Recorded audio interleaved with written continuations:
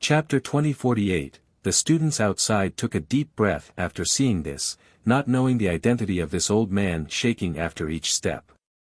Nevertheless, just seeing the respectful treatment from the monarchs showed just how incredible the identity of this old man must be. Grandpa Mo, sit here. All the elders stood up while the old headmaster personally brought a chair for the old man. All of these ancestors were the longest tenured teachers of the academy, acting as the pillars with the strongest fighting force. The old headmaster was even more unfathomable with a high seniority. Alas, he still looked like a junior before this old man. Grandpa Mo. The students were shocked after hearing this all too familiar name. Even the young teachers were amazed. That's Grandpa Mo. Everyone understood why the two monarchs acted so respectfully after figuring this out. Only one person was called this at the academy, Mo Qianjun. The oldest teacher here with plenty of high gods and emperors who used to be his alumni. Just imagine, who could surpass him at teaching at the academy? At the 13 continents? He wasn't actually that strong in terms of cultivation, weaker than many emperors and even high gods. However, this didn't deter him from being an amazing teacher. The most prideful and arrogant emperor around would still call him Grandpa Mo. With his presence, the rowdy crowd of ancestors and emperors became quiet and obedient. Thus, Yao Ting's group was even more nervous. This event was like a dream and would no doubt become the most honorable and prestigious memory later on for them. The ones outside were no longer in a position to enter. Even the young teachers couldn't do so without looking insolent and arrogant. Previously, only Yao Ting's group was there, so it was fine for anyone to join in. But now, all of these big shots rendered this impossible. The crowd ended up staying outside and kept quiet, not wanting to disturb the ancestors. Nevertheless, a tempest of questions was raging in their mind. Just a lecture from Li Qie was enough for Harmony monarchs to travel a long distance. The reclusive ancestors also came out just to listen as students this time around. In the end, even Grandpa Mo has come out. This was someone who left a 12-petal grand Dao flower on the cliff. Who in this world was qualified to lecture him on the Dao? Gu Qiheng was completely taken aback now. The smile looked rather forced on his face, his expression no longer as free and elegant as before. His lecture was quite exceptional since he had prepared very well. Confident he was in being the most gifted, powerful, and versed as teaching among the young teachers. He believed that this lecture could go down in history. In fact, he really did quite well. The majority of the students came to listen and he even left behind a 6-petal flower. In his mind, this should be more than enough to crush Li Qie. He assumed that not many students would even come to listen to Li Qie's lecture. Alas, the abrupt development slapped him without any mercy. Li Qie didn't need to do anything and was already crushing him. The big shots here in person have proven Li Qie's worth. They stood here, waiting patiently while the young students became more nervous by the minute. The ones outside who mocked Li Qie before were pale with quivering knees because of their ignorance. If the higher-ups were to investigate this, they would have no place to stay at the academy or arrogance. The moment the ancestors made a statement, the imperial lineages and great power would no longer entertain them.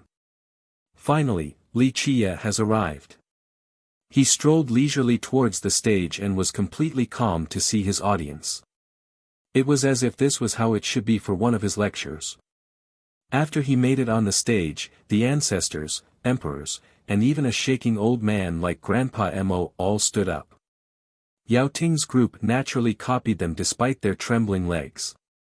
This show of respect naturally stunned everyone outside. Sit. Li Qie nodded and said. The ancestors finally sat down, finishing this domineering and unbelievable scene. As we look up, just how boundless is the sky and vast is this world.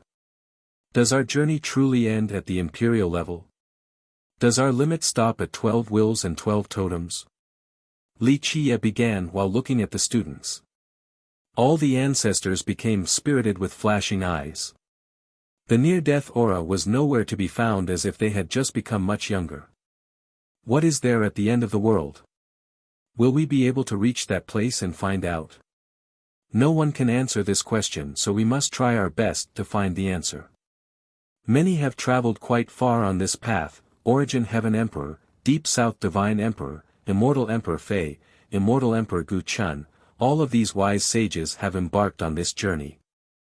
Of course, waves of sages have done so in even older eras, but, is strength the most important thing on this journey? Is it about possessing heaven's wills, treasures, and techniques? He stared implicatively at the students and continued, "There's no doubt that power can propel us further, but only towards the darkness if we do not have a firm Tao heart."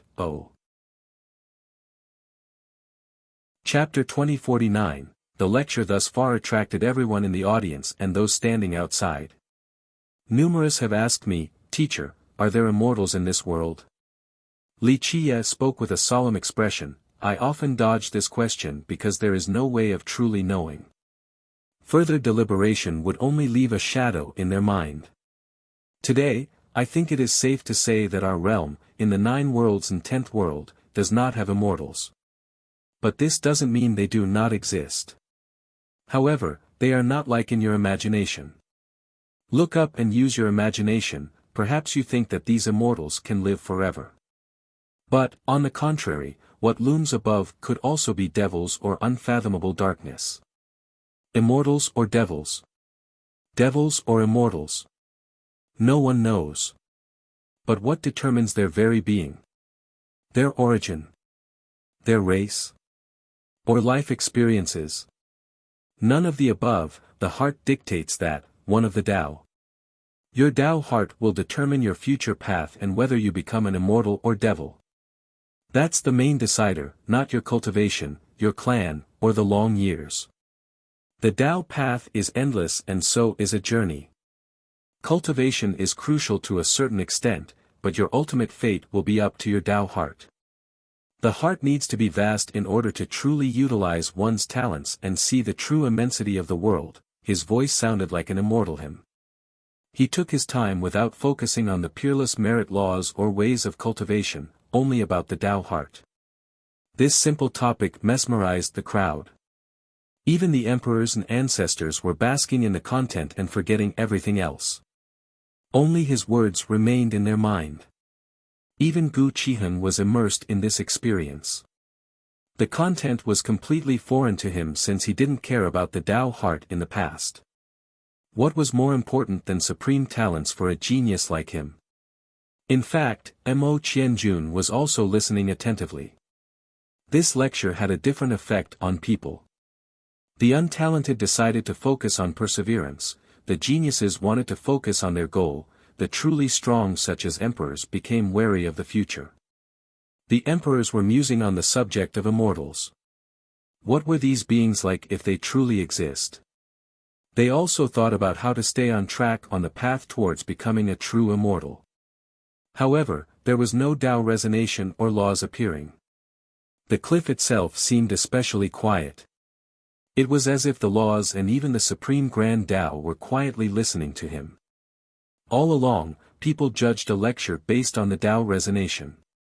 However, they forgot about everything else at this moment. No one cared for the Tao resonation or how much they were benefiting. The future is still far away and one's destination depends on themselves and their Tao heart. Let it illuminate the way for you. We'll end the lecture here with this. Li Qie finally concluded. Everyone here was still in a daze from this brilliant lecture. As he was walking down the stage, the group finally regained their wits and started clapping like crazy. Clap. Clap. Clap. The upper echelon stood up and clapped with the greatest reverence while staring at Li Qie. The lecture was colorful and extraordinary. Even beings of their level greatly benefited from gaining new knowledge.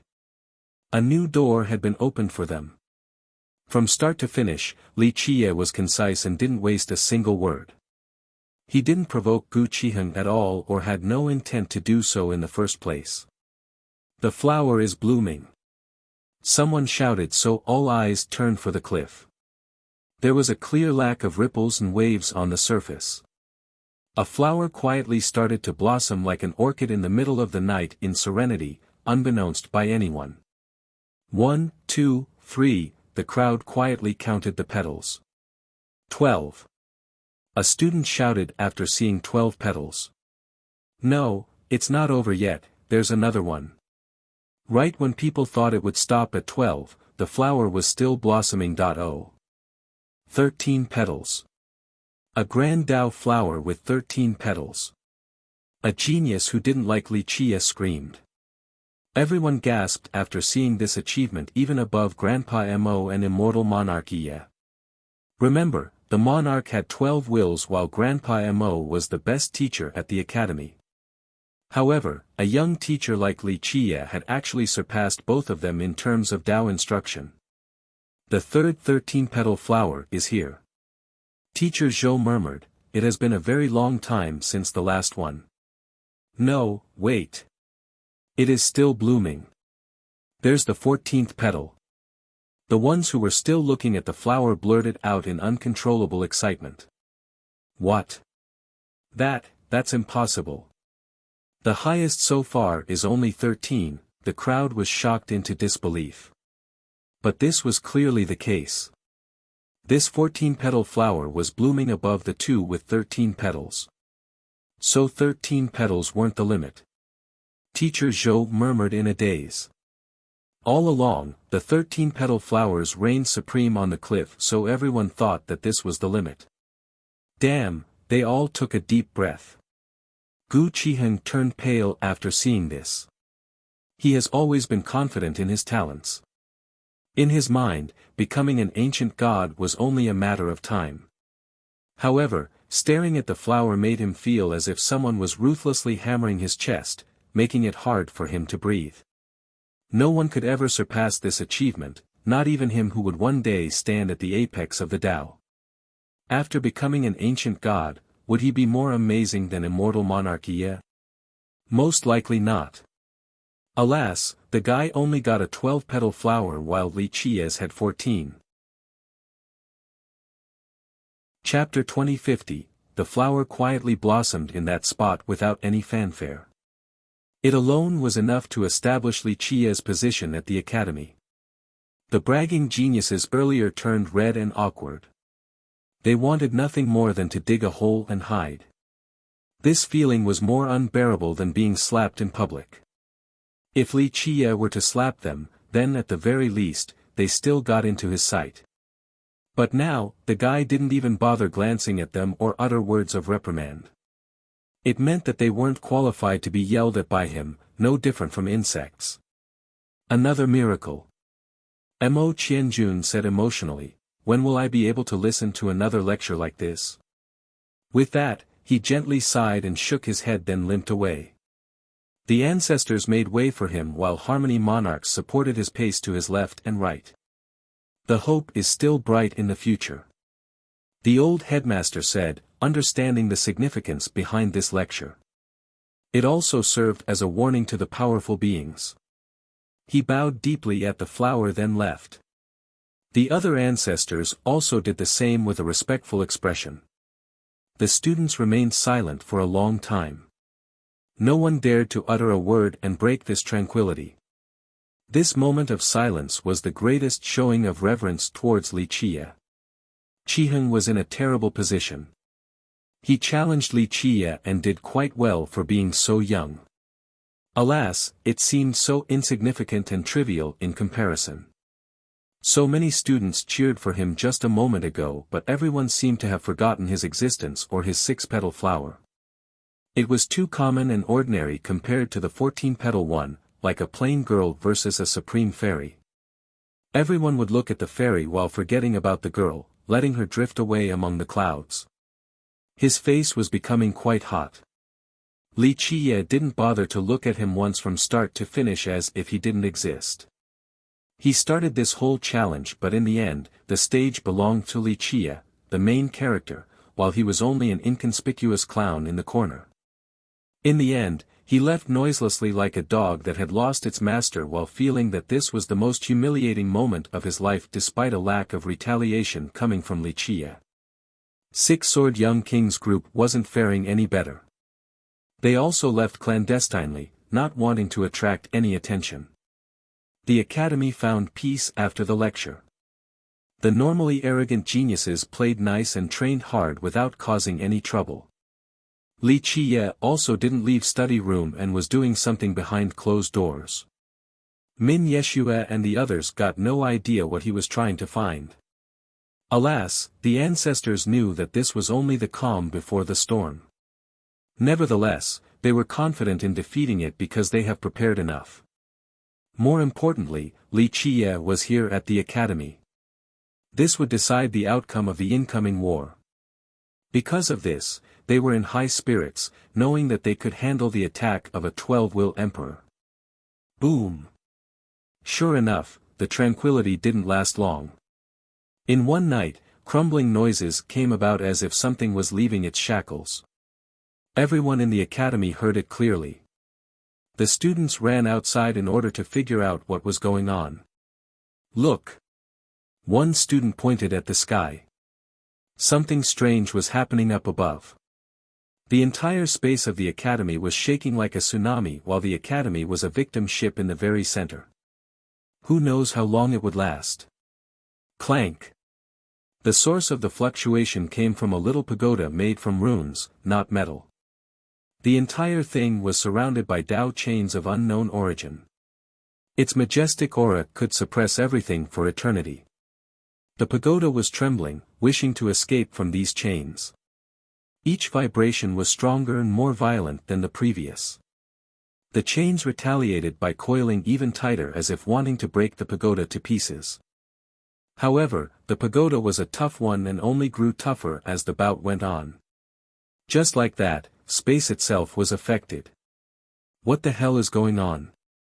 The students were startled and confused. Ring! The gong of the academy resounded with the voice of the headmaster imposing down on each corner of the academy. Due to the unusual occurrence, all students head for the safeguard fort right now or face the consequence. The stern warning woke up the students.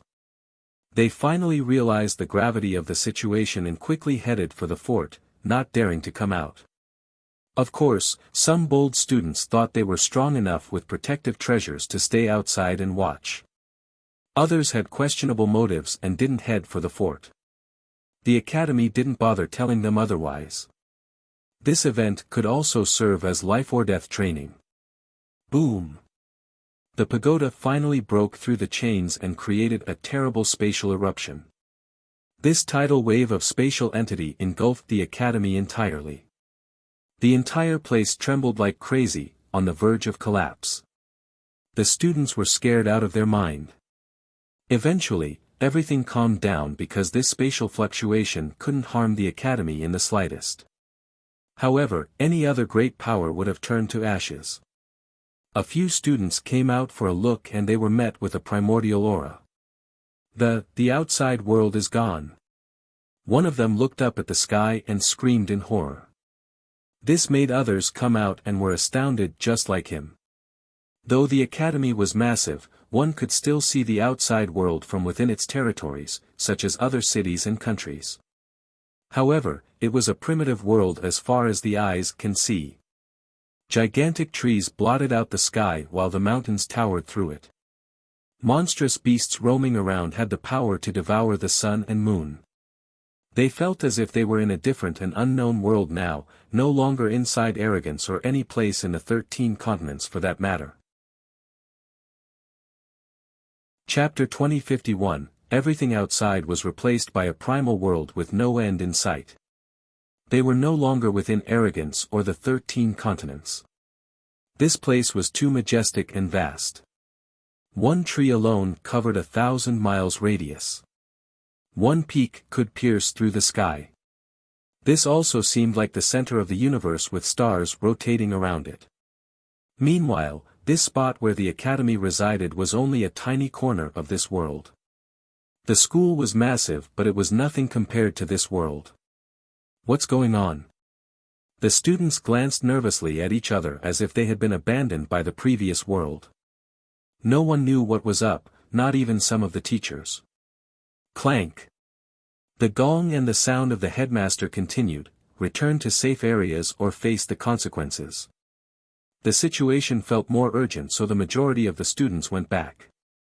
Some geniuses from Emperor Mansion were still confident enough to stay out. During this time, the three scions snuck outside to find Gu Qiheng. Qiheng lived in a grotto all by himself in one of the safest areas of the academy. "Teacher, what's going on?" Free Sky didn't have an idea and asked Qiheng. "A type of returning to the roots." Qiheng remained nonchalant. "What?" The three were still confused. Qiheng explained, "The academy is returning to its own world by coming back here." "The academy belongs to this world? Is that right? How can that be?" Rumination didn't expect this answer.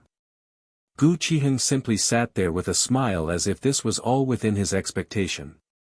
Free Sky asked again, "Teacher, is it true?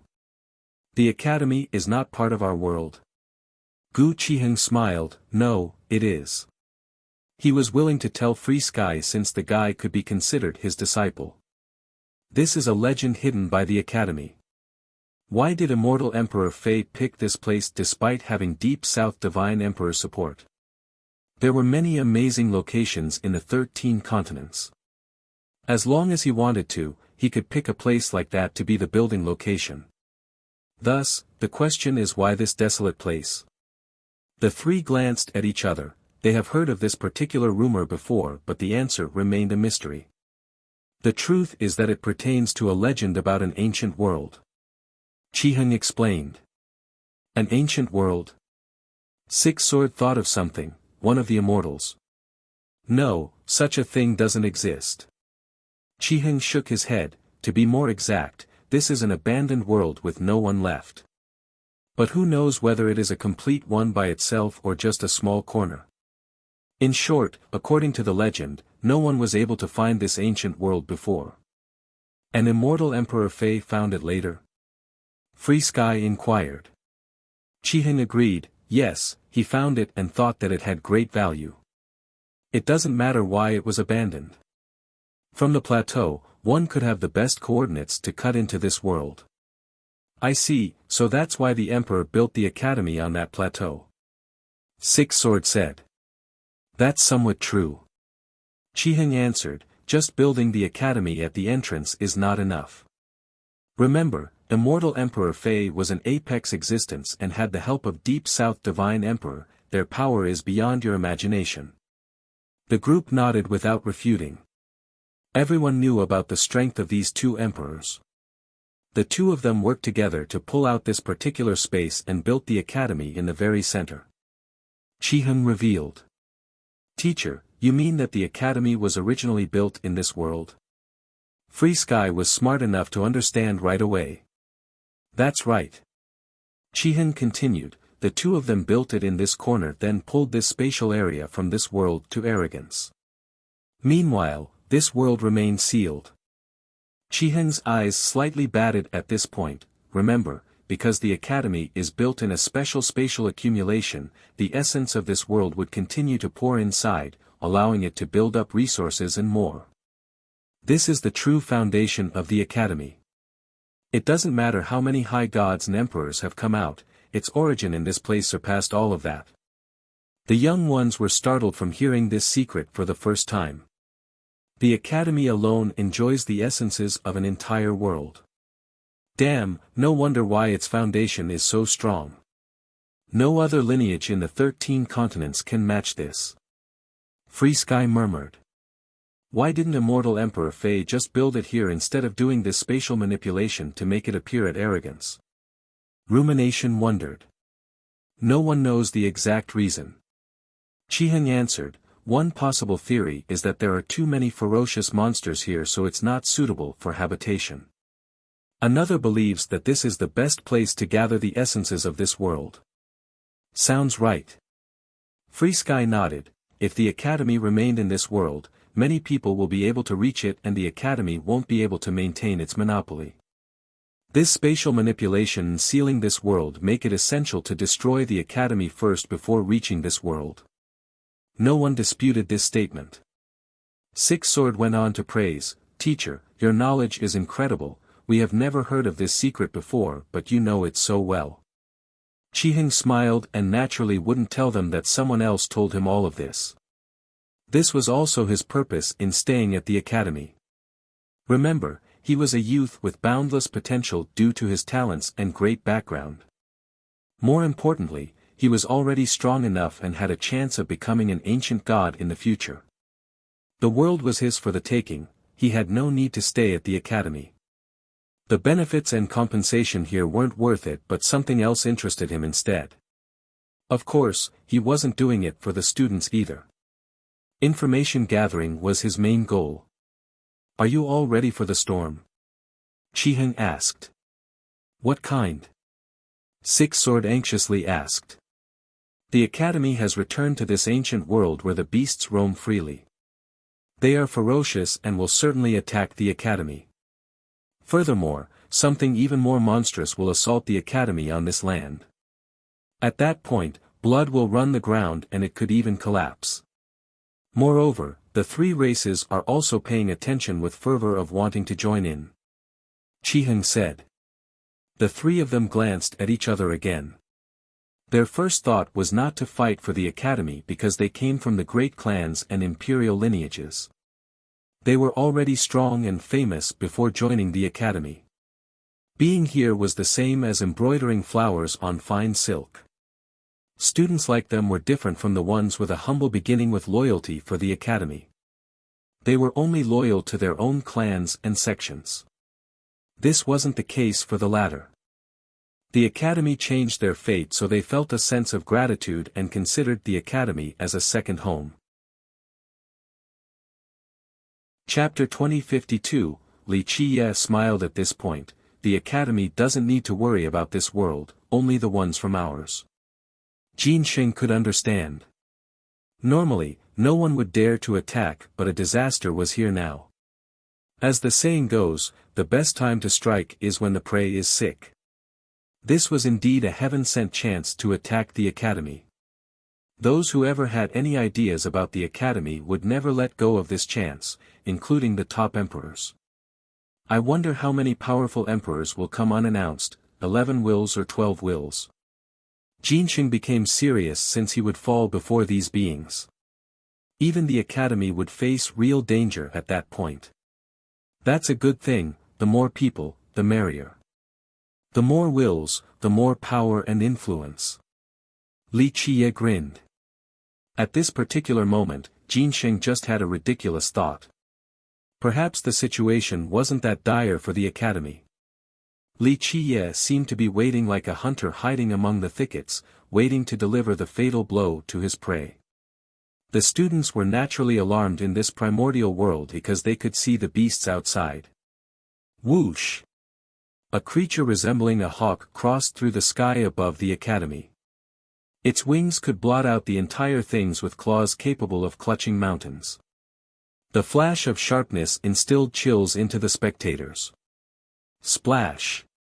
The river suddenly billowed right outside the academy with mud flying everywhere, enough to create marshes in the nearby areas. Damn! People eventually realized that it was a gigantic leech.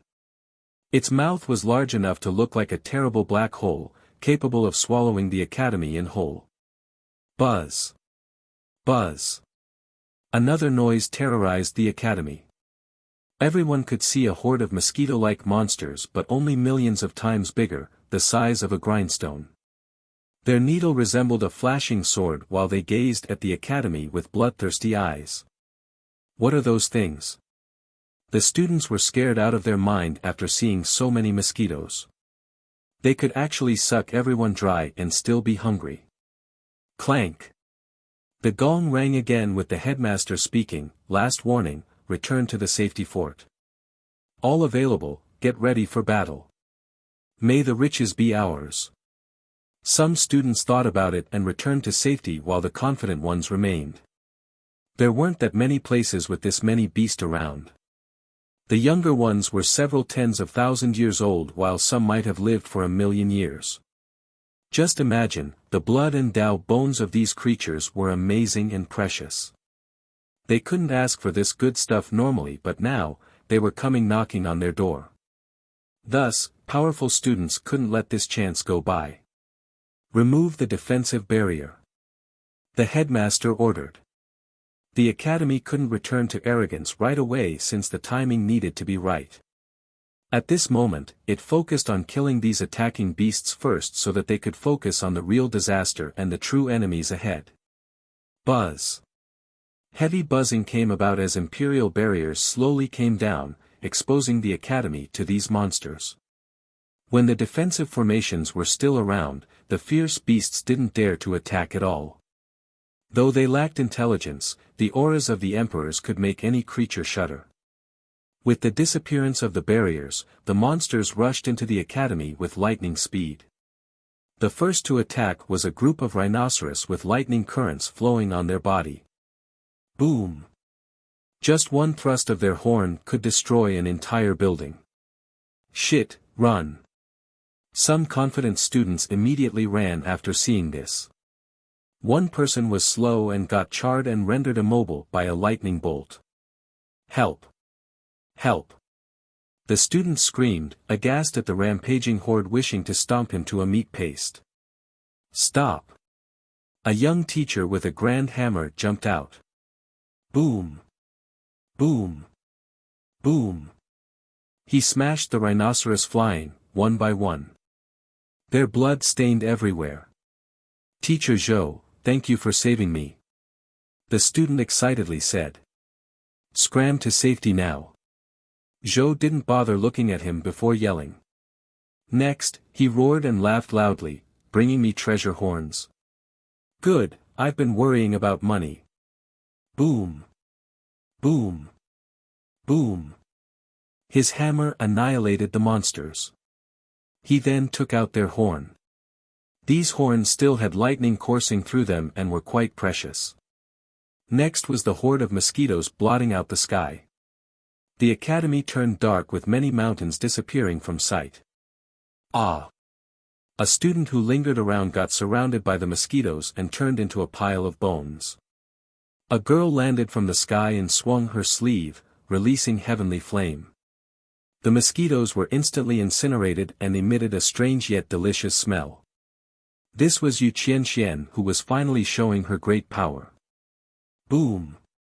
A gigantic ape trampled over a mountain and smashed down with its palm, wishing to annihilate a radius of 1,000 miles. The students nearby naturally started running for their lives. Come! A flash illuminated the entire area as a sky piercer thrust upward. Pluff! The ape screamed since its palm had a hole from being pierced by the halberd. South Emperor! A student shouted after seeing the emperor floating in the sky, our immortal monarch is invincible. Rumble! The now enraged ape ran through multiple mountains in an unstoppable manner. South Emperor was not afraid at all and exerted the power of his spear and aura. He performed a vertical slash that could cut down the galaxy above. The ape didn't even have the chance to scream before being split into two by him. Blood poured down like a waterfall along with its heavy innards. He found a Dao bone in the corpse with runes flowing everywhere, clearly a good item. Not too bad. He put it away and smiled. Chapter 2058, They were no different than ants under the stagnation domain and couldn't resist at all. Your turn now. Li Qie told Six Sword, who was still struggling. Because Rumination and Free Sky tried to stop Li Qie, Six Sword had time to run farther away. Alas, he couldn't make it out of the domain, so his bones were still cracking, his body on the verge of crumbling. Li Qie simply activated his physique for a bit, resulting in a faint flash. In this split second, the power of the domain surged and the young king immediately fell down. The 6 swords protecting him shattered into countless pieces. His body was being crushed to a pulp with blood flowing everywhere. My father is an 11 totem high god. The always arrogant youth felt fear, standing before death's door. I know, and... Li Qie leisurely said. Crack. The prince was virtually a pile of meat right now, but he was still alive. Father, save me. In this crucial moment, he thought that only his father would be able to save him. Buzz. A sacred light came out of his broken forehead. A mighty figure appeared that looked like a mountain towering behind him. The figure had 9 swords with powerful divinity belonging to the high heaven. Their murderous intents were impressive as well. People shuddered after seeing this. A high god was strong indeed. Father. 6 swords celebrated loudly. 9 sword high god. Others cried out as well. Of course, this was not the high god himself, only a blessing of protection embedded in his son. 6 sword was much luckier compared to Free Sky and Rumination in this regard. Though their sects were strong, their emperors couldn't bless them like the high god since it required great power and effort. 6 sword was the high god's son, so it didn't matter what he does. In the end, his father would still love him, so the high god gave him this protection in case of fatal danger. This protection was enough to go against a 4 or 5 totem high god.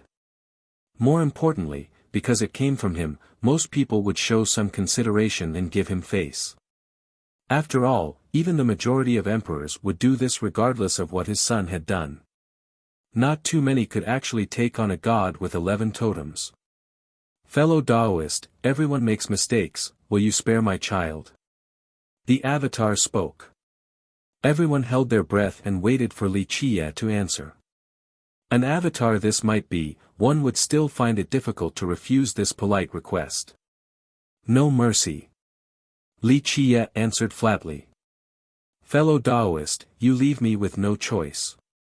The avatar could sense danger and unsheathed its 9 swords. Murderous intent oozed out with a severing sharpness and chill-inducing presence. Clank. The first slash robbed the colors of this world. Everything turned dark as if the sky has been cut down completely. It was a magnificent display of swordsmanship and astounded the crowd. This avatar was definitely capable of killing a low-level high god. Ignorant fool. Li Qie simply reached forward to unleash the explosive myriad Dao fist. His palm became resplendent and illuminated the world with the power of the indestructible diamond fist as well. The slash struck his palm, causing sparks to scatter everywhere. Alas, not even the smallest wound was left behind. Li Qie closed his palm and captured both the swords and the avatar. Die! The avatar roared and wanted to kill its way out while holding 6 sword. Alas, everything about it was dark beneath the palm. The suppression was dimming the avatar. Boom! Eventually, the 9 swords shattered, and same with the avatar. It broke apart into a rain of light. No! At the last second, the young king screamed, but it was useless because no one else could save him if even his father's avatar had failed. Pop! He got rendered into a bloody mist. In a faraway place, an old man in isolated cultivation immediately stood up and screamed in horror, Linner. The death of his avatar told 9 sword that his son was now dead. Son, I will avenge you regardless of who the opponent might be, I'll turn him to ashes. His fingernails were digging into his palm from rage. He still couldn't believe someone actually dared to kill the son of an 11 totem high god. Meanwhile, the academy was especially quiet. Everyone gasped after seeing this scene. The 3 scions were the most famous geniuses in this semester for being powerful with prestigious backgrounds. However, Li Qie killed all 3 in just a short period. Even 9 sword couldn't save his son. This teacher was ridiculously ferocious. The ones who were disrespectful before felt their clothes wet with sweat. They finally realized they have just made a stroll through hell and luckily survived. Li Qie was unaffected by the killing and said, "Continue on protecting the important places now." With that, he slowly left as if nothing has happened. The students didn't have time to daze around and jumped back into the fray against the beasts. The waves of beasts were continuous, but the academy was mighty enough, leaving mountains of corpses by the perimeter. None has been able to destroy this defensive line. The number eventually lessened since they were frightened by the corpses. Rah! A gigantic creature fell down from the sky. The sky piercer followed right after and pierced the dragon's skull and pinned it to the ground. The mighty dragon was still not South Emperor's match. Let's go. South Emperor swung his halberd across the sky and caused torrents of blood to spill.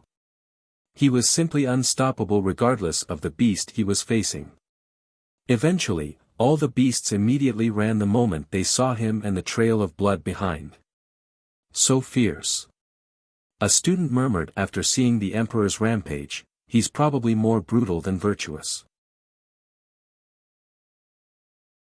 Chapter 2059, The Academy finally triumphed over the relentless assault of the beasts nearby. None of them dared to take half a step closer now. There were still plenty gazing at the academy, but too many have died. Thus, the more powerful beasts became much more cautious. The place had mountains of corpses. Some of the bigger beasts were large enough to reach the sky. Their blood accumulated into rivers, a grotesque scene of sanguine. Its stench permeated the entire ancient world. Logically, this would attract even more beasts, but its thickness served as a deterrence right now. The academy began cleaning up with the students who had earlier joining in. They gasped after seeing the aftermath of the battle. However, astonishment quickly turned into excitement, especially for the students from 100 halls. There were too many corpses here and the teachers only took the most precious parts, such as the Dao bones and inner cores. The rest was left for the students. Thousands of students worked hard to clean up the place, wanting to take what's left of the beasts. Keep in mind that some of these creatures have lived for 10,000 or even more than 1,000,000 years for the older ones. Their entire body was full of coveted treasures. Damn, that giant dragon, let's go peel the scales. Some were ecstatic after seeing the corpse of a dragon as big as a mountain. South Emperor only took the most precious parts and didn't care for the rest.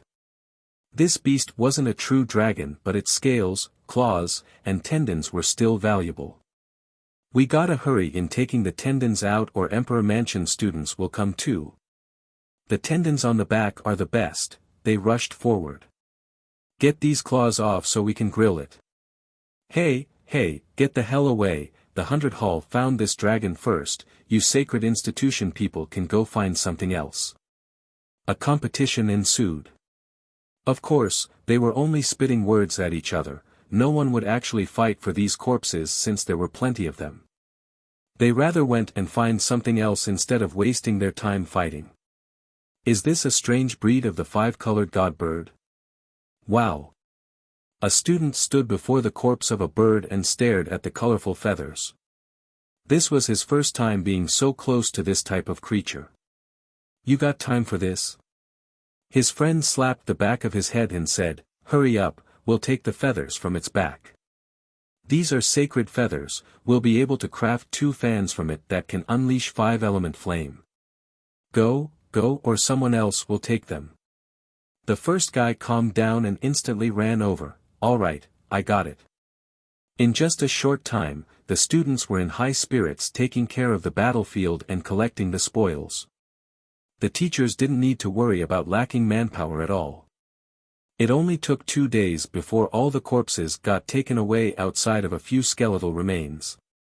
Hell, even these bones are worth something, let's boil them. Some students broke apart the bones in order to create medicine from them. That's true, these dragon bones made into ointment can sell for a lot outside. The blood is material for medicine too, refine them down to the essence and they will be worth something. Another carried around a cauldron and gathered all the blood he could find. Eventually, not even the bones were left. The blood on the ground was gone as well. Some of these students took everything that could be sold regardless of the price. The academy's peaceful appearance returned. Both the corpses and stench of blood were gone. Damn, I got so much this time, when will the beasts attack again? One satisfied student wondered. The ones from 100 Hall benefited the most from this event. They were already poor from the start. Even if their sex had anything worthwhile, and this was unlikely, it wouldn't be their turn for these items either. That's why they were the main force in the cleanup effort. Since this was a rare opportunity, a monstrous amount of resources had fallen down from the sky. Of course, rewards came after hard work. All of them had their pockets and pouches filled right now, looking as if they had just eaten a full meal. The students thought that the danger was over, but little did they know that this was only the appetizer. Rumble. Loud explosions resounded from the march of cavalry in the air. Boom. The march crushed the sky with an incredible speed, just like a saber piercing through the vault. They made it to the outside of the academy right away. The cavalry had banners everywhere with a stern aura, just like a flood of steel. People couldn't help but shudder after seeing this and realizing that this group had experienced numerous battlefields. That's Immortal Monarch Virtuous Legion. A student recognized the symbols on the banner and shouted. You're right, is he here to help us? Other students agreed. This is the strongest legion in our generation, the one that ambushed Jean Go back then and even took on other imperial legions. A human student proudly declared. Virtuous ambushed Jean Go back then and stopped him from the first wool gathering. Of course, he lost his own chance because the Heaveners got their revenge, but he still became famous after this. Many from the previous generation viewed him highly. They felt that he could uphold the banner of the 100 races and take on the Grand Emperors from the 3 races. In terms of the Grand Tao, Gu Qiheng was above him, but in terms of fame, Virtuous had the upper hand by a large margin. One was the leader of the races while the other was rather uninvolved. All of this contributed to him being the pride in the heart of people in arrogance, especially humans. Bam! A heavenly stallion rushed to the front of the legion and landed right outside of the academy. This stallion was peerless with a large frame full of power. One could instantly tell that they could easily traverse through any distance. The rider was even more exceptional, a youth with brows like the crescent moon and starry eyes. His brilliance would attract everyone, especially his eyes. They were the stars that could lead the way in times of darkness. A son of an immortal wouldn't look different from this. Each of his gestures contained boundless charisma, causing others to believe and trust in him with full admiration even without hearing him speak. Virtuous. Oh God, it is really Virtuous. I'm actually seeing Virtuous in person. A few female students screamed. Chapter 2060. Some in arrogance believed that Virtuous was matchless among the young generation, not even Gu Qiheng could compare to him. His status was at the very top of the 100 races. The academy even had more fans of this alumni. They felt nothing but respect for this monarch with 4 wills and one of the 2 ancient bloodlines of the human race. Virtuous looks 100 times more handsome than I thought. Another female fan said in bewilderment. This was the general atmosphere in the academy right now. Zongjingtua, what do you want? The headmaster appeared.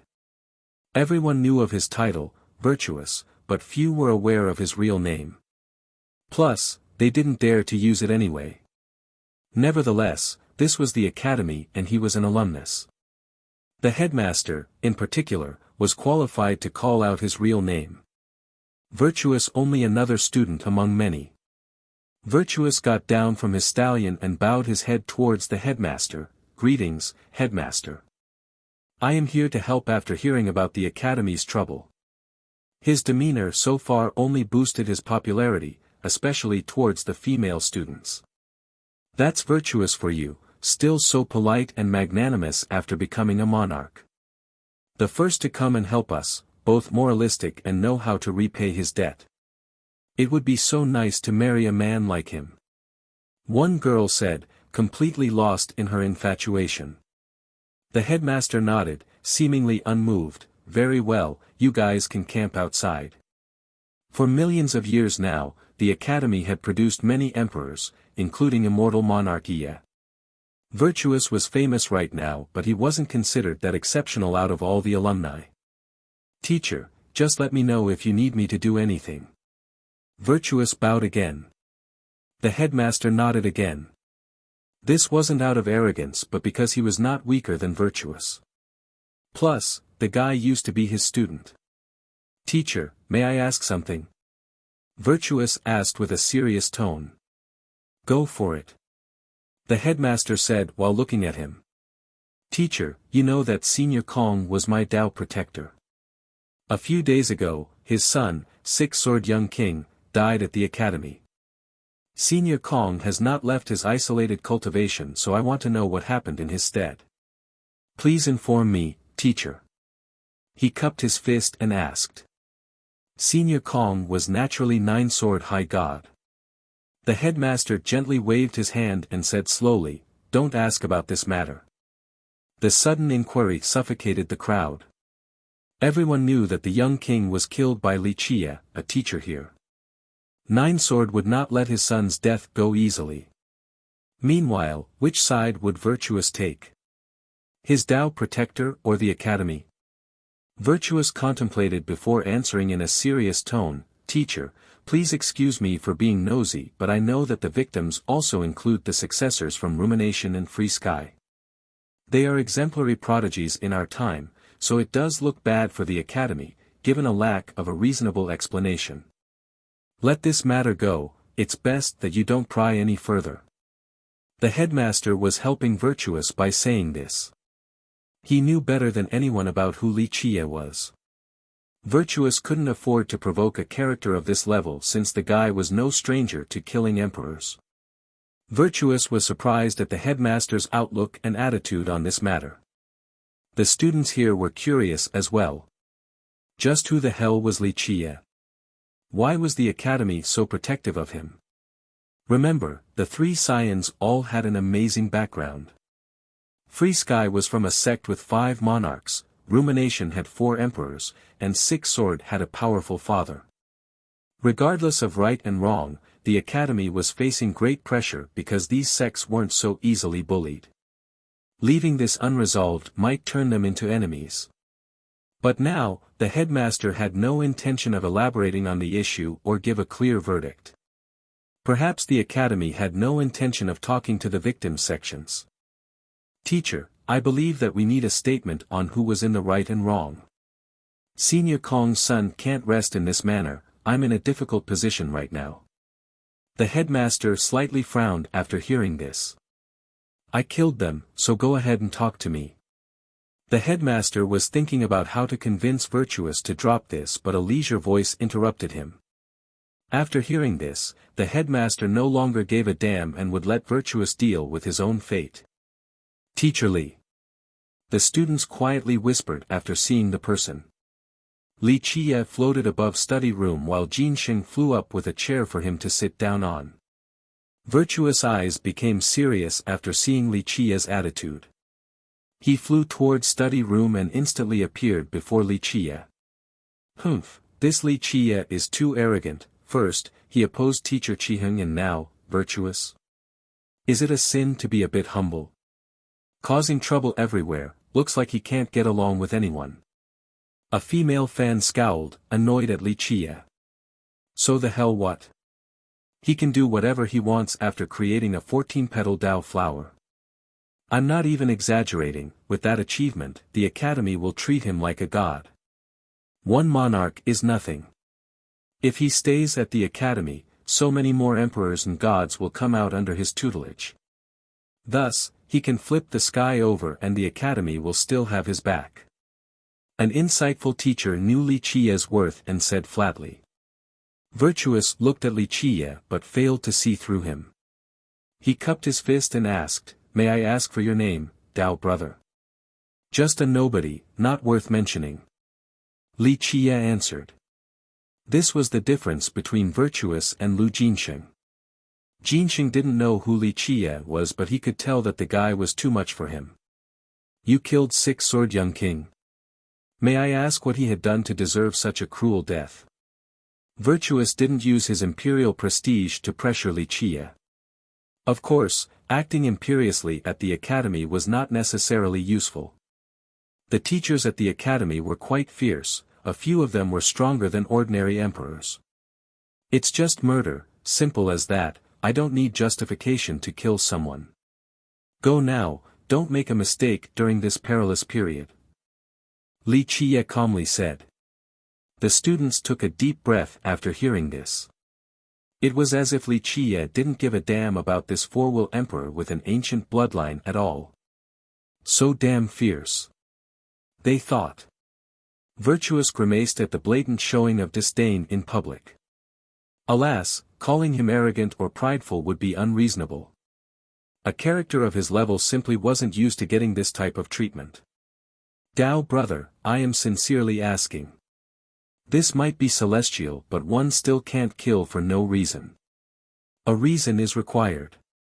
Virtuous said. Li Qiye smiled and said, so what if you want to know? You think you would let this go if I give you a good reason for killing them? That this would be enough to absolve the grievances? What are you going to do to stop Nine Sword from having revenge? 1. So Ren Sheng is a title, not his real name. This title would be literally translated to human/mortal saint. I would do saint for this but saint is already taken. Changing Ren Sheng to virtuous. All the previous chapters should be fixed now.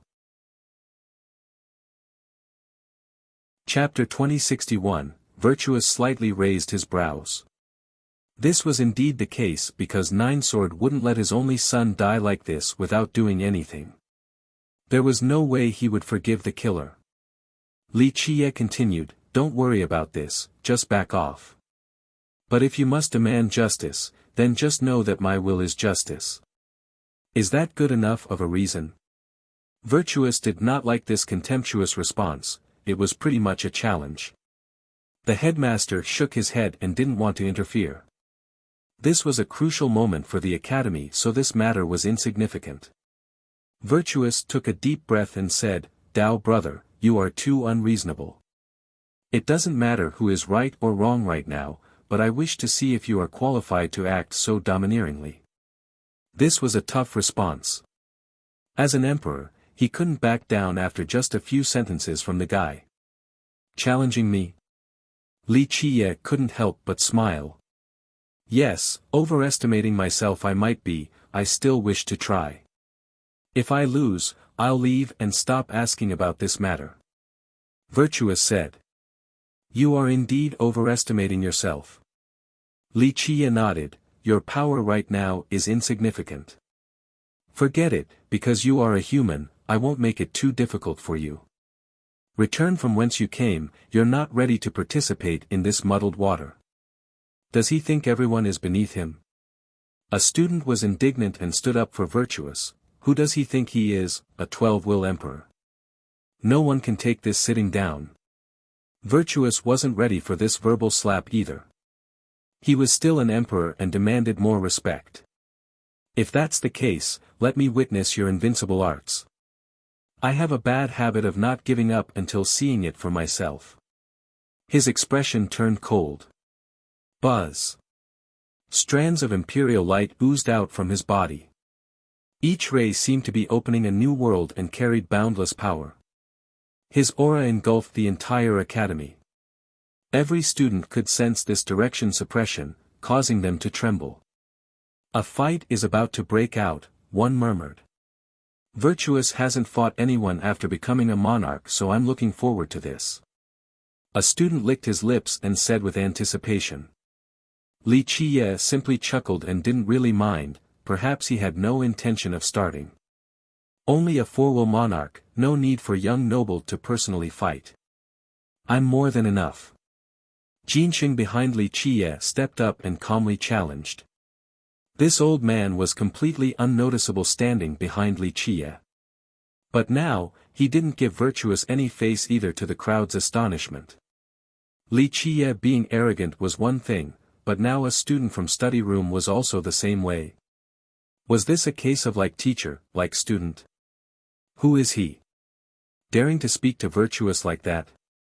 A student wondered. Another became unhappy, does he think he can act like that with a teacher backing him up? He needs to weigh himself first. Virtuous immediately turned his attention towards Jinsheng. In the beginning, he really didn't notice this old man and thought that he was only Li Qia's servant. It was already an impressive showing of self-restraint for an emperor to not slap the old man for being disrespectful. However, his eyes eventually became serious.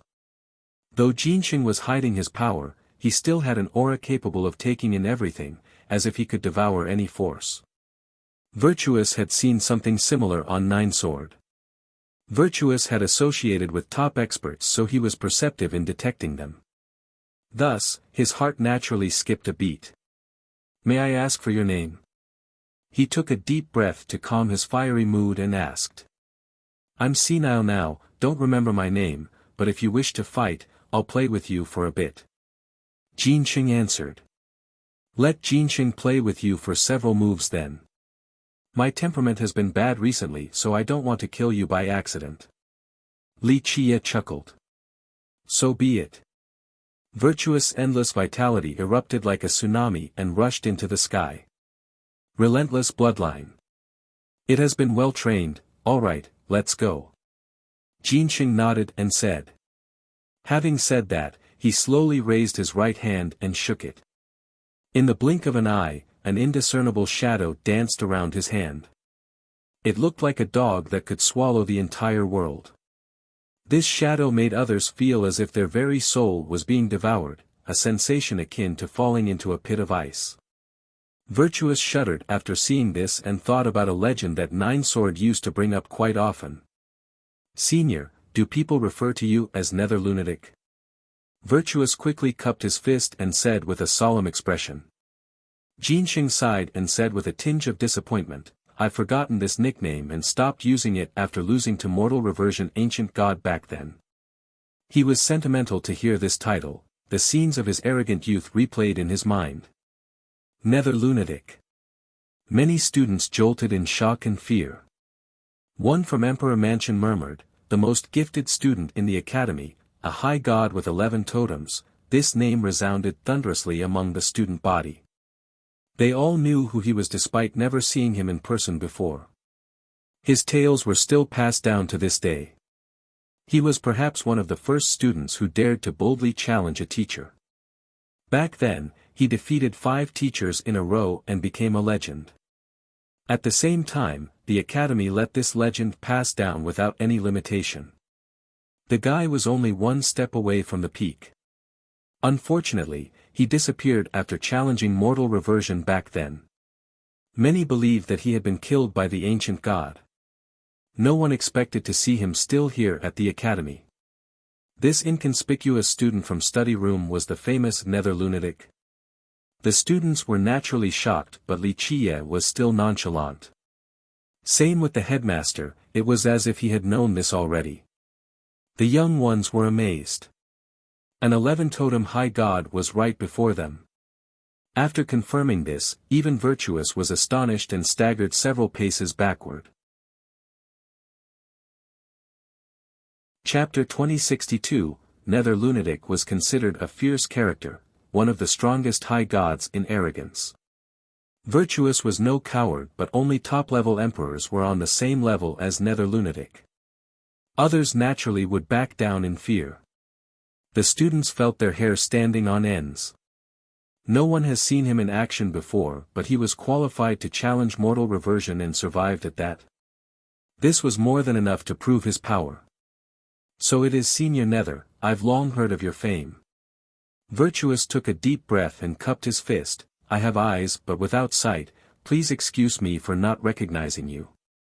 He spoke well and maintained a respectable attitude befitting of a monarch. Old and different from before, unlike the young with their fearless heart, able to traverse through the world with a proud smile. Nether Lunatic said insipidly, "Very well, I haven't exercised in a long time now, it will be nice seeing the supreme talents of the future generation that will overcome us in time, as long as I don't break my bones." He was much more amicable than before compared to his past self. If someone like Virtuous dared to challenge him back then, he would start with a slap before speaking. Now, he lacked the fiery temper of old and rarely fought, akin to a friendly grandpa in the neighbor. Of course, this was relative to how he was back then. Virtuous turned slightly red, stuck in a difficult position. Fighting was a bad move, but simply leaving was not an option either. He had 4 wills, but this was not enough to fight against Nether Lunatic even if he were to use all of his power, even if he experienced an unreasonable boost in power. Lunatic would certainly strike him down. Thus, fighting was futile, but accepting defeat was humiliating for a famous emperor, not to mention this would be his first battle.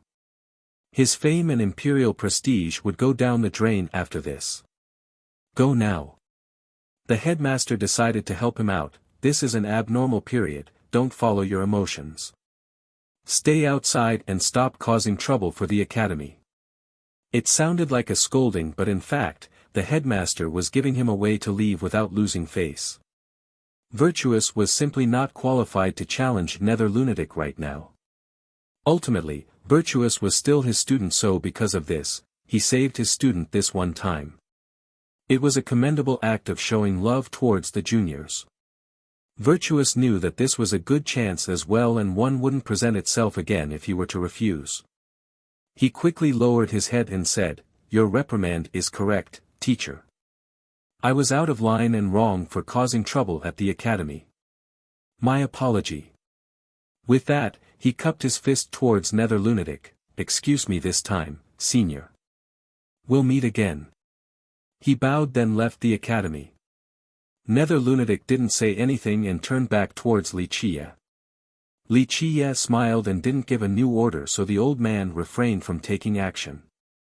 He quietly retreated behind Wuxia. Wuxia then decided to go back to study room after making a mess of the atmosphere. The students glanced in confusion at each other while trembling inside. If someone like Nether Lunatic was only a servant, then who the hell was Wuxia? Just how powerful was he exactly? Of course, they could sympathize and understand while Virtuous decided to back off. No one else would dare to challenge an 11-totem high god either. Despite being situated back in this ancient world, the academy enjoyed several days of peace. No other monsters tried to invade it any longer, so the students heaved a sigh of relief. They figured that the disaster was over and it was time to try and return to arrogance. The ancient world itself was also extraordinarily serene. One couldn't hear a single sound of the creature. The students didn't notice this. Unlike the powerful teachers, the beasts were retreating. Even the colossal beings were backing off. These monsters were very sensitive and could tell that a storm was approaching. Something even more terrorizing than them was coming, so they stopped coveting the academy and decided to run.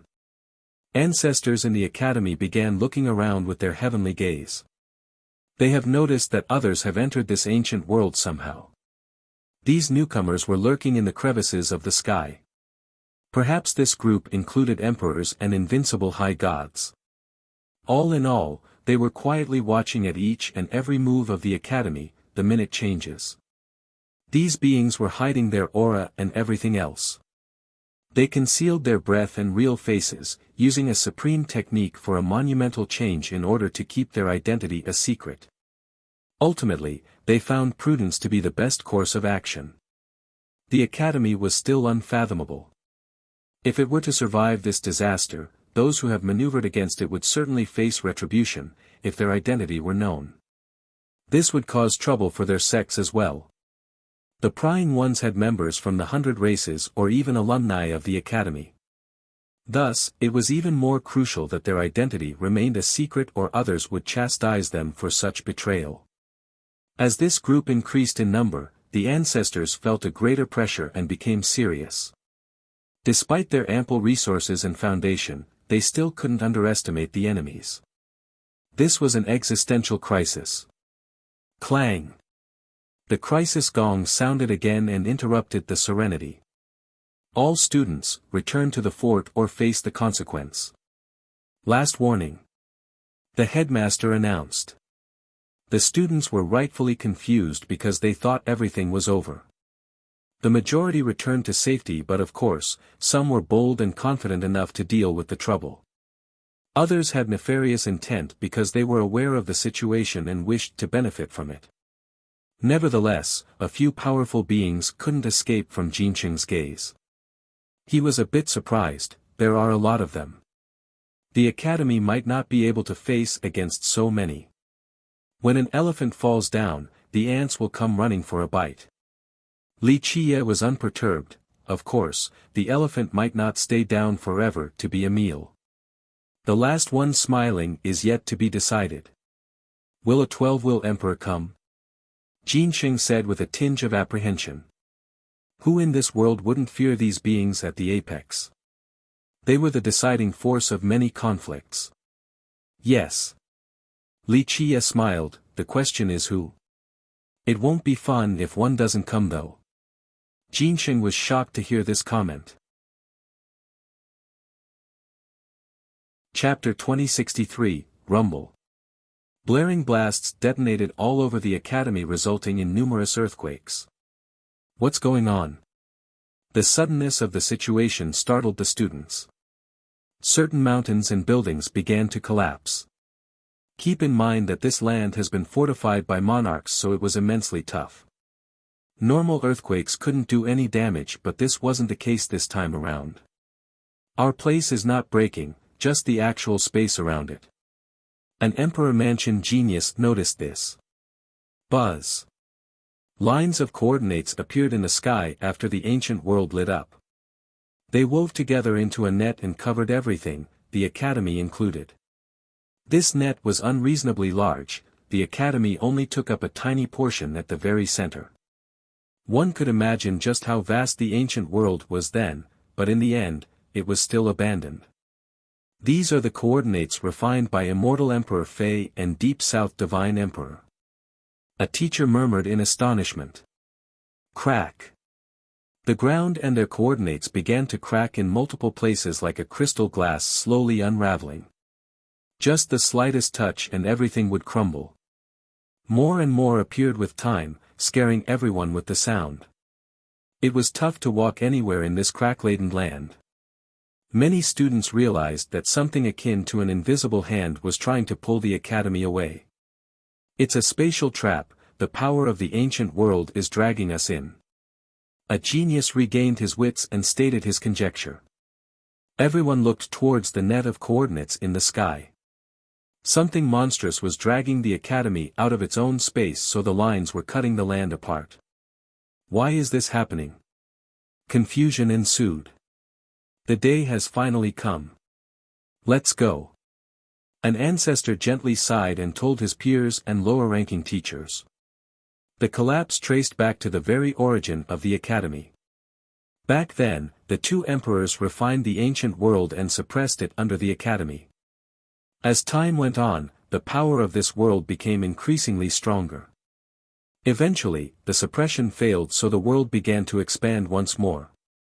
The academy was pulled back and suffered this fragmentation. If the academy couldn't stop this suction, it would certainly be destroyed. Boom! A pagoda appeared, resembling the one that had emerged several days ago. The previous was locked by Tao laws, but this one was freed from constraint. Buzz! Luminous light appeared everywhere, signaling the emergence of an ancient platform with corners occupied by gray-haired old men. They were the reclusive ancestors of the academy, rarely showing their face normally. Alas, they had no choice but to preside over this situation. Light oozed out of them as they chanted and performed their Tao laws. Their boundless vitality and power flowed to this platform in order to activate the engraved chaos stones. The power of chaos surged and permeated the entire place. It seemed as if a world of chaos was being created. In this split second, majestic figures walked out of this chaos expanse. They were too faint to see, but under their might, both gods and devils would shudder. Even emperors would feel the same way. This power belonged to the very peak of this world, not something ordinary emperors could grasp. Immortal Emperor Fei and Deep South Divine Emperor. A keen student murmured, looks like immortal monarchy. Yet too, there were more than just a few figures in the light. They began fortifying the area by directly pouring out chaos light into the pagoda floating in the sky. The light fused with the pagoda, instilling power in it with haste. In the blink of an eye, the ancestors, emperors within the brilliance, and the pagoda were connected together through the platform. This combination allowed them to exert their power to the limit. Endless Tao runes oozed out of the pagoda like a tsunami and reached all the nooks and corners of the ancient world. Because of this, they made contact with the lines of coordinates and locked onto the individual ones. Buzz. The runes then turned into chains and locked the space. They tightened and stabilized the expanding world. Just like that, the entire place trembled once, just like a carriage going fast and the driver suddenly reined it in. Everyone shook back and forth, some even fell to the ground. It was a success. The ancestors have finally stabilized the academy. Though the expansion had stopped, sealing it and bringing the academy back to arrogance were still difficult and required a greater power. Because of this, the ancestors remained on the platform, seemingly meditating. They continuously poured their power and vitality into the platform in order to accumulate more chaos energy. These ancestors weren't a match for their founders, so they couldn't push the academy out of this place right away. Thus, their first step was to stabilize the expansion of the ancient world. Now, it was a matter of time and accumulate before the final eruption to seal this place. Of course, this required a long period and all of their focus. They couldn't do anything else or even have the slightest distraction. Alas, they didn't have clones to deal with a potential attack from the enemies right now. Chapter 2064. The ancestors were occupied with sealing the ancient world, so this was the best time to invade the academy at its weakest. At this moment, a few teachers realized the incoming danger. A few students didn't recognize the delicate situation and heaved a sigh of relief. Looks like we're saved. Boom! The void suddenly broke apart by someone above the academy. The majestic yet terrifying aura of a grand emperor descended all over the academy. The guy had no intention of hiding his might and let it roam free. Many were startled by this sudden intrusion and looked up in the sky. They saw a figure with fluttering black hair. It was an invincible devil emperor with a Tao portal right behind him. One could instantly use it to get here. Fellow Taoist Winged Oblivion, why are you here? The hoarse voice of the previous headmaster answered this appearance. Oblivion, that's the progenitor of the Oblivion clan. A student gasped in horror. That's him all right. 12 Fate Palaces and 10 Wills, a student from Emperor Mansion nodded with a solemn expression. A 10-will Grand Emperor is here, some naturally turned pale. Arrogance was the world of the 100 races right now. However, it didn't mean that the 3 races lacked footholds here. The Oblivion clan was one example. This ancient clan had 4 emperors on top of a great foundation. That's the reason why they could stand strong at arrogance. Winged Oblivion Devil Emperor wasn't here in person, but with that portal, the real body could come at any moment. When a whale is about to die, the bloodthirsty shark will come running to have their fill. The shadow of the emperor spoke, and that's what the academy is, a delicious whale while I'm a shark. The stench of blood is here and I am ready to feast. Oblivion stated his intention and ambition in a straightforward manner. This was a world where the strong prey on the weak. There was nothing shameful about this, so he had no need to be a pretentious gentleman. The students shuddered after hearing this. They realized that the progenitor's words also represented his clan. It meant that as long as Oblivion took action, it meant that the other 3 emperors would be on his side as well. There was no doubt that there were 4 emperors preying on the academy right now. Your ambition is quite grand. The old headmaster declared sonorously, the academy has stood strong for generations, it won't fall down now. Let go of this thought and leave in order to avoid a costly mistake. The old headmaster was still as confident as ever against a 10-will Grand Emperor and the ones behind him. We'll just see about that, fellow Taoist. I am patient and will wait for the whale to be exhausted. That's how the sharks hunt their prey, waiting for the weakest moment and go together. The headmaster didn't respond. There was no point in wasting words. They were powerful enough to speak with their fists. Nevertheless, his words still struck the student's mind. These ancestors of the academy were occupied right now, so this was the best opportunity for the emperors. Oblivion wasn't the first nor the last to covet the academy in the 13 continents. So many were ready to pounce on it at the moment.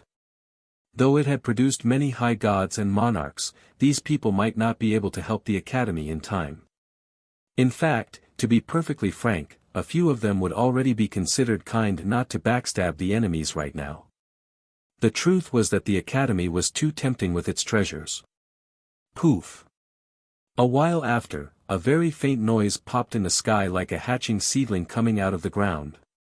Strangely enough, everyone could hear it. This was indeed the case. A green vine was growing in the sky, one branch then one leaf at the start before taking roots everywhere. It wasn't slowing that quickly, but all eyes were on it since it was harmonizing with the Grand Tao, more than enough to open another world. Lush it was, then withering was next, as if it was experiencing multiple cycles. The leaves on the branches turned yellow and fluttered away with the winds. Nevertheless, it has taken roots into the voids. The old branches had barks as tough as iron scales now. Suddenly, it ignited in entirety. A figure appeared in this flame, seemingly coming from a thicket of an ancient past, and had an aura of vicissitudes. With his appearance, the branches became all-encompassing, capable of understanding all locations in the 13 continents. Fellow Taoist Bai Lian, excuse me for a lack of reception. The old headmaster greeted the fiery figure. Immortal Emperor Bai Lian. People were shaken to hear this name, including those hiding in the shadows. They realized some of the big shots were coming now. An immortal emperor from the 9 worlds. The students were still nervous, not knowing whether he was here to help or to destroy the academy. This was a rather famous emperor because he was a top alchemist. His peers would often ask him for help in pill making.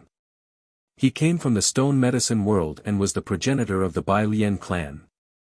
Rumor has it that he used to be 100 refinement vine tree. It eventually found the Tao and became the emperor. He could experience numerous cycles without dying, but this was without verification. You're too kind, fellow Taoist.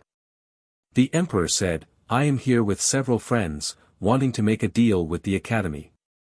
Are you interested? These fellow Taoists were naturally on the same level as him and should be emperors. It showed that he wasn't alone this time. What kind of deal? The old headmaster asked. I heard your academy has a high heaven scroll, considered to be the greatest of all time. We don't want much, just this artifact alone. Of course, we won't be so inconsiderate.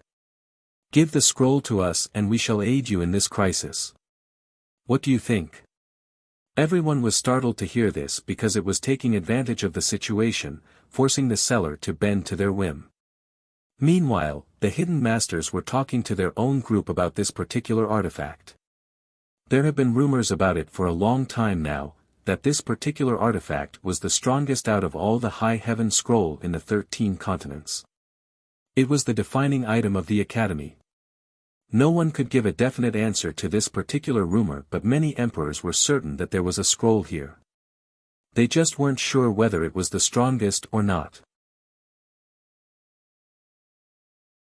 Chapter 2065, Numerous held their breath after hearing the emperor. The students, the hiding emperors, and everyone else was waiting for an answer and verification from the old headmaster. I'm afraid you are misinformed, the academy has no such thing. The old man answered. Immortal Emperor Bai Lian smiled, fellow Taoist, people at our level have no need to hide or act righteously. A few things can't be hidden forever, and our information is certainly correct. Yes or no, it is up to you now. The second demand only intensified the anticipation. Let the future generation decide whether it is real or fake. The old man answered calmly, not to mention that we don't have it, even if we did, we still wouldn't deal with you. Go back now, fellow Taoist. The decisive refusal left others pondering. Was it that the academy was strong enough to stop a horde of emperors, or was it out of principle? Brother, we won't come back empty-handed. The emperor said, if you won't make the deal, then we'll have to forcefully take it. When the stars crowd the sky, that's when we will attack. Please excuse us for the rudeness at that point. The crowd trembled after hearing this. The group has made up its mind in attacking for the treasure. Prior to this, Oblivion and his group included 4 emperors, and now, Immortal Emperor Bai Lian's group had joined in. A careless move could end in destruction for the academy. No one could really blame Immortal Emperor Bai Lian. The academy was facing a crisis and had too many resources. He came here and declared his intention in a straightforward manner. This was in accordance to the harsh rules of the cultivation world. In fact, if he didn't do it, others would come for the treasures anyway. Brother Bai Lian, you think your group can take the number 1 scroll? Oblivion looked at Bai Lian and smiled. You can come and see whether we can take it or not. Bai Lian smiled back, we immortal emperors have been itching to fight against the grand emperors, this might be a good chance to start. I want nothing more than to hear that, but let's wait for another day. Oblivion laughed and said. I'm ready any time. Bai Lian didn't hesitate at all, but right now, your clan's emperors alone are not enough to take on my group. Don't you worry, we'll invite several more brothers to join that battlefield just to see how invincible the emperors from the 9 worlds are. Oblivion retorted. Deal. Immortal Emperor Bai Lian laughed and said, wait till we're done here, then we'll gather to see how strong the 12 will emperors from your 3 races are. One could smell the scent of gunpowder right now between the 2 sides, but it wasn't surprising at all.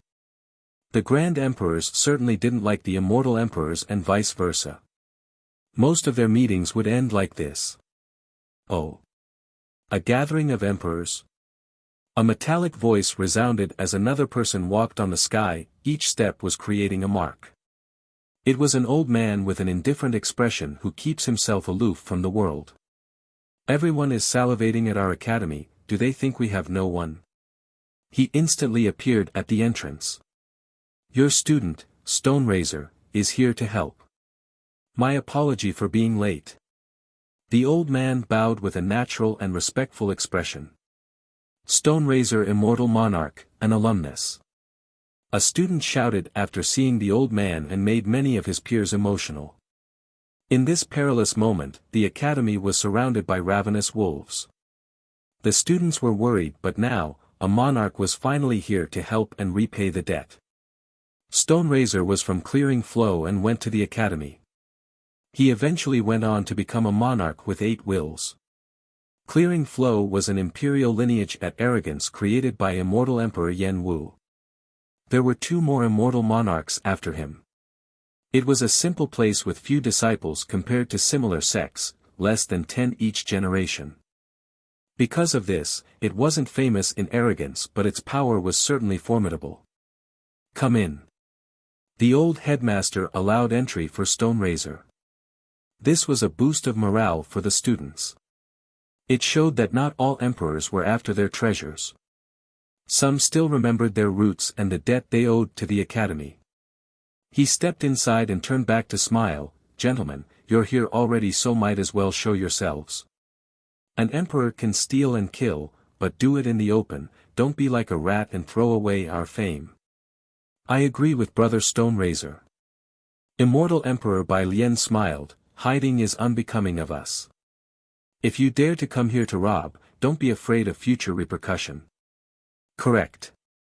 Winged Oblivion Devil Emperor cheerfully added, we're no heroes, more like murderers, but we don't hide like thieves and shoot arrows in the dark. People glanced at each other after hearing this. Even the students found these 2 interesting. Though they were taking advantage of the situation, they still did it in an open manner, lacking nefarious intents. This actually made it easier for others to accept because this was the way of the cultivation world. Cultivators have robbed each other since the start of time. Of course, the ones in the shadow were still spectating. They didn't show themselves, at least for now. After Stonerazor went in, the ancient world became tenser. Just like Oblivion had said, the Academy was a weakened whale surrounded by a group of sharks that was increasing in numbers.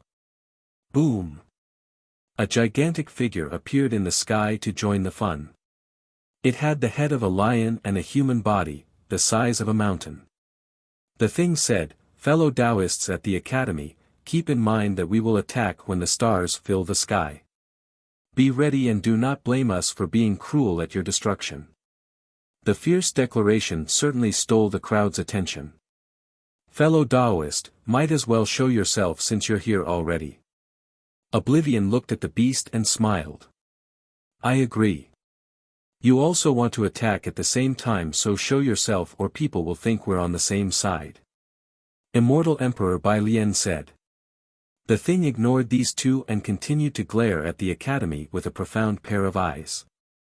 "What's your title, fellow Taoist?" the old headmaster said with a friendly tone. This person was hiding everything so no one could calculate his origin and identity. That's not important. No need for names on the battlefield. So secretive, must be an immortal monarch then. Someone mocked with a pleasant voice. This was Guoxingyue, one of the two Harmony immortal monarchs. The two of them have been here the whole time and couldn't leave during this crucial moment. More than that, in my opinion, probably an alumnus of the Academy. Her husband also appeared and uttered coldly. The thing ignored the monarchs as well and announced in an emotionless manner, "I have said my part, get ready for a life-or-death battle." With that, it turned and left. Chapter 2066, the students clamored and wanted to know who the person was. Maybe it really is an immortal monarch. One speculated. Many agreed with this statement because members of the three races wouldn't need to hide their appearance like this. Everyone knew about the racial conflict between the two sides. For example, Oblivion Devil Emperor didn't need to hide at all even when his clan was situated in arrogance. On the contrary, this lion-headed figure didn't dare to show their identity. Only someone from the 100 races would hesitate like this. After all, the Academy was the cradle of prosperity for this faction. If an immortal monarch dared to attack, future descendants would certainly spit on their name. All signs pointed to this being a traitor. Humph, it might be a monarch from our Academy too, goddamn ungrateful bastard, not remembering how the Academy groomed them. It's one thing that they're not helping, but to backstab us too. So shameless. One student angrily exclaimed. Numerous believed in this as well, but they didn't dare to say it out loud, unlike Harmony monarchs. Watch your mouth, this is related to the reputation of a monarch, no need to say anything without evidence. An older student prudently warned. This was a reasonable take because one could easily count the alumni monarchs from the Academy. Thus, all the ones who didn't come to help could be the suspects. That's why this senior reminded the guy to watch his words. A matter relating to the reputation of the emperors was a big deal. Despite the warning, the other student was still feeling indignant and snorted. Not just the students, even the other emperors were curious about this individual's identity. Ultimately, they were competitors for the Academy, so it was best to have more information. Unfortunately, the guy didn't reveal much about him. Even Oblivion and Bai Lian nearby couldn't figure anything out. Nevertheless, more were coming for the Academy. Rumble. A Tao portal forcefully appeared above. A majestic shadow emerged with a power crushing the firmaments. Behind him was a divine hall with many gods sitting proudly. This seemed to be a world of the gods. Anyone would shudder and back down before them. God's Hall. Someone shouted after seeing this. Students were lost in a daze after hearing this name. Even God's Hall is here. 100-arm war god is here. Even this power is getting involved. A few hiding gods were surprised to see him. Fellow Taoist, why are you here? The old headmaster asked. We are only here for one thing. The majestic shadow spoke. I hope that Academy can forgive us for this transgression, we will apologize later. Such politeness made people look around at each other. It was a clear robbery, yet he put it so nicely. What is it that you want? Fellow Taoist. The old headmaster inquired again. A very simple item, just gather the desolate scripture for us. This shadow was 100-arm war god, let us borrow this and we will leave instantly. After we finish reading it later, we will return it to you. Desolate scripture. Even the masters didn't know what it was. It is amazing, a scripture left behind by Deep South Divine Emperor's branch. Even Winged Oblivion Devil Emperor became interested with a flash in his eyes. I'm afraid you will be disappointed. The old headmaster said, it was the Imperial Queen's dowry, so we cannot lend it to outsiders. But if you join our academy with sincerity, you will eventually be able to see it. This scripture used to be one of Deep South Divine Emperor's prized possessions. He gave it to his daughter before marrying her off to Immortal Emperor Fei, so it was considered a dowry of sorts. It eventually became one of the most important scriptures at the academy. Though the majority of these scriptures were available for students, this one wasn't until one reaches a certain tenured position in the teaching staff. Then excuse us, we'll have to forcefully take it then. 100-arm declared. People shuddered because this wasn't only an empty threat. God's Hall was considered one of the strongest in the 13 continents. It didn't have emperors but more than enough high gods to make up for it. The majority of high gods from the 3 races were part of this sect. Their power could overwhelm many imperial lineages, even heaven authority would need to give them some face. 100-arm himself was quite mighty with 11 totems and an impressive battle record. Right now, he represented God's Hall. If the academy didn't hand over the scripture, they would definitely not let this go.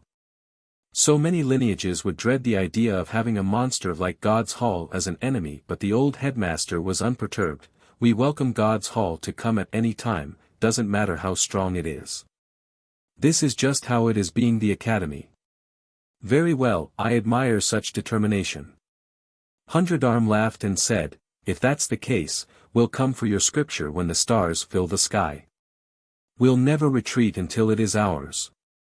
With that, the high god turned and left. Everyone took a deep breath after hearing this. It sounded like a challenge to the death. Of course, some hiding emperors were glancing at each other. That declaration was also aimed at everyone else present. He was warning people that the scripture was theirs. Thinking about it was the same as opposing God's Hall. Henceforth, those who wanted the scripture before gave up on this idea.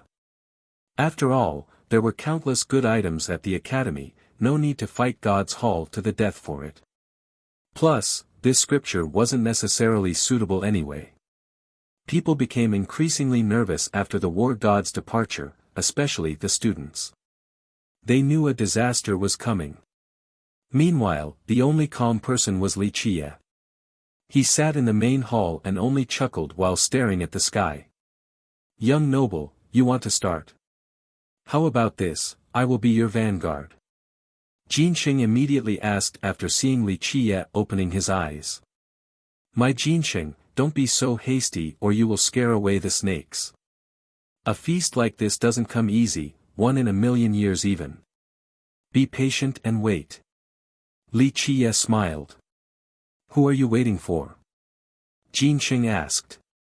A 12-wheel emperor. It will only be fun when a character of that level comes. Li Qie smirked and scared Jinxing with his comment. Chapter 2067, Oblivion Clan, Immortal Emperor by Lien, the mysterious lion-headed figure, and God's Hall. All of these enemies intensified the tense atmosphere at the academy. Everyone wondered if they had any reinforcement coming. They were only aware of Harmony Monarchs and Stoneraiser Immortal Monarch. Just these 3 alone weren't enough to save the academy. However, this was only the beginning. These foes were nothing compared to the real danger. 2 days after, the grand Tao in the sky began to burn. This concluded with an explosion and the emergence of an imperial decree. Buzz. A scepter as white as jade was inside this decree and emitted an immense pressure. Even emperors shuddered after seeing this. It was a matter of instinct, a fear against an unopposable power. Heaven authority, they knew this wouldn't end well. It is time for the emperors of the heaveners, devils, and diviners to band together to destroy the academy. May our three races prosper for an eternity. The mantras from this decree echoed in the mind of the grand emperors. This was clearly an order of an apex emperor. Not to mention the students of the academy, even the teachers lost their colors. This name was a demon in everyone's mind, pressing down on their sanity. It was the pride of the heaveners but also the shadow of the 100 races. It was the oldest and strongest lineage of the heaveners. Only grand emperors with 10 wills or more could join. It has been steering the political wheel while controlling the heaveners. The current leader was a notorious individual, World Emperor. It didn't matter who and how strong they were, everyone needed to be afraid of heaven authority. All were insignificant ants before this behemoth. Though no one knew who exactly issued the decree, it was definitely from heaven authority, enough to represent this power. Everyone fell into a state of quiet contemplation after seeing this. The decree had seemingly sealed the fate of the academy. Even if others wanted to help, they needed to weigh themselves first. Any reinforcement would be opposing heaven authority and no one would do that recklessly. Heaven authority is going all out. A hiding high god murmured. I think Celestial is done for this time, unless it has someone like Immortal Monarch Yi backing it up. Others won't be able to. Immortal Emperor Bai Lian shook his head and said with regrets. It seemed that the outcome was obvious now with the involvement of heaven authority. The end of a legend. Another stealthy immortal monarch lamented with a sigh. Is this the end for our academy? The students turned pale. Young and inexperienced they might be, they still understood the significance of heaven authority. Maybe it's time to leave. A scared student wanted to leave. Prior to this, many students remained hopeful because the academy was unfathomable and had overcome great dangers before. But now, this decree was an order for the 3 races to attack and split up the academy. Despair was understandable under such circumstances. Alas, these students who wanted to run were facing another problem, where? They were inside the ancient world right now. Heaven authority is coming. Jinsheng's expression changed. This development was exerting immense pressure on everyone. That's good, all visitors will be our dear guests. Li Qiye calmly smiled without any surprise. The 13 continents are sealed but now, so many emperors are coming. This might not be a coincidence. Jinsheng spoke with a serious expression. This particular trouble of the academy isn't a new phenomenon. I'm sure some emperors have calculated and waited for this day. But ultimately, this might not be a bad thing. It will show you who are really your friends and enemies. Li Qiye said. Jinsheng nodded in a sour mood. Normally, the academy had such a prestigious status in the 100 races. So many immortal monarchs and high gods gave them face. Everyone wanted to do this when the academy was prosperous. It was the opposite now. It was nice of these emperors not to backstab the academy, no need to even think about them lending a hand in times of trouble. The academy did not respond to the decree from heaven authority.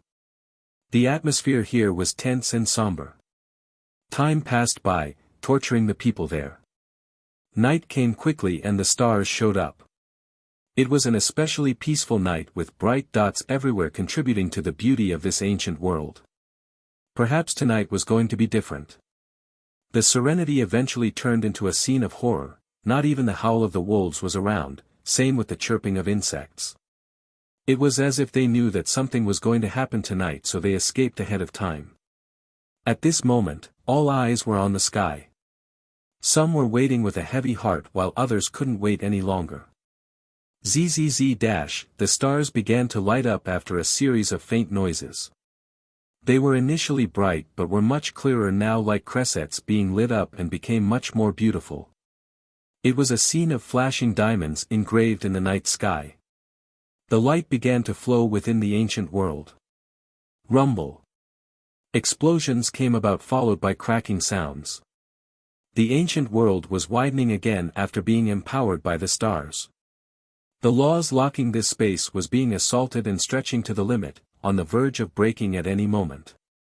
The academy and its space were cracking once more. Once the stabilizing laws crumbled, so would it. The students finally understood why the others waited until this moment to attack. So they knew something like this would happen. Stabilize. The ancestors of the academy roared. Boom. A second platform actually flew out from the academy. Another group of ancestors got on and poured their energy inside. Boundless chaos energy rushed into the pagoda. Clank. With this second platform, the pagoda poured out endless Tao runes to turn into more chain-like Tao laws in order to stabilize the region. It was another successful attempt. Let's go now. People finally lost their patience after seeing most of the ancestors occupied with this spatial task. Earlier, the coveting ones still didn't attack because they knew the academy had far more ancestors in reserve. However, with this second platform, it was sorely lacking in manpower. Chapter 2068, Boom. The stabilization was interrupted by a great hand stretching down from above. It aimed straight for a peak farther inside the academy. It seemed to be carved out of golden jade with the leaves and branches made of the same materials. They fluttered in the wind and issued metallic and pleasant ringing. Crack. It ripped out the peak. One could say that it wasn't too greedy if this was its only target. Halt. The warning gong resounded again at the academy. One ancestor soared upward and unleashed a waterfall-like slash at the hand. Pluff. Blood gushed out, so the hand let go of the peak. Boom. It fell back into the initial position. Celestial, it's time to hand over your natural heavenly treasures. The master of the hand appeared. It was a high god with 7 more appearing behind him. Their divinity engulfed the entire place, wishing to drown the academy in entirety. Luo Wensung, Ing Chinyu. The old headmaster glared sharply at the 8 high gods and sneered, 8-pillar society, the ones who kneeled outside the academy back then. Numerous students were frightened after hearing this. This was one of the strongest groups in arrogance. At the same time, they felt rage because some of these high gods were alumni of the academy. Headmaster, it's all in the past. One of the high gods standing in the back became a bit awkward and coughed. The academy will be history tonight and divided people, your student will just be taking my part. After all, rather me than the outsiders, right? His name was Luo Wensung, a previous student here. So shameless. One student scorned. Sigh, your 100 races always complicate matters. Being evil yet wanting to justify it. So troublesome. Want something? How about just take it? Oblivion laughed and said. He became resplendent and his real body materialized. Boom. His gigantic foot stomped down with an annihilative might. Buzz. Defensive barriers took form in a dazzling manner. Imperial runes and power oozed out, they covered the entire academy. Boom. The barriers managed to stop this first stomp. Their 2 main progenitors left such a great foundation behind for the academy. Even Oblivion was stopped in his track. Don't just stand there and wait. All courteous pretenses are broken now, no need to act like saints anymore. Oblivion told the 8 high gods. Having said that, he roared and gathered his energy. 10 wills hovered in the sky and devastated the entire place. You will open. His weapon of choice was a colossal hammer filled with exploding laws on the surface. The first smash caused the entire academy to quake. Everyone inside could feel their chest being pulverized by the hammer and turned pale. The students were naturally affected to a higher degree. This was a Tenwil Grand Emperor. His attacks were capable of burning the sky and ocean. Break. 8-Pillar Society all attacked at the same time. There was no need to put up an act any longer since they wanted to seize their desired items first. Maintain your positions. The headmaster shouted. All of the defensive lines have been activated with imperial runes erupting like volcanoes. The academy was luminous just like a great formation. Majestic figures came into being: Immortal Emperor Fei, Deep South Divine Emperor, Immortal Emperor Min Ren, Immortal Emperor Fei Yang, Immortal Emperor Qi Zhen, Immortal Emperor Hao Hai, Mortal Reversion Ancient God, Immortal Monarch Yi Yi. These beings have blessed the academy before with their impressive power. So much fun, count me in. Immortal Emperor Bai Lian laughed and took out a divine cauldron. Poof! Ceaseless flame poured down from the sky and began to assault the barriers. Of course, no point in hiding anymore. Another person popped up, completely shrouded in fog. There was something indistinct about him. It was as if he didn't exist in this world despite clearly standing there. Brother Air, you're here too. Welcome. Immortal Emperor Bai Lian smiled after seeing him. How could I miss this feast? I need more resources, and once enough, I might be able to repeat another generation. Air, the second emperor from Alira's ancient kingdom, smiled back at him. His smile didn't mean that he was friendly. He took out a spinning wheel and threw it down at the academy as if it was a planet. Immortal Emperor Air, a high god lurking in the shadows, shuddered. Can this person really reincarnate like the legends? It might be true. His friend became serious and said, according to the tales, his previous life was also an immortal emperor named Ishur. However, he got hunted down after coming to the 10th world and was the first emperor to be killed. Next, in his next generation, he called himself Airshur. But who knows if this is the truth or not? Break. The lion-headed figure also appeared. A maelstrom materialized behind him. He raised his hands like raising 2 mountain ranges and slammed down mercilessly. Sparks splattered everywhere on the barrier, resulting in an apocalyptic scene. Would be a shame if I don't have a piece in this feast. A voice from an indiscernible location came about, from the east then the west. Another figure emerged with a loose cloak. The thing that attracted others was not his imperial aura but a golden horn on his forehead. But upon closer inspection, it wasn't a horn at all but something akin to a wiggling tumor. It was as if there were countless insects inside trying to break out of his skin. Immortal Emperor Chong Huang. The scariest one is here, an invisible murderer. A spectating high god noted. Many people shuddered after hearing this name. He came from the nether sacred world and had created the insect king lineage there. His insect mastery was the most dreadful thing about him. This allowed him to kill people in an undetectable manner. He spewed out countless ferocious insects that could devour steel and metals to the horror of the spectators. They began chipping away at the barriers. Fellow Taoist, allow me to help. Another shadow flashed into existence behind Immortal Emperor Airshur. It was another Immortal Emperor. The moment he opened his eyes, one could see the sun within.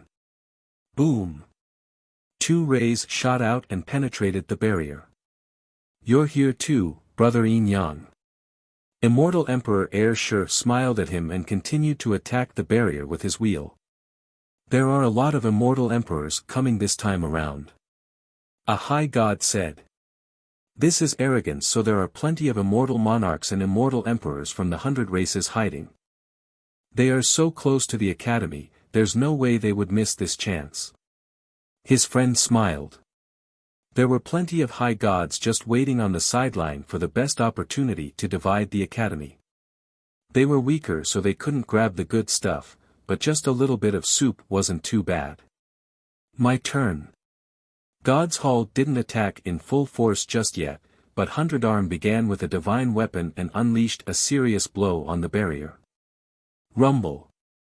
The entire academy was trembling, ravaged by the power of these emperors, a tiny ship ready to capsize at any moment among the raging tempest. Cracks began to form. It was only a matter of time before a complete collapse. Though the ancestors of the academy were extremely powerful, they were occupied with stabilizing the expanding world, or the result would also be the same. This severely weakened the academy's actual barriers. It's not looking good. Lu Jinsheng was worried. No rush, the real legions aren't here yet. The danger will actually come when a 12-will emperor appears. Li Qiye remained patient. Chapter 2069, Rumble. The academy swayed back and forth to the dismay of the students. They were forced down on the ground by the terrible suppression with no chance of getting up. Despite the barriers being empowered by the strongest beings, they still couldn't withstand the relentless onslaught. Time to take what belongs to us. Oblivion Devil Emperor and the others laughed before entering the academy with a dominating presence. Fight! The old headmaster cried out and rushed forward with the remaining ancestors. A light came from the deepest area of the academy and shined upon them, adorning them with powerful regalias. This was another part of the academy's defensive measures. Take it. The Eight-Pillar Society still wanted the particular divine peak and rushed for it. Luo Wensong, don't even think about it. Even Mo Qianjun had joined this battle. Old they might be, they were as ferocious as dragons and tigers on the battlefield. The old headmaster led some ancestors to take on these high gods. This tree is mine. Immortal Emperor Chong Huang jumped into the academy, his sight fixated on a tree spewing and absorbing immortal flame. Chong Huang, ask us first if you want the treasure. Harmony Monarchs blocked his way and coldly uttered. So be it. The emperor exuded a cold glare, ordering numerous insects to attack the husband and wife. They completely blotted out the sun and surrounded the two. Clank! Clank! The wondrous saber and resonating sword left their sheath, ready for a combination attack. Both the monarchs disappeared, leaving behind only the gales of their weapons. A rain of heavenly swords descended from the sky while an endless tsunami of sabers came from the side. The torrential edges swung by and instantly made mincemeat out of the insects. Let's go. Immortal Emperor Chong Huang didn't only rely on his insects. He took out a large bell and swung forward, releasing a gigantic sound wave. Buzz. In a different location, Immortal Emperor Airshur kept on moving like a phantom. It didn't take long before he emerged before an ancient palace. So this is the rumor palace that contains the scrolls of Fei. Airshur had a goal long ago in the academy. Fellow Taoist Airshur, return now, don't wait until it is too late. A person stood by the door and stopped him, Stoneraiser Immortal Monarch. Fellow Taoist Stoneraiser, the academy will fall, why risk your life for something so meaningless? How about we share these scrolls? Airshur smiled and said. I will never be a despicable monarch and shame the regal prestige. Stoneraiser coldly refused. As if emperors aren't brutal and cruel in nature. Airshur laughed and aimed for Stoneraiser's head with his wheel. Break. Stoneraiser retaliated with his iron rod. Gentlemen, excuse my offense. Oblivion jumped into the academy. Teachers and even some ancestors couldn't stop him at all, so he made his way into a valley. He swept away several ancestors guarding the valley with an unstoppable momentum by just waving his hand. The Imperial Barrier didn't stop him at all. The true body of a 10-will Grand Emperor was no joke. As he was making preparation to shift the entire valley away, a ray with incomparable sharpness pierced his natural mighty defense. He had to take several steps back in order to dodge it. He looked over and saw an old man standing in the way. Brother Azura, long time no see. He cupped his fist. Despite being an invader, he remained cool and free. Long time no see. Oblivion, you are betting on my academy's destruction. This was one of the academy's strongest ancestors, Azura. Brother, this is the reality, not a gamble. Oblivion revealed a faint smile. You may not know this, but the legions of our three races are approaching. Thus, I have no choice but to take the initiative, or when Heaven Authority gets here, I'll be left with scraps. Azura calmly said, even Heaven Authority won't be able to destroy my academy. Heed my advice and leave now, or not just you but even your clan won't be able to survive. Thank you, brother, but one must seek fortune amidst peril. I'm sure you know that your treasures here are worthy of this risk. I have no grievances against your group and am only doing this for the items. If you don't block my path, I won't trouble you either. All the students and teachers can leave freely.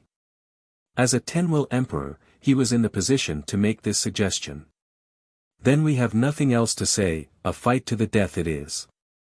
Azura's eyes turned cold and attacked with his disc. So be it. Oblivion laughed heartily and prepared for battle. Boom! The two sides began their amazing battle. In the interim, many high gods were making their way in. The majority of them was hiding their identity, especially the weaker ones. They followed right behind the emperors and wanted to take advantage of the chaos. Of course, some of them went straight in. For example, Hundredarm from God's Hall. He defeated the teachers here and split a peak apart, revealing the treasures inside. Stop him. The teachers rallied once more. Scram! Hundredarm shouted, and suddenly, numerous arms as big as mountains unleashed devastating strikes. All of the teachers were blown flying. Who can stop me? He wanted to take the entire treasury with him. Hundredarm, don't be arrogant at the academy. A furious cry resounded. Three monstrous figures made way into the academy. Zhang Trinity is here to help. One of them announced. Zhang Ruoliai, Zhang Ruofeng, and Zhang Ruoyu. A high god was astonished to see these three. The two men and one woman ahead were famous high gods in arrogance, alumni of the academy. The most special thing about them was that they could combine their individual totems into a set, a total of 10. They didn't forget about the past and came to help the academy. Zhang Trinity, I have 11 totems, more than your 10. So what, we'll still kill you all the same. The sister, Zhang Ruoyu, had the fiercest temper among the three siblings. She gathered a sun above her head and threw it at Hundredarm. Her brothers didn't waste words either and commenced their offense. Come. I'll see just how strong the three of you are. Hundredarm was not afraid at all. He grasped another sun to counter the sister while using all-penetrating power against the two brothers. Chapter 2070, Chaos ravaged the academy. The gong rang time and time again while the thieves took their treasures and ran with haste. The strongest might be the lion-headed person heading straight for the depth of the academy. It was where the academy stored their manuals and scrolls, including the ones from top emperors. This being left destruction in his wake. No barriers and ancestors could slow him down at all. A high god gasped after seeing his speed, is that a top emperor? But they quickly dispelled this notion. A top emperor like World wouldn't need to hide their identity like this. Hold it right there. A real challenger finally came forward, an old man adorned in an imperial robe. Clank! The soaring immortal sword formation sleeping in the academy woke up instantly with a wave of his hand. The sword formation slashed vertically at the intruder. The lion-headed being raised both hands to block the slash, causing sparks to go flying everywhere. These sparks flew all the way up to the sky and destroyed the stars.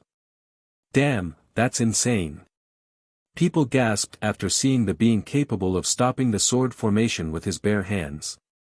Try this. The old man casually unleashed another strike, a divine bell of Deep South Divine Emperor flew mercilessly forward. Boom! Boom! Boom! The guy was struck several times and staggered backward, but he was still fine, showing others just how monstrous he was. Reveal yourself. The old man demanded and used an imperial mirror to shine a scorching ray at the lion-headed being. However, one could only see a vast expanse with 14 heavens' wills floating there. How can this be? There's someone with 14 wills in this world. The crowd was shocked, the more naive ones were horrified. No wonder why you're hiding, so it is 14 immortal monarchs working together, each with one will. The old man said. Everyone became startled at this revelation. So 14 monarchs from the 100 races actually teamed up together to attack the academy? They must have truly wanted to destroy the academy, but this wasn't surprising at all. It had taken the deepest roots in arrogance with a plethora of resources. Just dividing this up was enough for their sect to reach the next level. Imperial Prince, the academy is done for, so its scrolls should be kept by the 100 races, away from the 3 races. The lion-headed being finally spoke. That's immortal Emperor Fei's son. A high god finally realized the old man's identity. Soaring immortal prince, people naturally reacted emotionally after finding this out. Some even started bowing. Don't even dream about it. The prince had a stately and oppressive temperament. The outcome has been decided. The lion-headed man said, even your coming into being won't do anything. We have 14 wills here, so you won't be able to stop us, and if we come with our real body, you will die here. Among them were some terrifying monarchs, one even had 11 wills. This was the reason why they were so confident. Alright, I shall break your wills so that you won't be able to hide any longer. The prince was also confident. Buzz. His vitality erupted, resulting in him seemingly traveling back in time all the way to the primordial chaos. This granted him the power of the source. Eternal bloodline, a diviner immediately recognized it and took a deep breath, one of the 4 immortal bloodlines, and the only one from our race. No one was surprised to see this. His father might be from the 100 races, but his mother was the prettiest diviner during that generation, and his grandfather, Deep South Divine Emperor. This was the noblest of bloodlines. Die! The lion-headed being roared and instantly attacked. Though it had 14 wills, it was only a temporary combination. These wills weren't able to exert their real power. Your punishment is death. The prince waved his sleeve to control the sword formation for another slash. Rumble. Battles waged everywhere inside the academy. The entire place was filled with activated imperial runes, resulting in isolated battlefields. Nevertheless, the academy was still suffering the shockwaves from the battles. We're here to join the fun. The skies suddenly turned dark with a gigantic dragon and tiger appearing above. Golden dragon and tyrant tiger. People didn't know which side these 2 beasts were on. How shameful, a high god acting like a thief. The tiger laughed and smashed a high god who was carrying an old well into a pulp. So much fun, we haven't gone all out in a long time. The dragon roared and joined in. These 2 were no other than the ones who came up to the 10th world with Wuxia. Of course, this was their original home. The 2 beasts began to terrorize the high gods who were trying to take advantage of the situation. Not everyone was trying to jump into the academy right away after the barrier's collapse. For example, Immortal Emperor Yin Yang and Immortal Emperor Bai Lian weren't in a hurry. They were only here for one thing, the High Heaven Palace. Yin Yang opened his eyes, one was Yin and the other Yang. The 2 cycled and illuminated the entire academy during his search. Must be there. He finally became fixated on study room. The guy was indeed capable enough to see a few clues, so he headed there. Return from whence you came. Li Qie was sitting in the main hall and nonchalantly told him. Who are you? The emperor was cautious against this young man. I do not wish to repeat myself. Li Qie was still relaxed. Buzz. The emperor activated his gaze again in order to see through Li Qie. Alas, all he saw was a muddled mess, something impossible to fathom. Who the hell are you? He didn't expect this at all. That doesn't matter, but if you are foolish enough to linger around, this place will be your burial. Li Qie continued. I have climbed out of piles of corpses time and time again, so I'm very interested to see what kind of person will be able to kill me. Yin Yang smiled and said. This was someone who had experienced tribulations and near-death countless times, so he wasn't scared that easily. Plus, even if the guy was unfathomable, he still needed to try once. Buzz. His shining eyes shot out a ray straight for Li Qie. However, a river of time appeared and trapped the ray completely before it could make contact with Li Qie. A woman descended from the sky just like a goddess, all eyes had to be on her now. Chapter 2071, This woman wouldn't be called a goddess because of her beauty. In fact, she was no match for Mei Suyao and Yu Qianxian in terms of appearance. Nevertheless, her features were extraordinarily pleasing to the eyes, just like a perfect masterpiece. The other two were certainly incredible, but they would be overshadowed by this woman who seemed to be pure at birth with the temperament of an immortal. She emitted a faint glow as if there was a river of time flowing through her, granting her a unique and eternal aura. Teacher. She landed with an intimate smile after seeing Li Qie, the most beautiful smile in the world. Others wouldn't be able to resist the urge to hug her. Little girl. Li Qie smiled brightly, one coming from his heart. This was the first time Jinsheng saw the guy smile in this manner. Who else could it be but Ma Gu? She came with the two beasts to aid the academy. Eternal physique. Someone has actually done it. Immortal Emperor Yin Yang was astonished.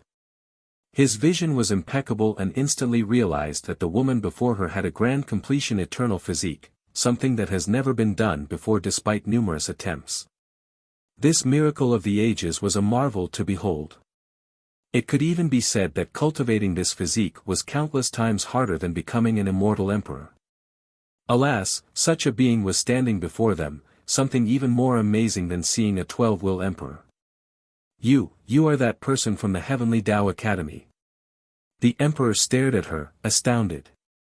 He had heard of such a person who was rumored to be immortal back in the 9 worlds, but there was no meeting between them. He finally understood what this immortality was now. Yes. Get ready now. Ma Gu didn't waste time and took one step forward. Time began to flow and engulfed the emperor. Buzz. The flesh on his body immediately withered despite his mighty vitality. Boom. His wills appeared with its majestic power to restore his flesh. He took one step forward, one that could travel billions of miles, but Ma Gu also did the same, one encompassing billions of years. His agility was not enough to escape the temporal river. Back in Pure, Samsara and Li Qie had researched the river of time, but this was not the same. The two of them were looking at the actual thing. Ma Gu's river was a creation, 1 second in the real world was billions of years there. The two were fundamentally different. Of course, immortal Emperor Yin Yang was not on the same level as Samsara. Because of this, his step couldn't catch up to her. Now. He shouted and placed his palms together. A Yin Yang portal appeared, transporting him from one world to another. He instantly made it to Ma Gu's position at the source of the river. She remained calm and casually pointed forward. Time oozed out like a flood and continued its withering devastation. Yin Yang's expression changed after seeing this temporal current. Emperors were still afraid of this particular affinity. Being touched meant turning to ashes. Break. His eyes turned into the yin and yang and poured out this power. It turned into a karmic shield and blocked before him. The karmic cycle in the form of this shield was still slowly rotting away. Die. He bought enough time to take another step forward and lunge for Ma Gu. There was no fear in her fighting against this experienced emperor. A third eye suddenly emerged on her forehead, one containing properties from the very start of the world all the way till now. Time itself was being gestated inside this eye. Buzz. The Emperor instantly disappeared after being illuminated by the light of the eye. He fell into a world with an eternal flow of time. He tested by taking one step forward and half of his body instantly turned into a dried corpse, so he anxiously retreated. There were only two ways to escape this world of time. First, to choose the right temporal path. Alas, there were endless time paths from all the living beings. One person's path was but a bubble in the ocean. It was akin to finding a needle in a haystack the size of the sea. The second method was using force to make it out of this world. However, this was simply impossible since the strength required was tremendous. The Emperor stood there with a serious expression, realizing his current predicament. Li Qiye nodded approvingly after seeing this, surpassing the limits, though not enough to open a new epoch, but this is opening a new page and adding text to the physique scripture. You're the only one who can do it right now. What should I name it, teacher? Ma Gu remained calm while fighting the Emperor with a tinge of happiness after being praised. Let's call it the Eye of Time. Li Qiye smiled, I haven't started a new epoch yet, you have improved the scripture. Later on, when I start my epoch, I will use this new physique scripture as the original copy. Eye of Time. I like it. She found herself easily satisfied while being around Li Qiye, just like a cute little girl. The 9 scriptures varied depending on the epoch. Because they have lasted for an eternity till now, they took different shapes and forms. In this particular one, the physiques were based on the inner cores, but this wasn't the case in previous epochs. It probably wasn't called the physique scripture for some of them. Ma Gu had reached the limit of the eternal physique and even broke through it before the end of the epoch. She had added a new page, an entirely new world, to the eternal physique, the Eye of Time. No one has ever reached this level before. Some have finished grand completion immortal physiques, but never able to break through the limit like Ma Gu. This was because her whole life consisted of training the eternal physique. With her pure heart and mind, she used a rather clumsy and simple method to reach this unprecedented and unsurpassable height. Meanwhile, the Emperor was racking his brains about his own temporal path. Only by going through his path would he be able to escape from this world. Must be this place. Immortal Emperor Bai Lian has arrived at this time. His branches were all over the academy and he finally concluded that the High Heaven Scroll must be in this place. However, he was surprised to see Li Qiye and the others. He tried but couldn't see through Li Qiye. Bai Lian, this is not the place for you to be, scram now. Li Qiye told him. A few high gods were watching and became shocked after hearing this. A youth dared to talk to the Emperor like this? So damn fierce. Oh. Temporal gaze was my original choice, but I feel like I've been using temporal a lot, including the term temporal gaze itself. Eye of Time doesn't sound as good, but it's clearly a title. Chapter 2072, Immortal Emperor Bai Lian had all kind of questions rummaging through his mind. He could count with his fingers the number of people who dared to talk to him in this manner. Senior, may I ask who you are? He cupped his fist and said. Call me whatever you want. Li Qiye waved his sleeve and said, out of consideration that it wasn't easy to get here from the 9 worlds, I won't make it difficult for you. Leave. The Emperor had a pensive expression, wanting to figure out Li Qiye's identity, not out of fear but out of curiosity. Clank. A sword interrupted him. A terrifying sword intent ravaged the area with the greatest bloodthirst pricking everyone all over. Boom. It was because an old man broke the void in order to enter this ancient world. He had 9 god-slaying swords hovering in the sky, each capable of cutting down planets. He didn't hide his murderous intent at all and let it scream to let the rest of the world know. 9-sword high god. A peer said, is he crazy? Why is he not restraining his aura? Do you not know? His only son got killed, so whoever tries to stop him right now is gonna get it. He'll take down all just for revenge. A knowledgeable god explained. Virtuous also made his appearance in order to greet Ninesword. Boom! Ninesword instantly made it to study room with fire in his eyes after seeing Wuxia. The flame spewing out could incinerate the entire world. Little animal, I'll cut off your dog head and offer it to my son. He roared and unsheathed his swords. The terrifying aura spewed out even more with incomparable sharpness. The shrines and temples began to collapse because of the aura. So noisy. Jinsheng, bring me his head. Wuxia said emotionlessly. Yes, young noble. Jinsheng bowed and took one step forward. He flashed into disappearance before re-emerging before Ninesword. Boom! He didn't waste time before releasing his vitality in a faint shadow encompassing the characteristics of 3 different beasts, dragon, serpent, and dog. It spun playfully around him and howled with a world-devouring force. Next, his 11 totems floated orderly in the sky. He was no longer a feeble old man but a master capable of looking down on all creations. That's Nether Lunatic. Who the hell is that youth? Why is Nether Lunatic obeying him? A high god was shocked to see this. Nether Lunatic, you wish to oppose me? I will kill anyone standing in my path. Ninesword uttered coldly. At his age, he only had one son and adored the boy more than anything. Thus, he was willing to pay any price for revenge. Ninesword High God, I didn't mind that you were researching me for antagonistic reasons. Today, I will take your head not because of that, but because my young noble wishes to have it. May his will be done. Nether Lunatic calmly uttered. Though his temperament was mild now with old age, he was still imperious when dealing with someone on the same level as him, not giving a damn about the guy. Die. Ninesword didn't waste time either, his 9 swords came together to form a massive slash. Jinsheng punched in retaliation, the nether shadow soared to the sky and revealed its fangs. Meanwhile, Virtuous was also in study room in order to watch or help Ninesword if necessary.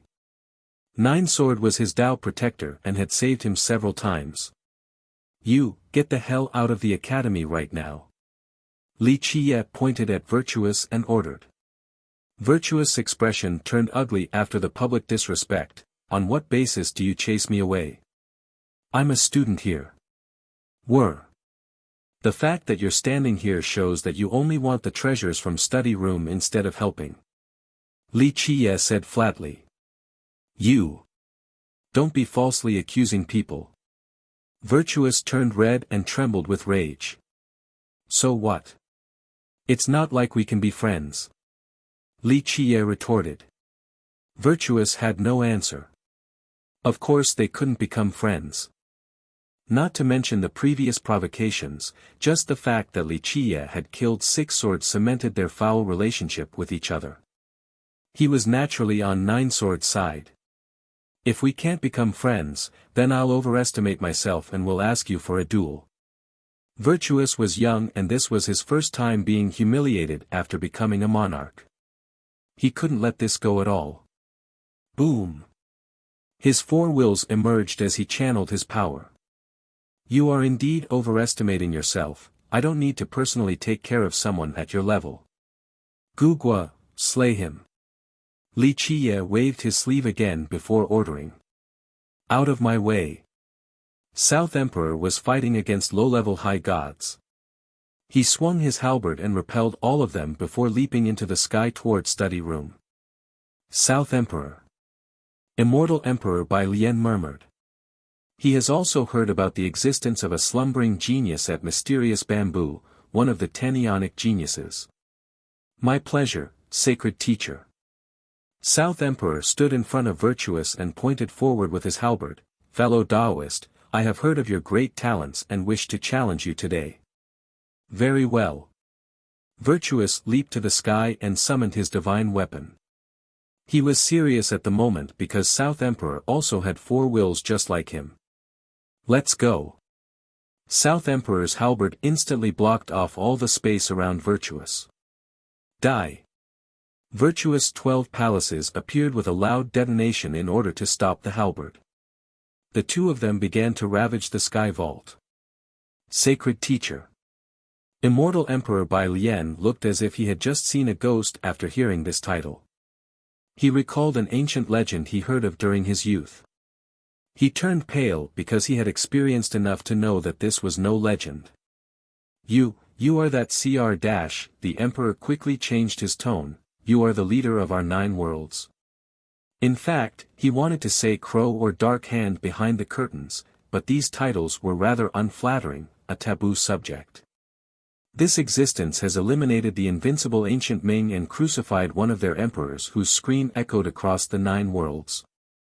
In the 13 continents, his tale was even more overwhelming, the starter of Emperor Hunt against the 3 races. Back at the verdant cliff for that hero assembly, I spared you because it wasn't easy for an existence like you to reach the Tao. Later on, you indeed have successfully walked on the regal path. Unfortunately, your achievements in the 13 continents left me wanting. Li Qie said. The Emperor was drenched in cold sweat after hearing this. He could clearly recall what happened on that day. It wasn't until he became an emperor that he realized how close to death's door he was. The fact that he survived had nothing to do with his power, only that the existence decided to show mercy. He took a deep breath and bowed deeply. Senior, I had no clue of your arrival, please forgive my insolence. Showing slight was unacceptable since even the unbeatable ancient Ming Emperor got killed, let alone someone like him. In fact, the guy didn't need to do anything. Just one word from him and the Emperor would have no place to stay in the 13 continents. Chapter 2073, Go now, consider our previous meeting a type of fate. Li Qie waved his hand dismissively. Thank you, Senior, for sparing me back then. The Emperor bowed again. If it wasn't for Li Qie showing mercy, he wouldn't be standing here right now. Li Qie nonchalantly accepted the gesture. This would be a grand event for someone else, but it was nothing to him. The Emperor could predict the outcome of this event right now. The Academy was only a trap to lead out the greedy emperors out of their cave. He was one of these victims. After he left, Li Qie sat there calmly with no intention of helping the Academy. It's about time. He smiled while staring at the sky. Buzz. A luminous glow suddenly emerged above with the shape of a mirror. It took in the entire situation at the Academy, reflecting it on the surface. Someone must be spying on these battlefields. However, spying was not the right word since the person was doing it so blatantly. Who? A high god said in astonishment. A direct mirror like this gives him a full view of this ancient world. Not many are capable of this feat. A rather mighty high god on the sideline took a deep breath. A faint figure presided in this mirror, seemingly in a different space altogether. It was ethereal and impossible to see through with any heavenly gaze. That's Profound Emperor. A monarch recognized him. Everyone was naturally shocked at this revelation and felt their scalp tingling. Profound Emperor wants to join in. A high god felt his mouth becoming dry. This was a 12-will Grand Emperor from the divine race, the 9th in history to have this achievement and one of the 4 survivors. The other 3 members were Pure Wood, Yi, and World. Of course, Crimson Emperor of the Devil race was also alive. However, for some unknown reasons, he chose to destroy 1 will and drop down to 11. Because Pure Wood was an elusive individual, the other 3 were the top characters in the 13 continents and steered the direction. Profound had his 12 wills most recently among the 4, but people didn't know much about him. His identity and everything else remained a mystery. People said that after reaching this realm, he chose to hide everything. Moreover, his Grand Tao was unknown as well. His title reflected his mysterious nature. He was similar to Pure Wood in this sense. However, there was one distinction. Profound was still traveling across the 13 continents while Purewood was nowhere to be found. The only time Purewood formally showed up was during the ancient Ming's assault. If it wasn't for this, others would think that this person was only a fabrication. From then on, this Grand Emperor never appeared again, as if he had evaporated from this world. The arrival of Profound naturally affected the crowd and induced anxiety. The Academy is done. Heaven authorities decree and Profound Emperor is here in person. No one can save it, not even if immortal Emperor Fei comes back to life. It will be destroyed for sure. One high god initially wanted to watch the situation develop, but time was running out. If he didn't join in now, nothing would be left of the pie. Boom! Another Tao portal took shape above with 5 Grand Emperors walking out from their sect. Our divine race can't miss out on this lively event. The leader was a gentleman wearing an elegant robe with 6 wheels. Rain's group is here, are the diviners mobilizing now? A spectator wondered. Profound Emperor's observation is indicative of his stance, which is why these Grand Emperors are coming here now. Perhaps they even have Profound's backing. Who is in charge of the diviners now? Yes, Profound can order them to do anything.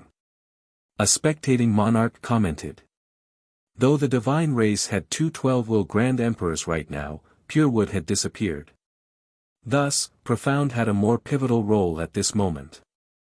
Though this emperor didn't directly rule like world with heaven authority and kept a low profile, it didn't imply a lack of involvement or prestige. The Grand Emperors of his race would follow all of his orders. Thus, if Profound wanted to attack the Academy, the diviners would be more than happy to obey. Fellow Taoists from the Academy, please excuse us. Rain Divine Emperor spoke. We can't sit with a calm heart before this great feast, no point in being gentlemen any longer. Today, we will divide your academy. Be smart and leave, we won't kill the weak. There was nothing the teachers and ancestors from the academy could do right now.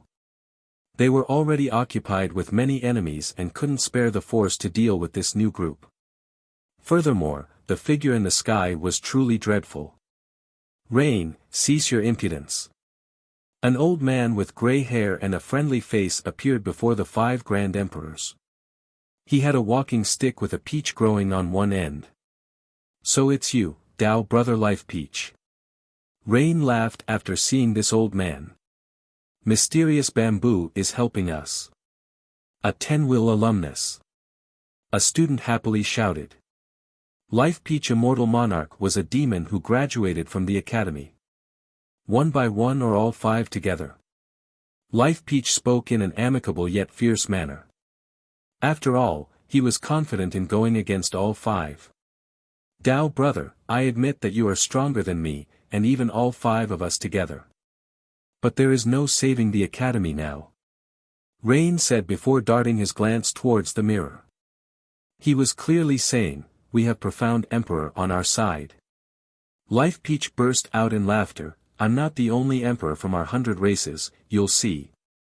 This brought solace to the nervous hearts at the academy. True, remember, Heaven's Ender was created by immortal Emperor Ba Zhen, so if Mysterious Bamboo is helping the academy, does that mean Heaven's Ender is also involved? A high god was pleased with himself after connecting the dots. Heaven's Ender was one of the strongest forces of the 100 races and had fought against Heaven Authority before too.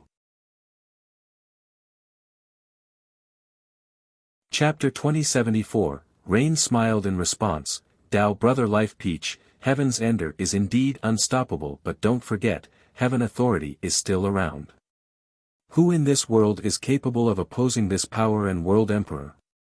Rain reminded everyone that Heaven Authority was also part of this ordeal. The decree showed the power's intent of destroying the academy. Plus, if World Emperor were to join in, it would only be a matter of time before the end. Profound Emperor was also watching and might join in as well. At that point, who could save the academy from 2 top emperors? Tao Brother Life Peach, please go back, you have tried your best. Rain noticed Life Peach's silence. Life Peach naturally understood this, but he still calmly replied, "The Academy has given me everything, including a home. As long as there is one breath left in me, I will protect it." His calm and simple statement actually touched people, especially the High God alumni. They asked themselves, what did they learn from the Academy? What were they doing when the Academy is facing a crisis? That's right, fight to the death to protect the Academy. One teacher roared. Bai Yunguan is here now, I'm sorry, I was wrong. A high god answered the call with an earth-shaking roar. He entered the academy with his disciples and fought against the invaders. That's White Cloud High God. Someone said after seeing him floating in the air, surrounded by the clouds. I, Hong Yi, swear to stand with the academy till death. Another high god chimed in and entered the battle to fight alongside the ancestors. Brother Hongye, count me in. A third high god named Jingguang couldn't sit still any longer. Heaven authority. 12 will grand emperors. So what? The academy will last forever upon the foundation of our blood. Several more high gods decided to join the fray. In fact, they were here early but wanted to watch first. Some even wanted to take advantage of the situation. However, Life Peach's words have touched them deeply. They recalled their brilliant youths. The academy might not have given them supreme manuals, but it certainly taught them how to survive in this cruel world of cultivation while leading them to a greater door. This firmly established a foundation for the rest of their lives, allowing them to become high gods, tyrants of their own domains. Their descendants would prosper as a result. Because of this, they felt their blood boiling and decided to help the academy after Life Peach gave the exemplary determination. Let's go. Life Peach stopped wasting time and revealed his 10 wills to begin attacking Rain's group. Rain and his peers also retaliated together to take on Life Peach. This was not a foe they could afford to underestimate. The academy is still the cradle of the 100 races. Though some have betrayed them for riches, many still felt graceful enough for personal reasons and something grander, that the academy had propelled their race by continuously adding talents. A neutral diviner said with emotions. This was a world of the strong, those who don't scheme for themselves deserved death. Alas, these people were still willing to die for the academy, the hope of the 100 races, even though it wasn't their sect. Who will be able to stop the 12 will emperors? Despite finding more reinforcement, the situation was still as dire as before. Profound Emperor still loomed in the mirror and instilled fear into the crowd. Buzz. Suddenly, a green radiance illuminated the entire academy. Verdant leaves fluttered downward and bathed the place in its lush life force. A sapling emerged from the ground and slowly grew into a gigantic tree. However, there was only one leaf on it. This single leaf represented the creation of a new world. All the ancestors, teachers, and supporting high gods became spirited right away. They felt their strength returning to their body and all fatigue swept away. Even their wounds were closing at a visible pace. Immortal Monarch Yi. An ancestor shouted. The scream wasn't that loud, but everyone heard the name clearly because of its shocking and threatening nature. Our 12 will emperor is here. The crowd naturally screamed like crazy. Some of the students even had tears streaming down their cheeks. Our human monarch. This was the only 12 will emperor of the 100 races, the pride of the humans.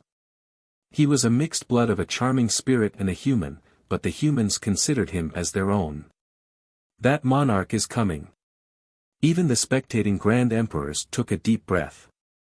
The legend of the 100 races, the only person who could stop world and profound. Yi Ye's existence gave hope. As long as this emperor was around, the 100 races believed that they could still contest against the 3 races. Is immortal monarch Yi entering now? A person murmured while looking at the gigantic tree. Not that easily, just like profound emperor. They are waiting for the other to act first. One high god said. No, these 12 will emperors won't join recklessly, the heavenly execution is too terrifying. Though this is the ancient world and not the 13 continents, reducing the chance, their probability of invoking one is far higher than regular emperors. Plus, if two of them fight, this probability is doubled. A low-level Grand Emperor agreed with a nod. Meanwhile, the students of the academy found solace. At least someone can take on Profound Emperor now. Profound Emperor has been a demon in their minds so far, but the appearance of immortal monarch Yi gave them hope for a chance to reverse the tide. As an 11-totem high god, Jinxing still felt awe when looking at the tree. This wasn't the case for 9-sword high god and the attackers. It was a terrible development. It's time for the old geezer Qian to come on stage. Li Qie wasn't surprised at all. This was all within his expectation, so he waited for his old enemy, World Emperor. Buzz. Another portal appeared in the sky with blinding radiance. It was extremely powerful, crossing through one continent to another. There was a stony throne on the other side of the portal, carved in an exquisite manner, simple and unadorned, yet people couldn't help but wanting to prostrate before its imperial prestige. Chapter 2075. A man capable shouldering the high heaven presided on this throne in an awesome manner. Despite being in a different world, he instantly suppressed numerous people here, including other emperors. World Emperor. People blurted out after seeing him. This was an explosive title with the greatest deterrence. This was someone from an ancient clan with 12 wills and a true immortal armament, on top of cultivating from a heavenly scripture, the leader of heaven authority and his race. He possessed plenty of glory and legends. After the end of Flame and Deep South's generations, it became the era of World Emperor. Later on, other emperors with 12 wills showed up but were no match for World Emperor in terms of influence and authority. He could even give orders to the devils and diviners. Some considered him as the leader of all three races. He didn't need to say anything. Just his appearance on his throne was more resounding than anything else. World Emperor. Even the greatest geniuses were shuddering before his appearance. A few teachers were horrified as well, just when they thought the situation was getting better. Is that heaven authority? Someone wondered about the location of the throne. He was only showing his face and wasn't coming just yet. His Dao portal, only activatable by him, was connected to a different world. This generation will not be the same. Some emperors were amazed at the scale of this battle. 3 of the 4 strongest emperors were present outside of Pure Wood. Has there been such a magnificent spectacle before? Someone uttered in astonishment. The crowd thought about the consequence of all 3 top emperors attacking at the same time. This ancient world might get destroyed along with the academy. Buzz. 2 grand emperors came out of this portal. One had a fiery spear while the other chose a heavenly saber with massive bloodthirst. The air changed instantly, causing the crowd to shudder uncontrollably. God Edge Divine Emperor and Dragon Spear Devil Emperor. People glanced at each other because these 2 were not heaveners. Why did these 2 come out from there? Did they join heaven authority? A high god was puzzled. But this wasn't out of the question. God Edge had 9 wills while Dragon Spear had 10. The latter was definitely eligible. Not necessarily. A low-level Grand Emperor from the Devil race explained, "Don't forget about War Alliance, the organization for young Grand Emperors. These 2 are from that. Count our War Alliance in." Both the Grand Emperors laughed and readied their weapon before jumping into the battlefield. War Alliance was the newest organization for Grand Emperors. Despite its recent founding, it had great potential due to the promising members. Let's go. These 2 emperors were quite powerful, but the teachers from the academy still tried to stop them. Rumble. The battle intensified. Though the academy gained a large reinforcement, the enemy still vastly outnumbered them. It had trouble dealing with the waves of attackers. Break. Soaring Immortal Prince roared. He fought against the lion-headed figure while channeling the Grand Formation to attack Dragon Spear. He had the absolute advantage fighting against this being, but this was no longer the case when Dragon Spear joined in. Buzz. The Tao portal from Heaven Authority opened again with one emperor stepping out after another and made a line. 8 Grand Emperors. The crowd was horrified. Heaven Authority has finally decided to go all out and destroy the academy. The 8 stood there and weren't in a hurry to attack. They released their murderous breath and would show no mercy. If one were to know the situation of the ambush during Li Qia's ascension, they would know that these 8 emperors were involved, each using 2 wills to come there. However, they were here in person now. On the contrary, the 4 emperors who came in person such as Dao Dragon were not present. It's over, a few teachers felt despair at the moment. One even lamented. 10 Grand Emperors have joined in just now, this was truly a fatal blow to the academy. Boom! The central area has been broken through. One emperor successfully dragged a treasury out of the ground. Rumble. The academy was cracking again since some of the ancestors on the platforms had no choice but to join the battle.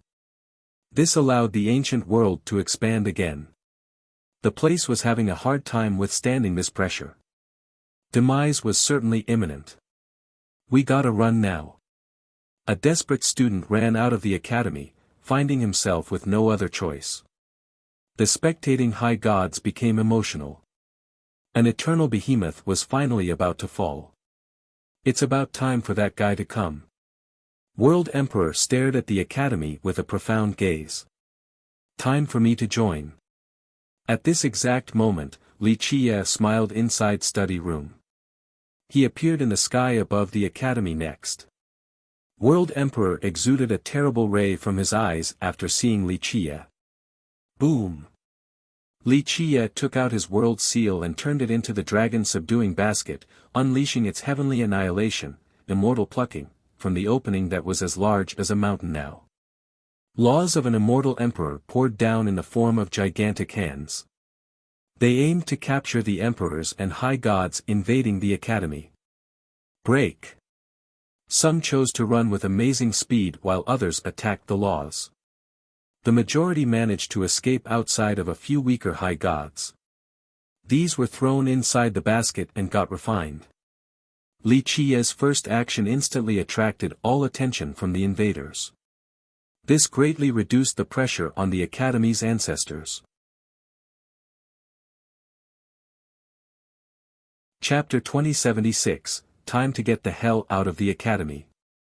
Li Qia chuckled while sitting on his chair in the sky. He raised his hand, creating a buzz. Crack! Crack! Next, the buildings in study room suddenly assembled together to form a majestic palace. Boom! It emitted a world-destroying power that expanded towards all the invaders. Retreat! Even the emperors were shocked, not wanting to withstand this power. They instantly soared above the 9 firmaments. A few high gods were too slow and instantly turned to ashes without the chance to scream. The spectators shuddered after seeing this wondrous power. High Heaven Palace. The lion-headed figure revealed the origin of this power and reached for the palace with a gigantic palm. Ha! Li Qia sneered and turned the palace into a source emitting a blazing light, capable of murdering emperors. It was too fast and the figure couldn't escape from being penetrated in the chest. Coward, show yourself. Soaring Immortal Prince roared and took advantage of this moment. Laws from the academy instantly rushed out and locked the 14 wills inside the lion-headed figure. Rumble. The palace then spewed out a flame capable of refining the wills. Not good. We gotta get here now. The 11-will immortal monarch was astounded and commanded. Boom! 14 majestic figures emerged right away in order to regain control. Clank! The laws locking their wills were severed. This was indeed a terrorizing group. Free Sky Immortal Monarch. A spectator gasped after seeing the 11-will monarch. He's an alumnus. A high god quietly stated. God damn you. A member of the 100 Races gritted their teeth. Free Sky was one of the strongest monarchs of the 100 Races, the progenitor of Free Sky sect. 5 monarchs from Free Sky sect, 3 monarchs from Rumination, and 6 more from the 100 Races. Outside of Free Sky Immortal Monarch, 3 other ones were alumni. Someone counted. Rumination had 4 monarchs, but the first one had fallen to a heavenly execution. The 100 Races want to destroy the Academy even more than us. A devil high god commented. The pavilion closest to the water enjoys moonlight first, or rather, a mountain can't have 2 tigers. A grand emperor from the divine race sneered, I'm sure they have coveted the Academy for a long time now.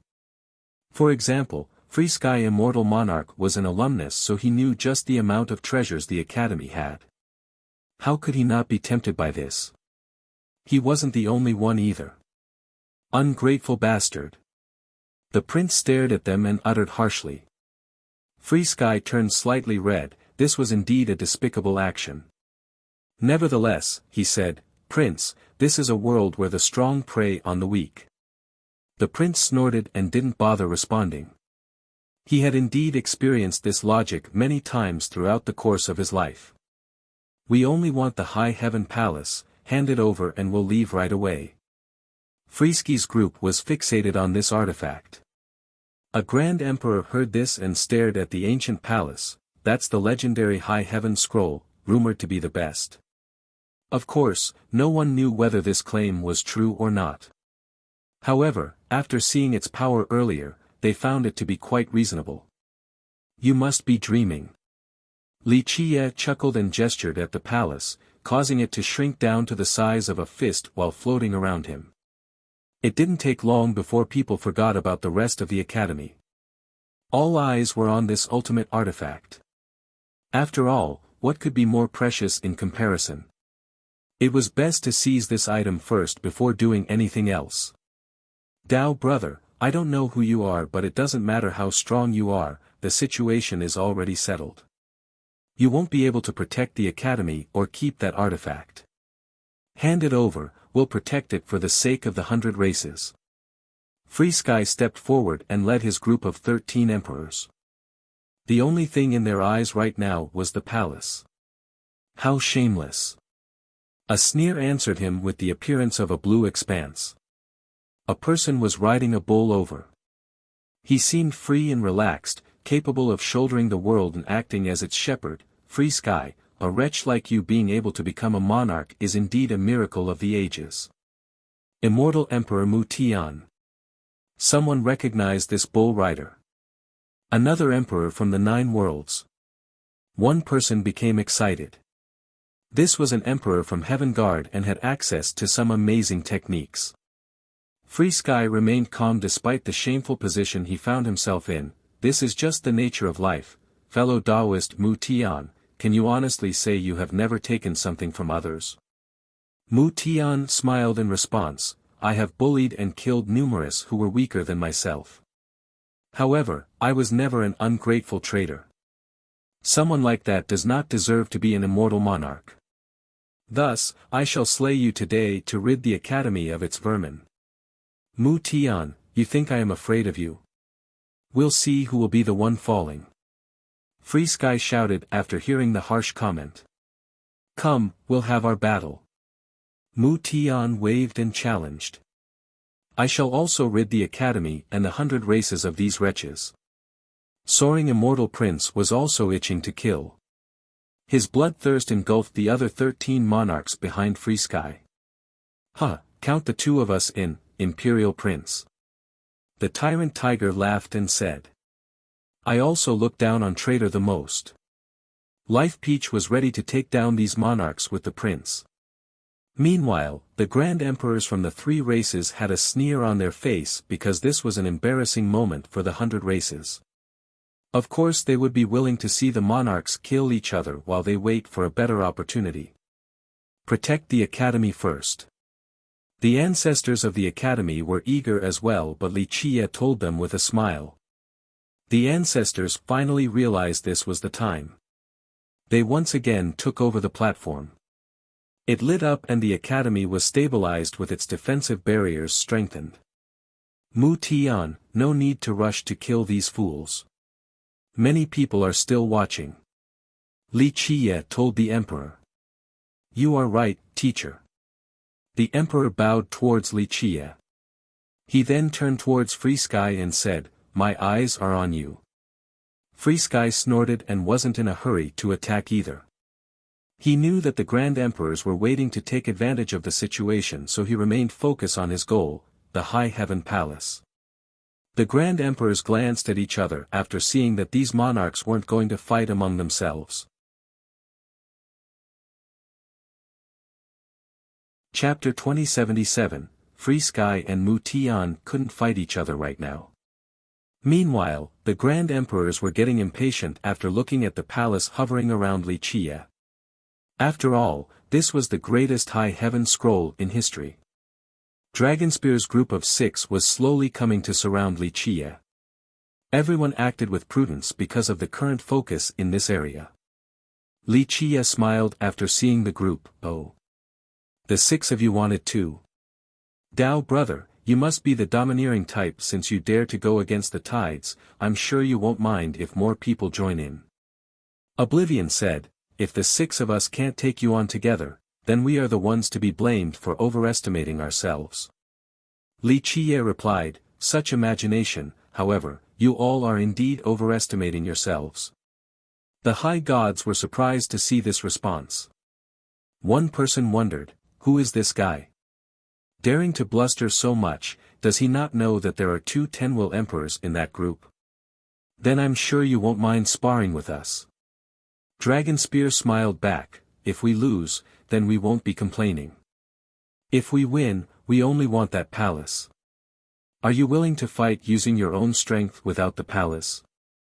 Dragonspear was trying to hit Li Qiye's pride. After all, they were certainly wary of that weapon. Meanwhile, the other emperors chose to watch since if Dragonspear's group were to win, they could just steal it from them.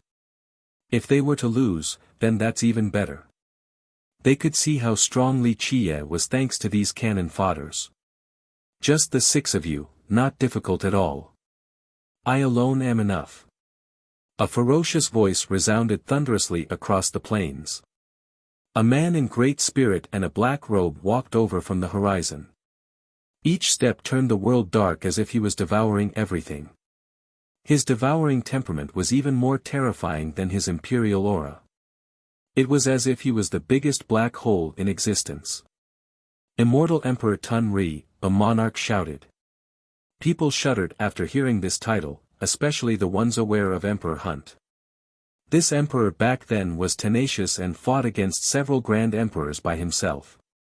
He was one of the 5 in Soaring Immortal and also joined the archaic repository of Immortal Emperor Min Ren. He wasn't just an emperor either since he also had a grand completion Heaven Devourer evil physique. The guy wanted to fight against all 6 emperors by himself right now. Keep in mind that Oblivion and Dragonspear both had 10 wills while the others were still relatively powerful emperors. This was a dreadful force to go against. Alas, Tun Ri didn't give a damn as if they were nothing in his eyes. Oblivion and Dragonspear both became serious, not daring to underestimate this new foe. Immortal Emperor Tun Ri walked over to Li Qiye and bowed deeply, please excuse my tardiness, sacred teacher. It is already good that you're here, a little late is fine. Li Qiye nodded while sitting on his chair. The emperor cupped his fist before looking at the 6 grand emperors and laughed, the 6 of you right now aren't qualified to challenge the sacred teacher. I, Yi Yunzhou, will take you on. The fierce tone was lost on the 6 emperors' ears because the words that shocked them were, sacred teacher. Their expression completely changed. Even Free Sky with his 11 wills staggered several steps backward. The ones with 3 to 5 wills fared much better. They didn't know what this title represented, only feeling a bit strange that someone like Immortal Emperor Tun Ri was so respectful towards Li Qiye. Sacred teacher, who the hell is that? Is he a better teacher than Grandpa Mo? The powerful spectators didn't know the inside story. One of the teachers in the academy respected by emperors was Imo Qianjun. This was the reason why they called him Grandpa Imo. The weaker emperors assumed that Li Qiye was also another prestigious teacher at the academy. This wasn't the case for the emperors so close to the apex. They were aware that the legendary tale of the 100 races was not only a legend. This was a real existence, the dark hand behind the curtains. He had controlled the movements of the 13 continents once, the mortal enemy of World Emperor for many generations. Just imagine, even World Emperor couldn't take this guy down. Though they have yet to experience his monstrous abilities, just his name alone was enough to instill fear upon them. He's back, a monarch trembled. This particular legend had disappeared for a long time. Some said he had fallen down to the 9 worlds. Others said that he had died in the final battle or that he was trapped in a mysterious location. Alas, the majority didn't expect for him to still be here in the 13 continents. Some of them felt that they have fallen into a pit dug by others. The academy was only a fat piece of meat to lure them into the pit. A scowl came about as another person came out from the Tao portal of Heaven Authority. This was a vigorous youth with an amazingly sharp aura. He had an ancient sword tied on his back, the two seemed to be one. Sword Emperor is here now, the Grand Emperors from the Heaven race seem to be respectful of the guy. The 9th Emperor of the Qian clan. One high god murmured. This was one of the most gifted Grand Emperors, some believed that he was a successful version of Wild Lad. He was born with one of the 2 ancient bloodlines from the Heaven race. This on top of his background made him destined for greatness. Of course, he didn't let people down, eventually becoming an 11-will emperor, only 1 will from catching up to his ancestor, World Emperor. For some unknown reasons, he didn't obtain all 12 wills. He was enamored with the Tao of the sword and was considered peerless in this regard, hence his title. Furthermore, people believed that he was the number 2 in Heaven Authority. This sect wanted to groom him as the successor. Outside of this prestigious position, he had also created War Alliance, the youngest and most promising group of emperors. Both Dragon Spear and God Edge were invited to join by him.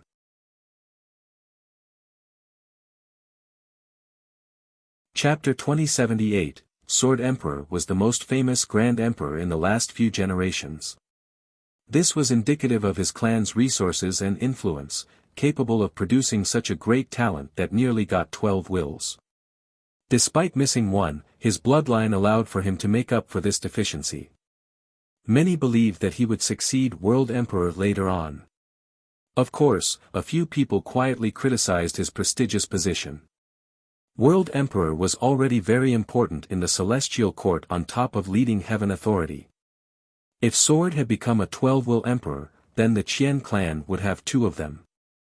This would allow them to crush any imperial lineage or even any race in the world. Thus, the outcome was rather favorable to everyone else since the Qian didn't become as large of a threat. Sacred teacher, I have heard of your fame. Sword Emperor came before Li Qiye and remained audacious. Li Qiye looked at him with a thick grin, the descendant of the Qian is indeed capable. A tiger will never birth a dog or it would be a stain to your ancestors' reputation. Having said that, he looked over to World Emperor beyond the portal. World didn't respond and simply sat there, no one could read his thoughts. I, Sword Emperor, do not need to rely on the ancestors. Sword laughed proudly and declared, the world is afraid of you but I wish to see if you are invincible like the rumors or not. You should be afraid of me. Li Qiye shook his head and said, go back and ask your ancestor to tell you the old tales between me and him. He then shouted at the portal, hey, geezer, did you not tell him anything? Looks like you're not teaching your kids very well, look at this one, an 11-will Grand Emperor but is still so hot-headed. You have failed him. World Emperor calmly responded, the young ones have their own style. They are the masters of their lives. Cease your disdainful rhetoric. Sword was very displeased with Li Qiye's attitude, I am me, the Qian clan is the clan, I am simply challenging you today, not representing anything else. The emperors glanced at each other after hearing this, not just because of the bold challenge. More importantly, the content was worth musing over. Sword was the 9th emperor of the Qian and was highly regarded. They groomed him to potentially be the successor of World Emperor. However, rumor has it that the two of them didn't have a good relationship. It escalated to the extent where they drew weapons on each other. Because of this, Sword joined Celestial Court and rarely represented his own clan. No one knew the exact reasons for the fight. Some speculated that Sword wanted to escape his ancestors' control in order to reach a greater height. If he continued to stay at the clan, he would always be under the shadow of World Emperor regardless of his actual achievements. This might be the reason why he joined Celestial Court instead of Heaven Authority. Oh, I take it back, looks like it's a degeneration of generations. Li Qiye smiled and shook his head, only an 11-will emperor, can't reach the apex. Your ancestor might be able to do something before me, but an ant like you will only be able to jump once or twice. Such a big tone. Sword scowled with his eyes scarily flashing before retorting, I want to see if you actually live up to your invincible reputation. No need for that. You won't be able to handle it and the old geezer will be sad about losing a descendant like you. Plus, I wonder what he will pay as a ransom for your life. Li Qiye teased with a playful smirk. He then turned towards World Emperor, hey, old geezer, how much is your descendant worth? If you pay this price, I'll consider sparing him. The emperors had nothing to say after hearing this. Who in this world was bold enough to talk to World Emperor like this? Even someone like Profound Emperor wouldn't dare to call World an old geezer. It was as if World was really nothing more than an old man in Li Qiye's eyes. Little Sword, don't be careless. World Emperor warned. Humph, I know. Sword scowled. This response made everyone understand that the rumors were rather plausible. These two had a foul relationship and Sword was more of a rebel. Sword raised his brows at Li Qiye and uttered coldly, Sacred Teacher, do you dare to fight me? Just consider me a junior wanting a lesson. No need for Sacred Teacher to teach you. Sword Emperor, let me and you discuss the supreme Tao of the sword. A voice as clear as a jade came about. The new arrival was a middle-aged man with his fluttering cloak and a long sword as his weapon of choice. His jade-like body didn't emit an oppressive aura but something akin to the radiance of a gentle scholar. In fact, he didn't look like an emperor at all. Immortal Emperor Ren Xian. His characteristics were unique enough for someone to recognize him with haste. Another emperor with an invincible sword Tao, this will be a fight worth watching. Another murmured. This was the 5th emperor of Soaring Immortal with a negligible amount of ancient Ming bloodline. Because of this, he endured boundless torment in order to remove it. He used actions to prove that he was part of the human race and the 9 worlds. He overcame the temptation of this bloodline and chose his own grand Tao. The guy was also enamored with the sword Tao just like Sword Emperor. Rumor has it that after arriving at the 10th world, he focused on this path and came up with something unique. Thus, Sword Emperor was still considered a junior in this aspect despite reaching an unparalleled height. Sacred Teacher, long time no see. Immortal Emperor Ren Xian bowed deeply after seeing Li Qiye. Li Qiye nodded approvingly, an emperor from Soaring Immortal is the pride of the 9 worlds, the jewel of the human race. Thank you for your high praise, Sacred Teacher. The emperor bowed again, understanding the implication of the latter sentence. In the past, he was definitely considered a human from a certain angle. Back then, the Dark Crow couldn't erase the ancient Ming completely because its bloodline was too powerful. Even an impure version could boost one's power and cultivation potential. Because of this, so many were unable to withstand this temptation. People tried to bring the race back or its cultivation methods. This left the Dark Crow no choice but to eradicate it again and again via large-scale massacres. Due to his faint bloodline, he gained an unbelievable level of aptitude. Though Li Qiye didn't kill the emperor, he opposed his ascension. Nevertheless, the ancestors of soaring immortals supported him enough for him to reach the throne. For some unknown reasons, Li Qiye chose to watch instead of interfering despite having legions capable of sweeping through soaring immortal. Furthermore, the emperor swore to never walk on the path of the ancient Ming. He carried out this promise by peeling off his own blood. He maintained a cautious attitude and outlook after ascending in order to let himself and others know that he was a human, not an ancient Ming. The younger generation will surpass us. Quite a cold and lonely sword Dao, I have the urge to fight now after seeing a potential rival. Will you entertain me, Sword Emperor? The crowd was excited right away. Sword Emperor was certainly talented enough, this was why he could create his own organization. Meanwhile, Immortal Emperor Ren Xian was long famous with his Tao of the Sword even before Sword Emperor made his debut. Though everyone came for the academy this time around, to watch two top emperors dueling with their sword was definitely a brilliant spectacle, a visual feast. 1. Looks like Sword Emperor's real name is also Jian, the character for sword. The problem here is that I don't know if I should leave it as Jian or Sword since it could be his actual name now. Chapter 2079, Don't rush now, why ruin this fun party with so many emperors here? The smiling Li Qiye interrupted the tense atmosphere between Ren Xian and Sword. He got everyone's attention, especially the top emperors who were watching each and his every moves. This was someone who had killed emperors before, so naturally, the spotlight was on him. The main character should be me tonight. Even the 12 will grand emperors better play nice right now. Li Qiye asserted. Everyone took a deep breath and glanced over at Profound and World. As for Yi, he was naturally on the academy and Li Qiye's side. However, Profound and World didn't respond. He glanced at the two of them and smiled, the two of you will continue to stay at your lair or come out and fight. World remained calm on his stony throne, I naturally will join when the time is right. I'm old now, I can wait a bit more. Always wily you are. How about you, Profound? If you want to fight, then come. If not, then get the hell out. Stop peeping over there, I'm not a bathing beauty. Li Qiye clapped and laughed loudly before looking at the mirror.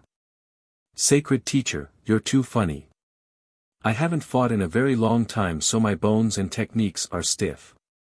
I'm just here to watch the show, the 13 continents only require you and World Emperor to steer the wheel. Brother Yi, am I wrong? We have some free time right now, how about come have a match with me? I've recently come up with a new play that is usable for all situations. Everyone listened with bated breath. Profound sudden exit caught them off guard. Nevertheless, he was wanting to take Immortal Monarch Yi away with him. How can I refuse your invitation? We'll see who will have the best moves then. The monarch resoundingly answered. Alright, I'll brew some tea and wait. Profound smiled then told World Emperor, brother, the future is up to you, I am simply an idle passerby. Having said that, the mirror collapsed and Profound Emperor disappeared. One more explosion ensued with a force causing the entire 13 continents to quake. Even the ancient world could feel this. A boundless aura of an immortal monarch crossed through the world. Immortal monarch Yi is coming into being. Back in the mainland, many didn't know what was going on in the ancient world. However, the aura of this great monarch forced them down to their knees. No one understood why the monarch suddenly came out. Of course they didn't know he was going to meet Profound Emperor. Though it was only a chess match, this could also be a decider for the future of the world due to their great level. The ancient world calmed down a bit. This ended in a draw because the diviners have lost Profound and the Academy Yi. In fact, those who didn't truly know Li Qiye's identity felt that the monarch was the Academy's biggest backing. Thus, the situation became worse for the Academy as a result. Alright, the fun is lessened with the two of them gone, but it is still a feast, right, Geezer Qian? Li Qiye smiled and said. Indeed, but people will have to rely on their skills if they want to eat. World Emperor said. Our 100 races will beat down your 3 races for the transgression today. In the future, we'll mobilize and flatten your celestial court. Immortal Emperor Tun Ri fiercely declared. Good one. Immortal Emperor Tun Ri, you think our court is that easily bullied? Sword Emperor snorted. The Immortal Emperor laughed in response, it's not that strong either. Back during Emperor Hunt, Empress Hong Tian chased your court's leader, Solidarity Heaven Emperor, all around the 13 continents. In the end, she still killed him inside your court. If Sacred Teacher gives the order, we immortal emperors from the 9 worlds will certainly repeat this. The Grand Emperors present grimaced after hearing this. Alas, they did not deny the authenticity of this story. It was a humiliating moment for the court. Back then, these immortal emperors were unreasonably fierce. Even one of their strongest Grand Emperors and the leader of their court, Solidarity, had to run for his life against Empress Hong Tian. He made it back to the court, but she still ended up killing him by the entrance. Keep in mind that Solidarity had 11 wills on top of the immortal bloodline of the Heaveners, authority. He was one of the leading founders of the court and certainly made it prosperous. Perhaps he was not the strongest out of them all, but his influence left no room for doubts. If it wasn't for World Emperor holding the fort and more Grand Emperors from the Divine and Devil races joining in, these immortal emperors would have slaughtered so many more. The unstoppable force led by the Dark Crow forced the 3 races to sign an agreement absolving the control the 3 races had over the 100 races, true freedom. Thus, the members of the 3 races were glaring at Immortal Emperor Tun Ri for bringing up this humiliating history again. They were the masters of the 13 continents once but have lost control due to Emperor Hunt. Not convinced. Tun Ri was a participant of this war, so he was still as fierce as ever despite so many eyes being on him. Then let's go again, we'll see just how strong you are now after years of recuperation. Let's do it then, we'll just see who will be the last one smiling. Dragon Spear retaliated. Celestial Court also had emperors from the Devil and Divine races. Of course, the Heaveners still had the majority. We need to mercilessly cleanse the 100 races as well, the ones that dared to attack our cradle of civilization. Immortal Emperor Mu Tian added. I agree. Immortal Emperor Ren Xian nodded and had a murderous glint. Those who dared to scheme against the Academy deserve death, same with their clans and sects. Free Sky Immortal Monarchs Group just became the target. The members of the Academy were glaring at these 14 monarchs for their treacherous deeds. Ren Xian, you immortal emperors from the 9 worlds do not speak for the 100 races. There are plenty of monarchs, so why do you think your group is in charge? Ultimately, immortal emperors are still outsiders in the 13 continents, we're the real masters of the 100 races. Free Sky Immortal Monarch coldly uttered. It seemed that in the beginning, Free Sky and his sect had some animosity against the immortal emperors. No one really knew the reason why. I think that some of you monarchs can also join our celestial court, we will take you in. Sword Emperor laughed and said. Chapter 2080, Freesky's group naturally didn't answer Sword's invitation. Ambushing the Academy is only an internal conflict between the 100 races for treasures. It was shameful but still in accordance with the rules of this world. But if they were to join the Celestial Court, then they would become true traitors to the 100 races. Their descendants would forever live in infamy, so they couldn't go that far. Even if the immortal emperors do not represent the 100 races, neither does your group. Life Peach Immortal Monarch said, our 100 races are humiliated to have members like you, betraying your own academy. Oh, then the leaders are your mysterious Bamboo Mountain and Archaic Repository then? Free Sky ignored the matter of the academy and said, no need to accuse each other of anything in this dog-eat-dog world. Winners will take all while losers earn the privilege of death. Our world is cruel and no one alone can speak for the 100 races, not immortal emperors, Archaic Repository, or mysterious Bamboo. I can represent the 100 races. Li Qie interrupted him coldly, in both the 9 worlds and the 13 continents, if one must ask about the orthodox branch for our races, then my answer is celestial. Having said that, he stared coldly at all the emperors here. Everyone held their breath without retorting due to the conviction in his voice.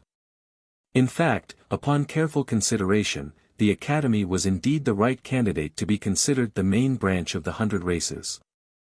It had groomed many powerful beings, some of them even left behind their legacies at the Academy. More importantly, it was essentially an educational institution, unlike the other lineages and clans. It didn't participate in power struggle and politics, this made it special and neutral in the 100 races. For millions of years now, it only focused on producing talents, not to reign over the world or steal resources. This was indeed the answer in everyone's mind. If the Academy didn't dare to claim this spot, no other sects would have the mind to do so. Celestial is the cradle and the very foundation of the 100 races.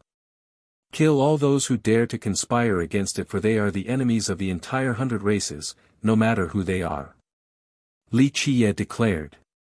This statement wasn't refutable by even a 12-will emperor. Moreover, there was only one of them among the 100 races, Yi, and he was certainly on the Academy's side. Before the great battle, he had made it clear before everyone and re-established the Academy's status. Even World Emperor only sat there and watched. Of course, he thought that this was an internal issue of the 100 races. Quell internal chaos before dealing with external threats. Time to kill the traitors. Li Qie ordered while glaring at Free Sky Immortal Monarch. Even an 11-will emperor like himself felt suffocated and took one step backward. It was as if the guy had declared a death sentence on him. Sacred teacher, even you can't be the arbitrator of life and death. Nevertheless, he wouldn't back down so easily and took a deep breath. Free Sky, it looks like the 100 races don't consider you as part of their group. It's not too late to work together with us now, or don't think about leaving this place alive. Just capture the Academy and subdue them all, then you'll be the Orthodox branch. Sword Emperor smiled and said. Free Sky slightly raised his brows after hearing this without being too expressive. Of course, he certainly shared this thought. This was indeed a tempting request. If he were to massacre Li Qie and the immortal emperors present on top of the Academy, then one battle would change the politics of the continents and the fate of the 100 races. This would ultimately result in his sect possessing an unreachable status in arrogance. The Academy would be no more afterward, same with mysterious bamboo and archaic repository. It would be time for Free Sky to reign. Plus, it was relatively safe because the 3 races right now required powerful allies like them as well, ones that could keep the rest of the 100 races under control. This was a bold thought due to the existing animosity between the two sides. Immortal monarchs were usually united against the 3 races, but what if working with them meant propelling one's status? Free Sky looked over at World Emperor. He was the deciding factor for that side right now, so words from him meant more than anyone else. The 100 races do need an orthodox branch. Let the winners write history. World Emperor calmly revealed his opinion. Free Sky was both excited and breathless. If they were to win, the Academy would turn to ashes and they would become the de facto rulers of the 100 races. Plus, who would know what had actually transpired in this ancient world? Certainly not the inhabitants of the 13 continents. They could make it so that they were on the side of righteousness. Furthermore, World Emperor has been fighting against the Dark Crow all this time now. He was the only one who could take on this guy and stop him from escaping this time around. Just imagining a future with him ruling the 100 races like World Emperor's group with the Heaveners made his heart beat faster. Old geezer, you're quite good at poisoning people. Just a few sentences are enough to tempt these monarchs. That's why you're the leader of the Heaveners. Li Qie laughed and said. It's not poison if it's the truth. World Emperor spoke, clearly making a promise with the hesitating monarchs. Ha, looks like we got some real traitors around, wanting to rely on the three races. I'm simply astounded on how these guys became monarchs. Such an affront to the wise sages who traded their blood for the prosperity of all. From now on, free sky and rumination shall be erased from arrogance. Immortal Emperor Ren Xian was ready to kill, his sword was emitting a terrible bloodthirst. Free sky, for both personal and other reasons, I must take your head. Immortal Emperor Mu Tian pointed at the monarch. Free sky was also a master, so he snorted at such disdain and laughed loudly. Mu Tian, you think too highly of yourself, I'm not afraid of you. Let's go then, time to fight. Oblivion and the other grand emperors in his clan challenged Immortal Emperor Tun Ri. Tun Ri, it's a shame that you managed to survive Emperor Hunt. Let us change that today. Dragon Spear and his 5 peers surrounded Tun Ri. Dao brother, let us see who is better at the sword then, the young or the old generation. Sword Emperor proudly challenged Immortal Emperor Ren Xian. That's right, it is time to fight.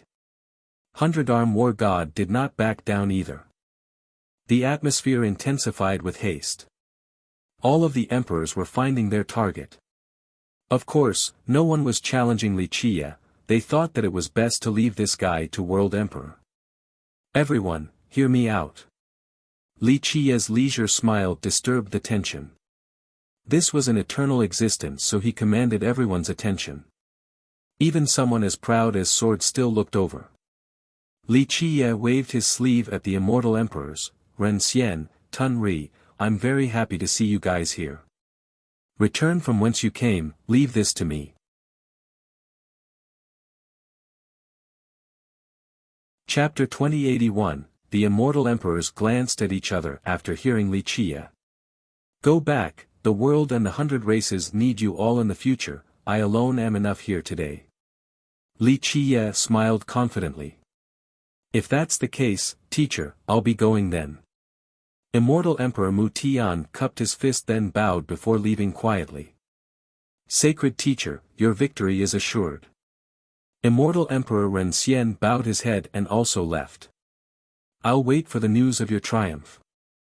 Immortal Emperor Tun Ri laughed and bowed before leaving. In just a short time, these emperors and even the powerful high gods all disappeared into the horizon. This astounded everyone. Only Li Qie was left to fight against more than 10 emperors and high gods from the 3 races. Is he insane? A top high god took a deep breath. Li Qie had the advantage, yet he told all of the immortal emperors to leave so that he could fight alone. How could he take on this great regiment of top emperors? This was before mentioning a true invincible existence in World Emperor. This might be an ambushing pincer. Someone even speculated that it was all a ruse and the immortal emperors would come back to flank them. Alas, they opened their heavenly gazes to illuminate the world and found these emperors to be nowhere in sight. The group that left didn't hesitate at all, especially Immortal Emperor Tun Ri.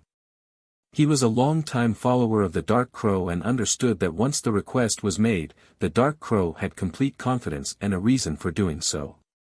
A massacre was about to begin. Dark Crow, what are you scheming now? World Emperor spoke with a serious expression. Nothing, I'm just getting ready to kill, and to be honest, I scare myself when I'm in that mood, so I told them to leave in order to avoid idiotic casualty. Li Qie answered with a smile. How arrogant, you think you alone can take on all of us? Free Sky snorted. He was aware of the Dark Crow's horrific abilities, but he wasn't convinced since even World Emperor was here. Free Sky, when I truly want to kill, an 11-will Emperor like you can't even get into my sight. When I was massacring the top emperors, you were probably playing in the mud on a playground somewhere. 11 wills. Mere trash. Li Qie stared harshly at Free Sky. The guy turned red. Someone like him could look down on people in any generation but was only trash to the Dark Crow. Of course, I'm not aiming at just you. Li Qie glanced around at Oblivion, Sword, and the others while sitting on his throne and smirked, everyone here is trash. The group's expression shifted for the worse. Even the most patient and calm ones couldn't endure the anger of being called trash. They were existences that could cause an entire generation to tremble with one stomp. The only nonchalant one among them was World Emperor. Of course, his mind was exercising great prudence because he understood the Dark Crow more than anyone. A terrible plan was certainly unraveling. The Dark Crow was not an emotional person who would fight a war without ample confidence.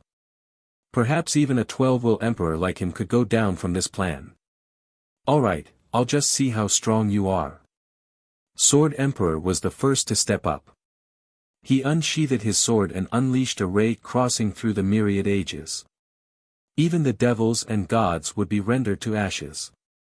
The crowd took a deep breath with chills running down their spine after seeing the slash. Clank!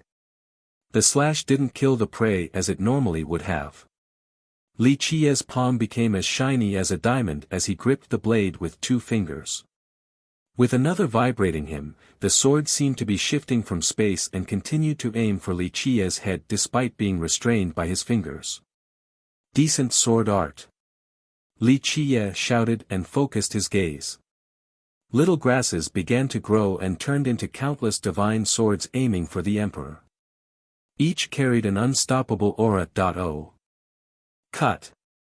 He pulled back his sword for protection and swung it in a circular motion to cut down the rays. Not a single one could reach him. Sacred Teacher, we're taking you down. Dragon Spear, God Edge, and 4 more emperors attacked at the same time. They were from War Alliance with swords, so they followed right after him. Boom! Li Qi's seat crumbled to pieces after he leaped up in the air. Boom! His heavens will appeared while his 4 inner physiques turned dazzling. Both stagnation and demise domain activated and crazily expanded. Rumble. Each of his fists repelled the 6 emperors while his 2 domains supported him. The 6 didn't have any advantage due to the pressure of the area around them. Break. They were astonished at this development and began to use their wills. Dragon Spear and Oblivion with 10 each while God Edge had 9. The insane power of dozens of wills engulfed the world. They didn't hold back at all and caused loud detonations all around. Boom! Sword joined in with his 11 while channeling all of his vitality. A holy power ravaged this earth. It only took the blink of an eye before his holy power turned into a domain. This power seemed to be gifted by the high heaven. It crossed through Li Qi's 2 domains and went straight for him, intending to suppress and weaken his power. Holy Authority Bloodline. The spectators were shocked to see this oppressive domain. Holy Authority was one of the 2 ancient bloodlines of the Heaveners. The immortal version was named Heaven Authority with the power to subdue and weaken others. This ancient version also shared the same property. It could even lower a foe's cultivation by 1 realm, quite a terrifying thing to deal with. Of course, this bloodline was even scarier when used by an emperor with 11 wills. He always had an advantage when going against opponents at the same level. Buzz. Li Qi's 4 images from his Fate Palace appeared and floated around him for protection. The bloodline was completely nullified. Your so-called ancient and immortal bloodlines are useless against me. Li Qie chuckled. The 12 gods and devils jumped out of his palace and fused together with him. He seemed to have all 12 immortal physiques and instantly had an insane boost of power. Boom! All 13 Fate Palaces finally emerged in the sky and poured down endless chaos energy. He looked like a being that had come from the past, one that had lasted through all of these years. He was the world right now and the world was him. The 13 palaces allowed him to exceed everything.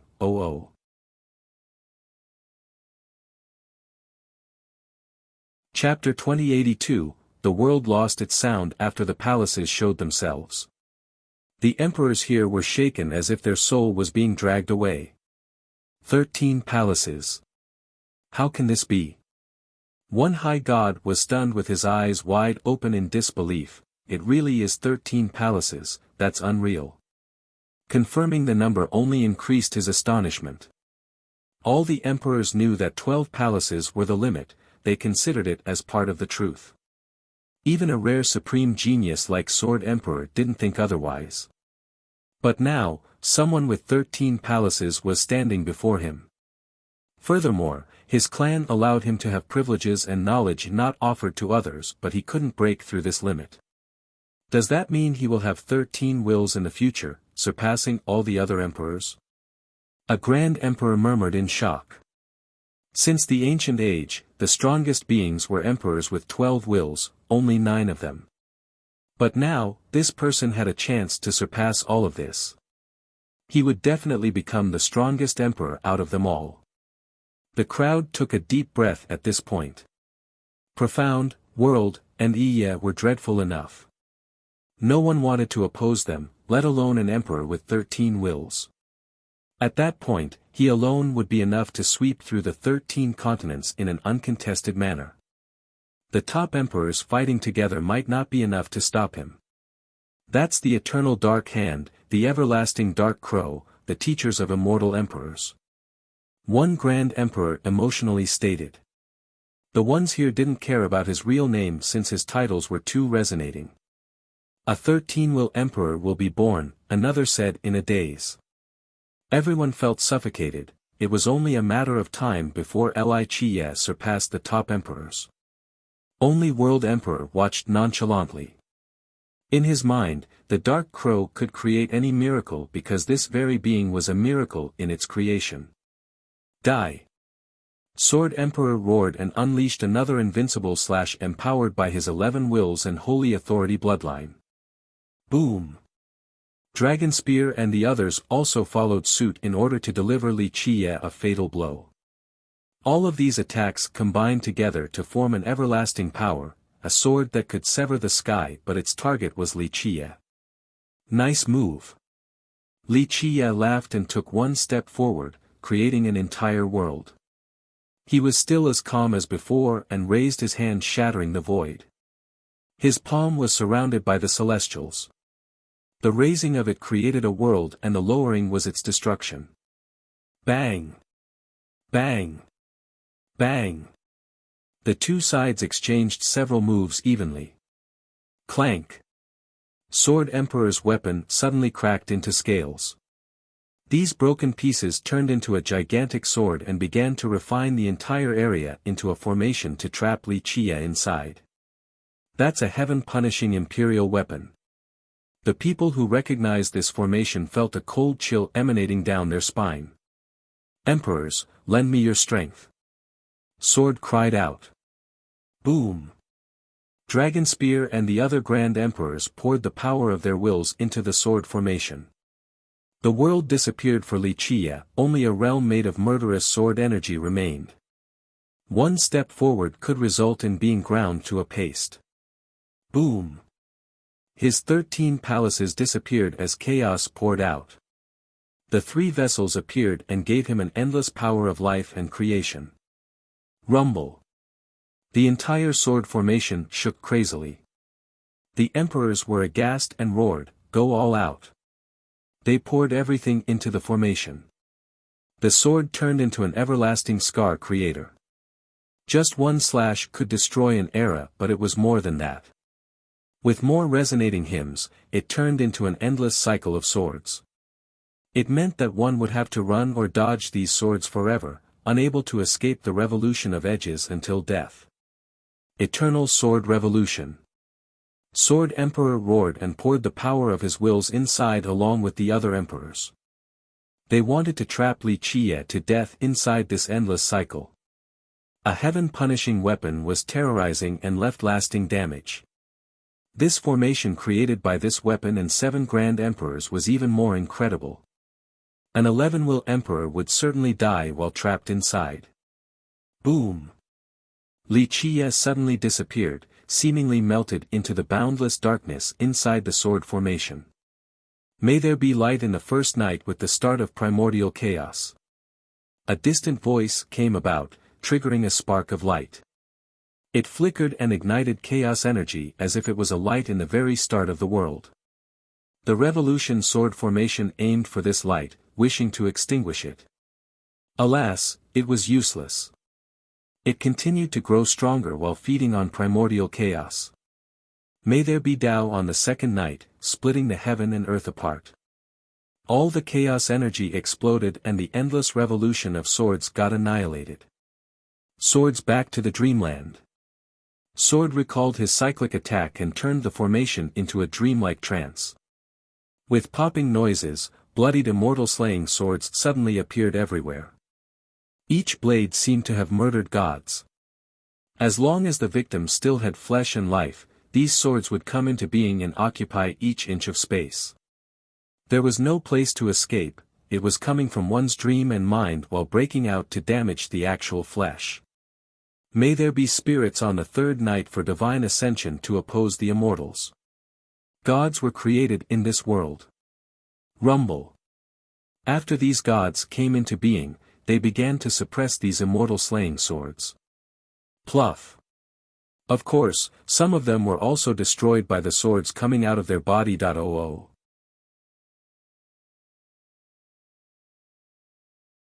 Chapter 2083, Suddenly, immortals were also being born. These true immortals descended from the sky and swept through everything. They broke the swords and devastated the formation. Fellow Taoist, we're coming.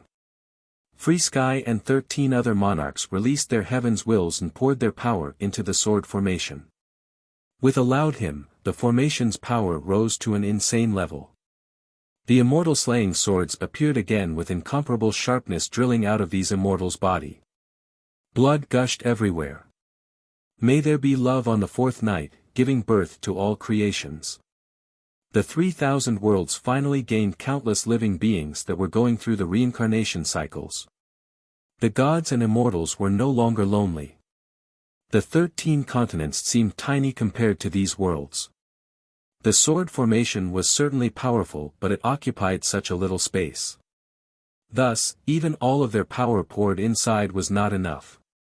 They couldn't create these swords in everyone's dreams for total destruction. Boom! This great formation finally faltered before the fourth night of Li Qi's Tao. The emperors were pushed backward by the resulting shockwaves. Anyone else would have turned into bloody mists. Heaven-suppressing fist.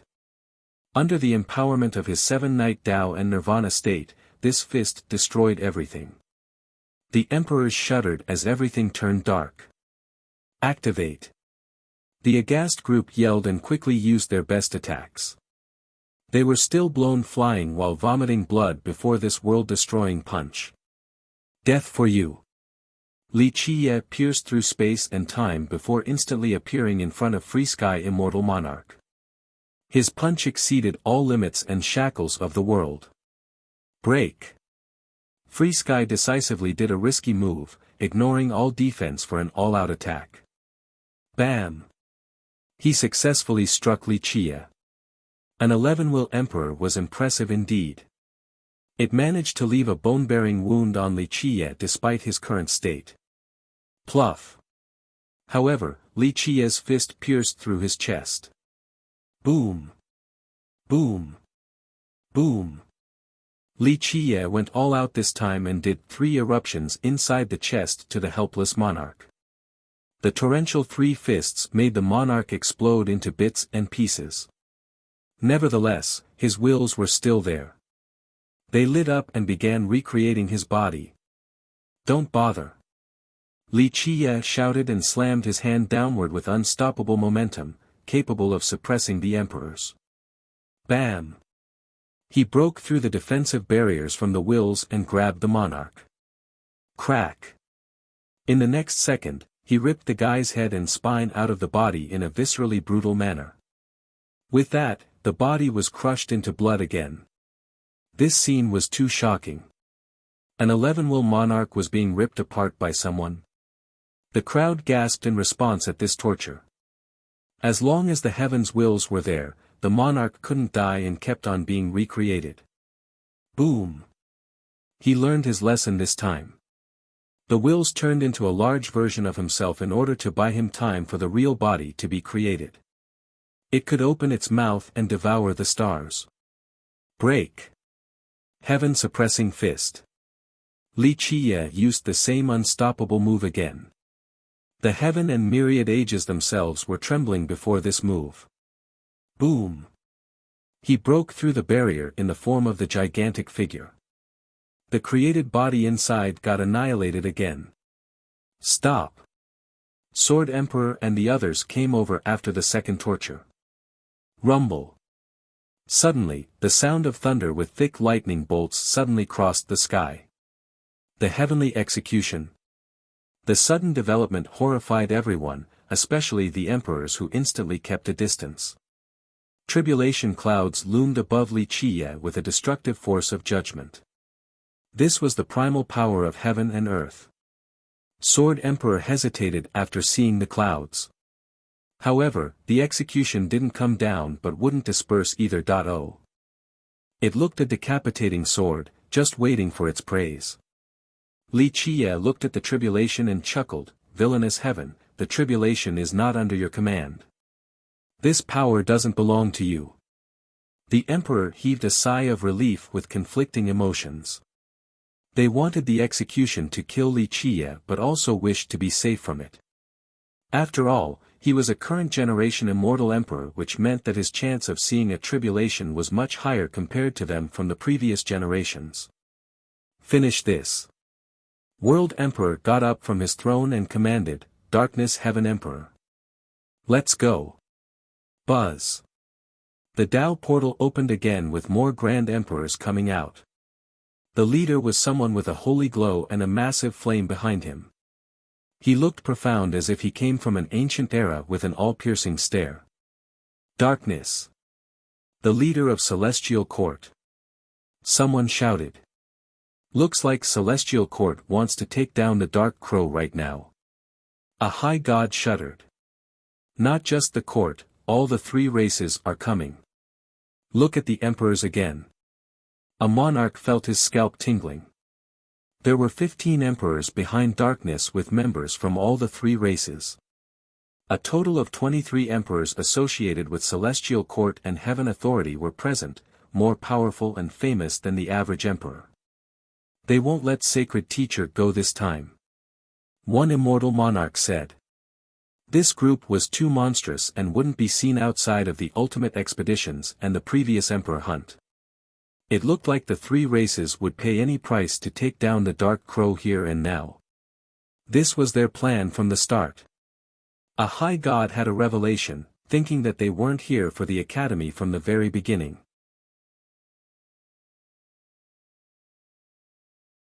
Chapter 2084, Darkness.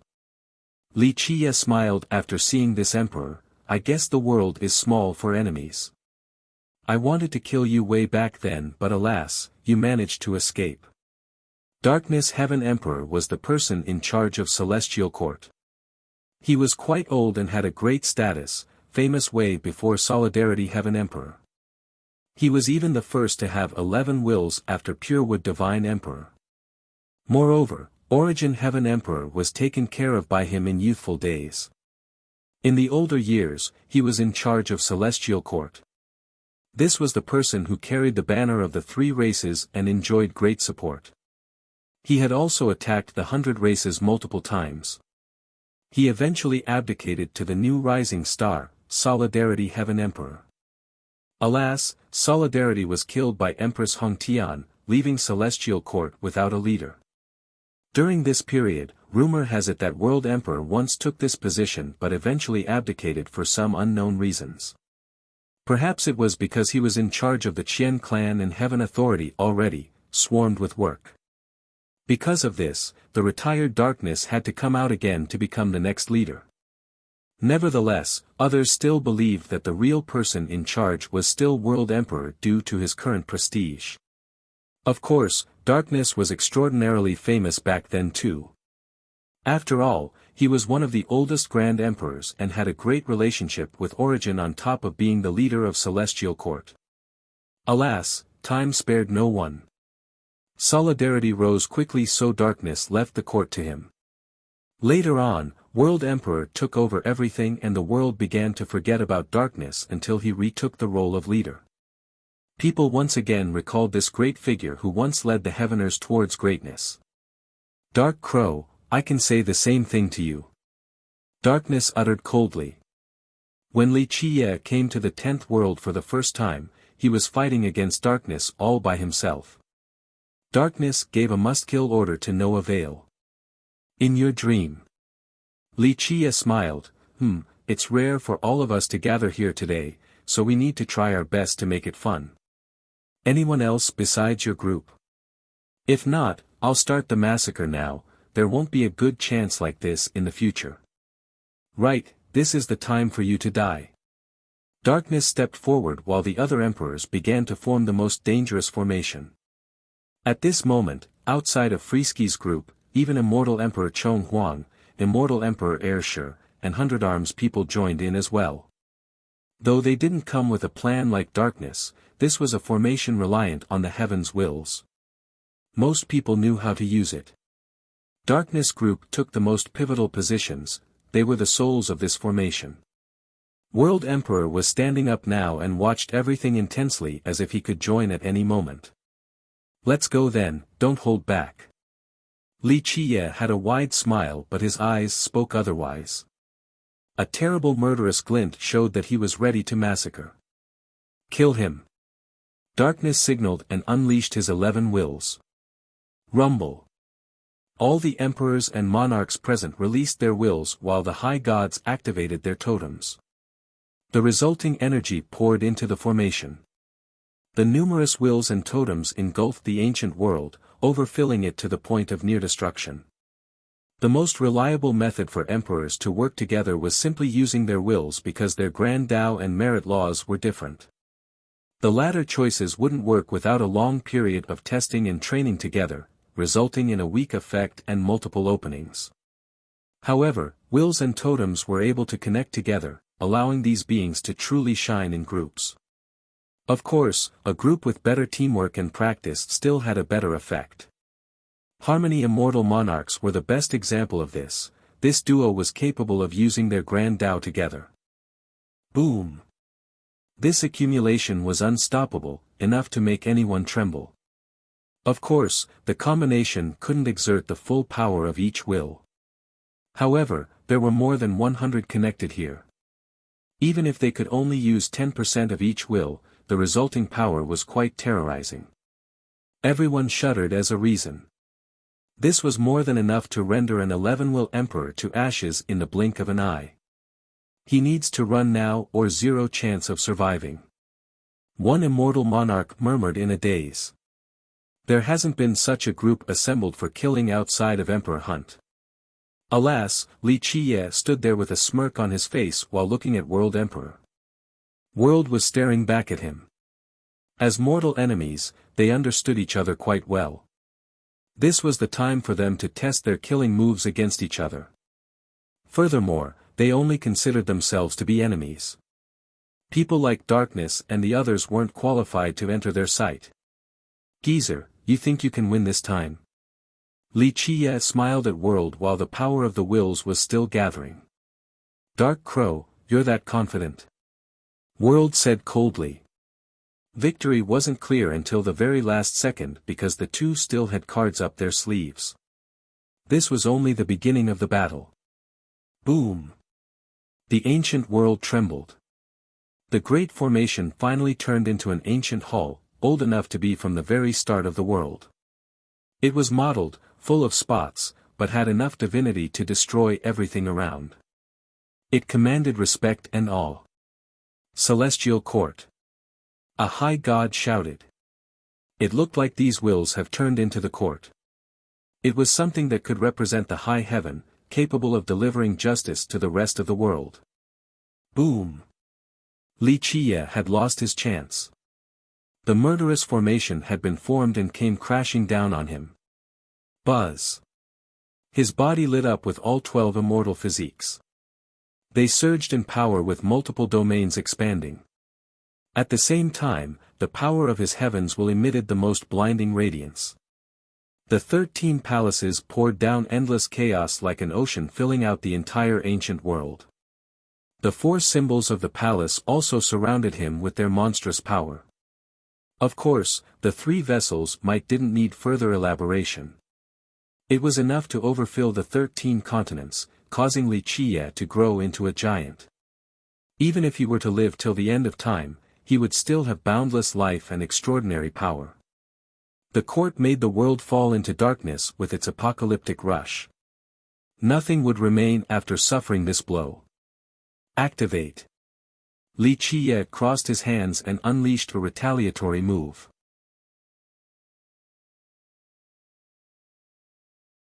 Chapter 2085. One could easily imagine the consequence of using bare hands against the ultimate power of these wills. Pluff. Blood and flesh went flying from Li Qiye's battered arms despite his indestructible diamond physique and the other 11, his will and 13 palaces, his ability to break through all shackles. People finally heaved a sigh of relief after seeing the damage, especially the emperors on the other side. The Dark Crow was still a human made of flesh, which meant that he could eventually be defeated one day. After all, the long-lasting legend of the Dark Crow was too frightening for the emperors. If, say, he was completely fine before this attack, then everyone would fall into despair. What else in the world could hurt him? Ultimately, the injuries showed that he was still mortal, so there was a chance of destroying him. Crack. His body was creaking with blood oozing out, staining his robe in full. Go. He roared and utilized all of his abilities again to the limit. A resplendent glow illuminated the 13 continents as divine rings slowly emerged. Boom! The court finally halted from the descent. An ant trying to shake a tree, fool. Darkness also let out a battle cry. The symbol of the Heaveners on his forehead lit up as he mustered all of his strength without holding back. His vitality melted into his wills and the formation. Gentlemen, we're about to create a miracle, go all out now. Darkness even rotated his longevity wheel so that his most precious blood would join in the formation as well. It wasn't easy for him to live for so long, yet he was still sacrificing his longevity blood. This showed just how serious he was undertaking this risk. He's right, the 13 continents will be ours if we take the Dark Crow down now. Free Sky Immortal Monarch roared and also poured his vitality and longevity blood despite his injuries. The rest of the emperors and high gods no longer hesitated and followed suit. Longevity blood was immensely precious. Vitality can be accumulated and recovered, but this wasn't the case for these drops of blood. Just one drop alone required an arduous refinement process. The group became quite excited at the thought of creating a miracle by killing the Dark Crow. This was an existence that could make emperors tremble, the ultimate leader of the 100 races.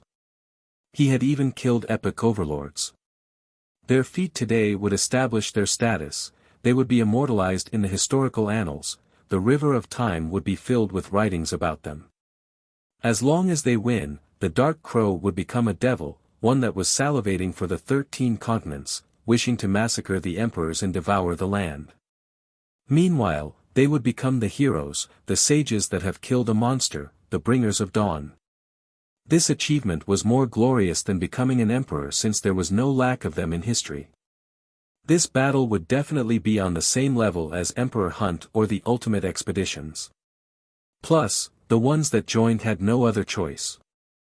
They needed to kill the Dark Crow or he would end them later. Buzz. The court exuded a power holier than anything else in existence.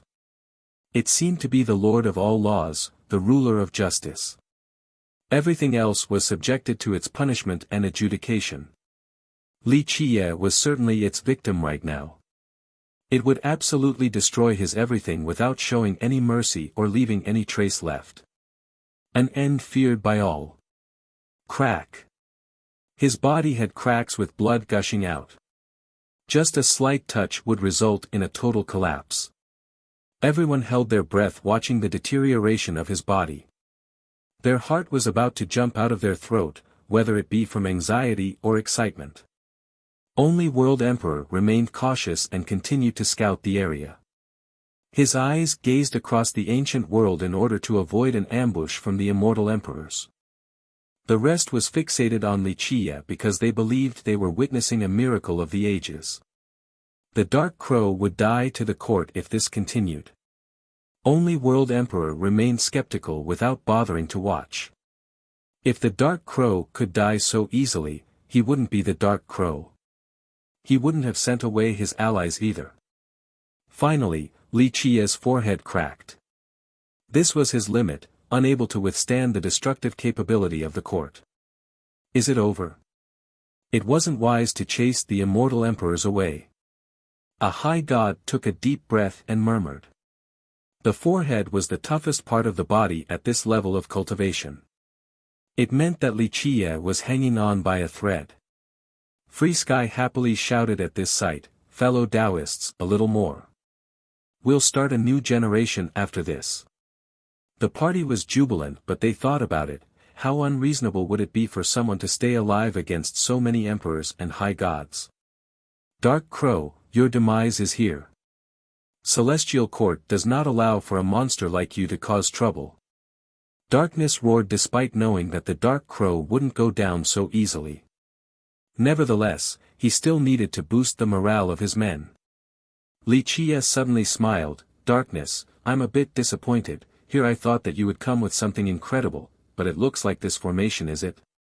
What a stingy start." With that, his eyes turned fierce. "I'm the one who is ending all of this, a bunch of fake gods thinking that you're the lords of the world. Daring to represent the mandate of the heaven? Die." Boom! The high heaven palace oozed out a majestic and dazzling force. The sky unanticipatedly had a huge hole with the power of high heaven raining down. Meanwhile, the palace released countless runic symbols. These runic symbols turned into a supreme grand Tao, one that could represent the will of the high heaven. The palace then soared to the sky, empowered by the strongest force in existence, one that could create the 13 continents and all else, time, space, all living beings.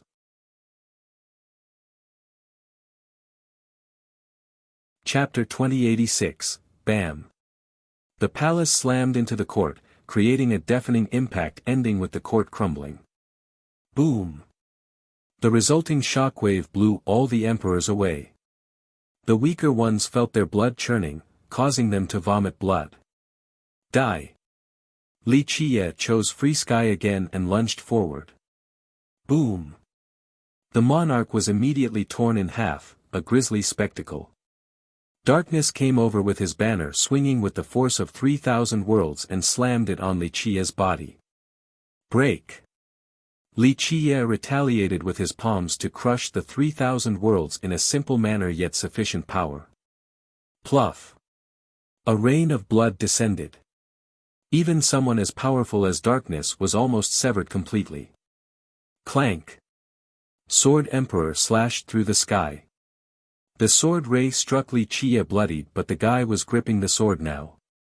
Li Qia used this momentum and turned his palm into a devastating fist. He crossed through space and time to punch sword in the chest. Dodging was out of the question, so his chest was penetrated, flesh and blood spurted out. In the blink of an eye, Li Qia tore Free Sky into 2 pieces before slashing down Darkness and ending with his fist through sword's chest.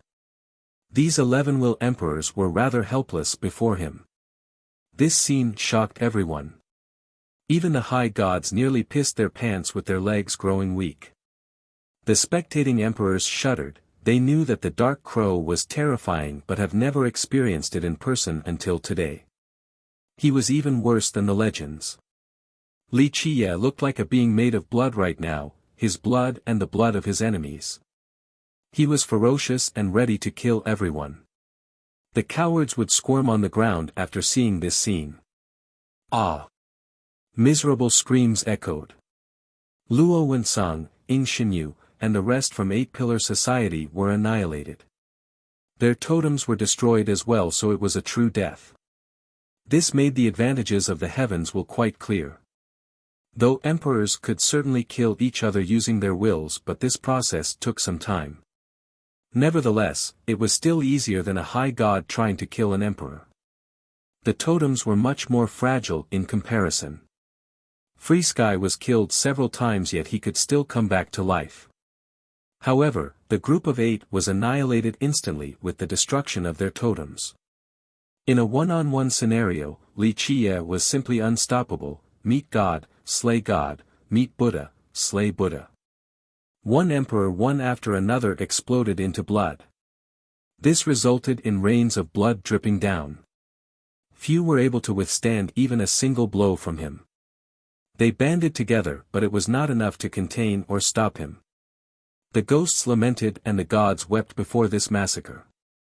Mountains and rivers crumbled, the reincarnation cycles destroyed. People finally realized why Li Qie said that he was afraid of himself once the kill switch was on. The emperors should indeed be afraid of him. There was a reason why he was in charge of the world's direction for so long. Boom! Free Sky was crushed into mincemeat again. Among the emperors, he was the biggest victim, being pulverized repeatedly. That's enough. World finally stopped watching and stepped out of the Tao portal. A man equal to the high heaven has finally taken action. The stars, Tao, and everyone else prostrated before him. Just a wave of his hand was enough to turn over the myriad ages.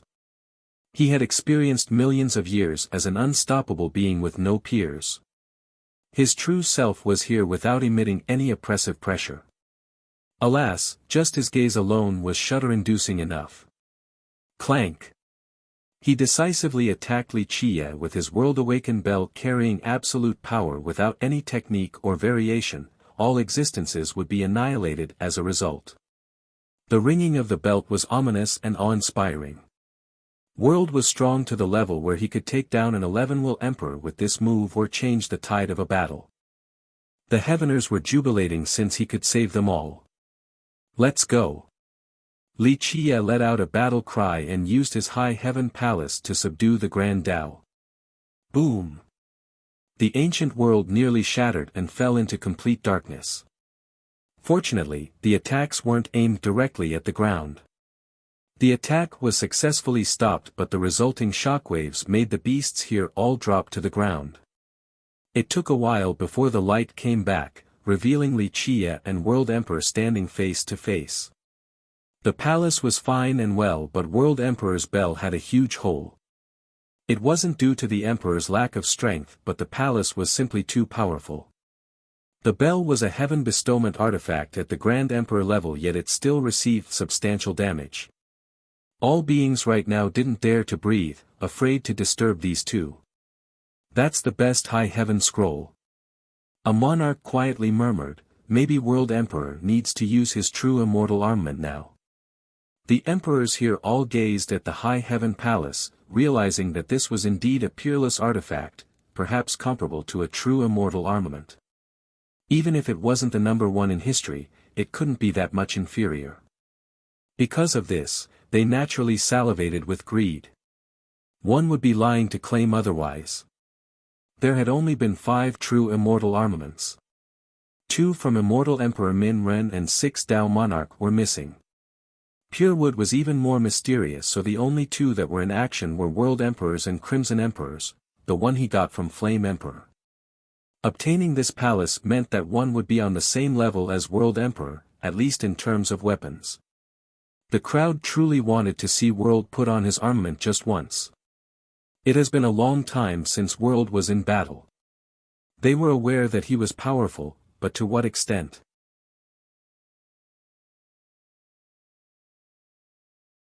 Chapter 2087, The two mortal enemies glared at each other.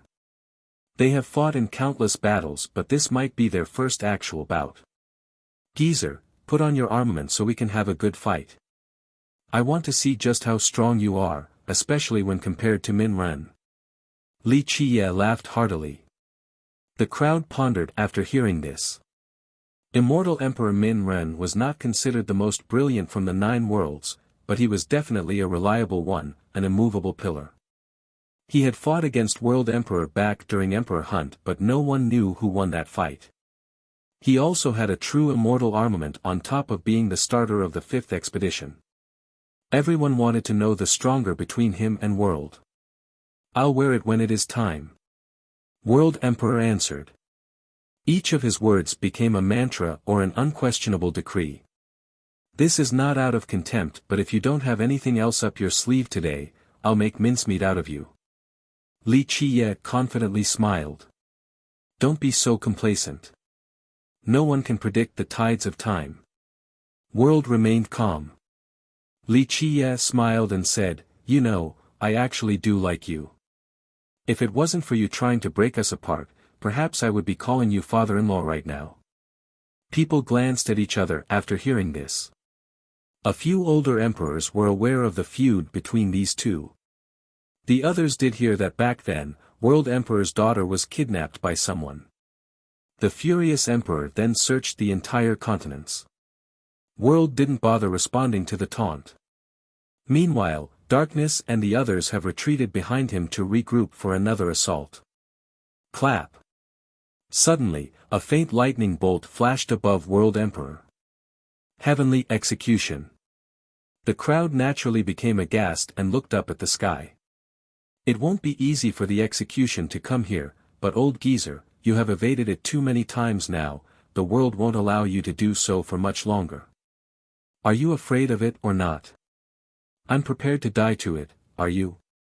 World ignored him again and told Darkness with a stern voice, use Celestial Court's ace now. Well, Darkness hesitated. Now is not the time for this, either pay the price or be completely annihilated. I will buy time for now, but I won't be able to stay for long.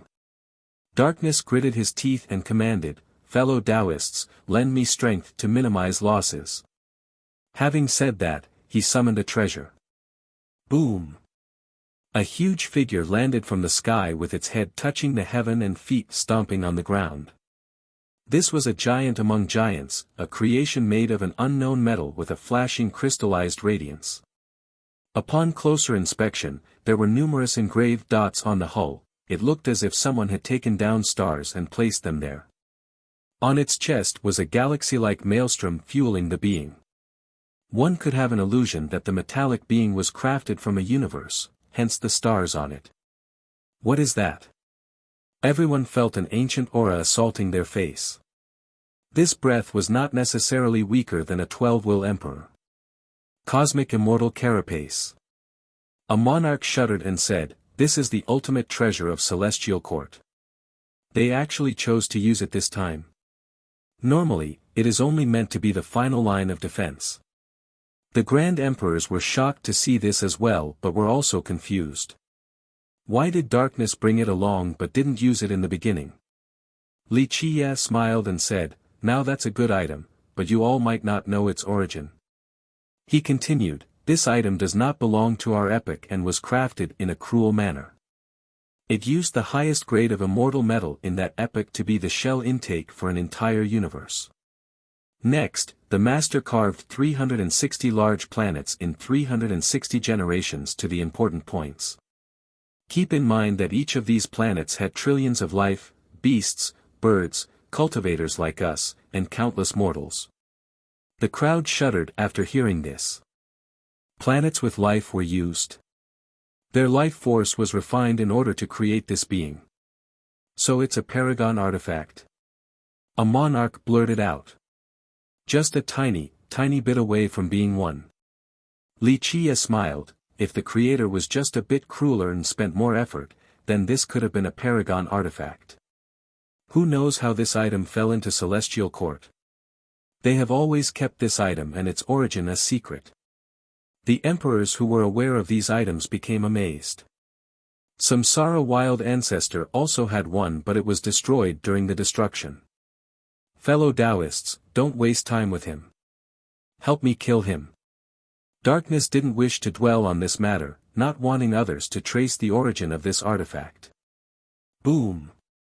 Darkness 11 wills flew into the silver maelstrom in front of the being's chest.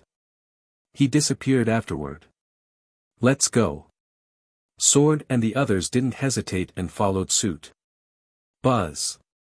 The silver maelstrom poured out endless light just like the first explosion of the universe. A new one seemed to be born at this second while the other 360 planets lit up. A high god quietly said, they're using their wills to activate the treasure. An insightful Grand Emperor who knew about this artifact said, "It actually doesn't need anything to start killing. However, it alone is not enough to defeat the Dark Crow. Even if it could win, it might fall into a slumbering state, becoming scraps. But, if all of these emperors use their wills, it will be much stronger and the losses will be minimal." The court didn't want to take this out, probably afraid of damages. The guy seemed to be very unhappy with the court, so his tone was one of derision. Nevertheless, he was completely correct. This was the reason why Darkness wanted the other emperors to help him. Ultimately, this was their ultimate treasure, so they needed to preserve it. Boom! Immortal halos the size of galaxies stretched out from the being, each could store 3,000 worlds and start an entirely new epoch. Buzz! When the treasure stood before Li Chia, World Emperor retreated behind his Tao portal and the thunder in the sky also subsided.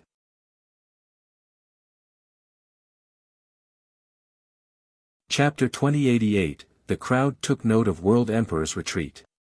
One high god stated, "A 12-will emperor is invincible indeed.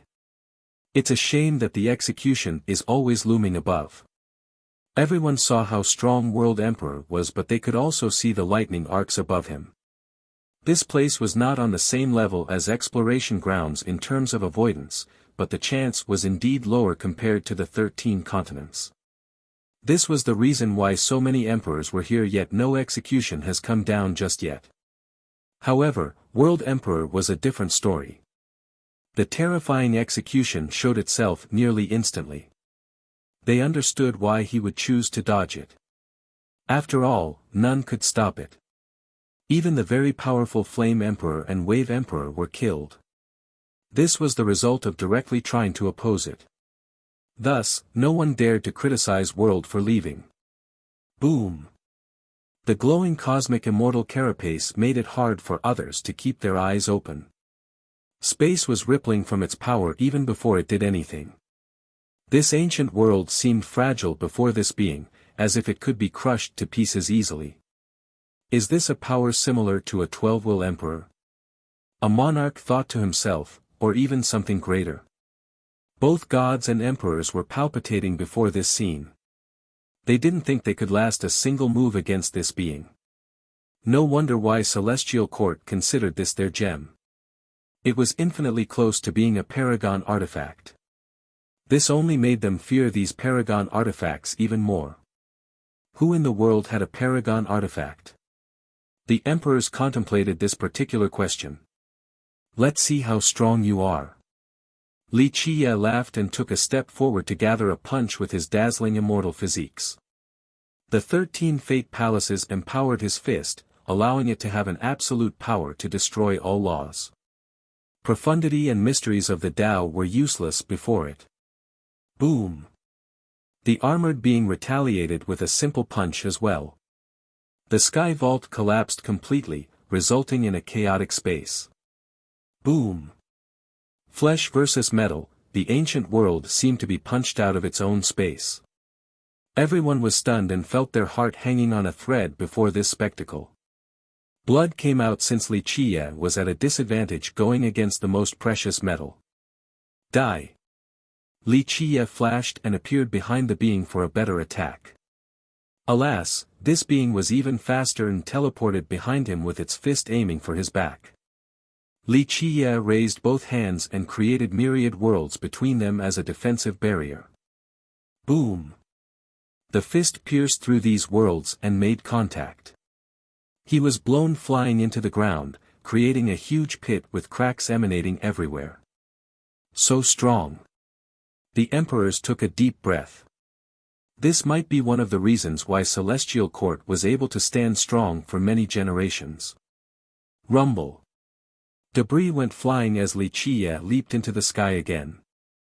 Earlier just now, his flesh was smashed and mutilated, but he was completely recovered and was still as fierce as a tiger. Die! Darkness voice came from the being as it unleashed another wondrous attack. Ha! Li Chia laughed like a maniac and controlled the High Heaven Palace to retaliate. Boom! Boom! Boom! Sparks ravaged this world. The creatures here were lamenting the potential destruction. Just one ember alone was enough to turn them to ashes. That so-called number 1 high heaven scroll is going evenly against the jewel of celestial court. It's incredible. A high god emotionally said. These two particular artifacts were so many times stronger than divine and imperial weapons. Darkness roared and activated the 360 planets carved around the hulls. The being created not just a world but an entire epoch with countless existences. Generations came and went, invincible creatures were being created. All of the epoch's powers fueled the metallic being, the affinity of time, space, reincarnation, karma. Though it wasn't truly the power of an epoch, it was definitely more than the force of all 13 continents combined. The onslaught descended after a loud explosion. Buzz. High Heaven Palace also oozed out an everlasting Tao. It was as if it had become heaven, majestic and lofty, on the same level as any invincible existence. This transformation made everyone want to kneel down for the most respectful ceremony. Even emperors felt apprehensive because it was a power belonging to the high heaven. Bam! The two artifacts unleashed their strongest blows.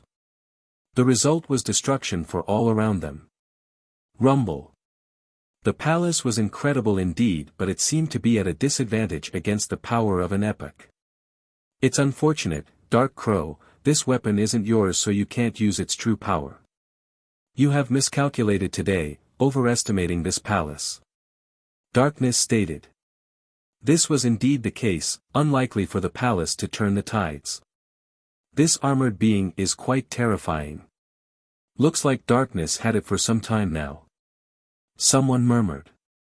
The palace was unbelievably powerful, but Li Qiye didn't have the chance to refine it into his weapon. This wasn't the case for Celestial Court and the Cosmic Immortal Carapace.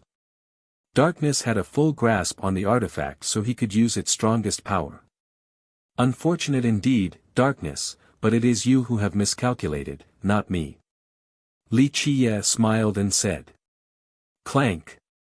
The primordial will appeared and 12 laws coiled around the carapace like spirit snakes. They locked the being completely with metallic clankings before drilling into the chest, the place where the stars and wills of the emperors were residing. They wanted to absorb the power of the being and all of the heavens' wills. Not good. Darkness felt that he was losing control of the heavens' wills. The rest of the emperor became aghast as well.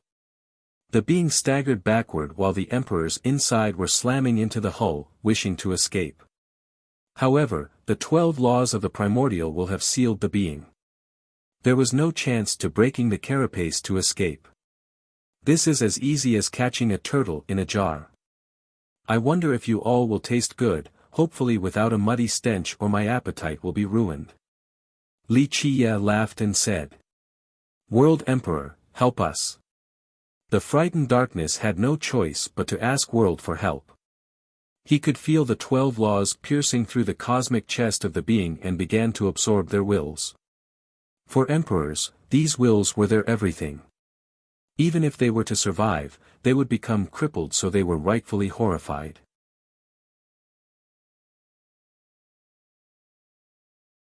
Chapter 2089. No one expected for Li Qiye to be able to seal this carapace with more than 100 wills inside. Just how terrorizing would he be after absorbing them? Halt!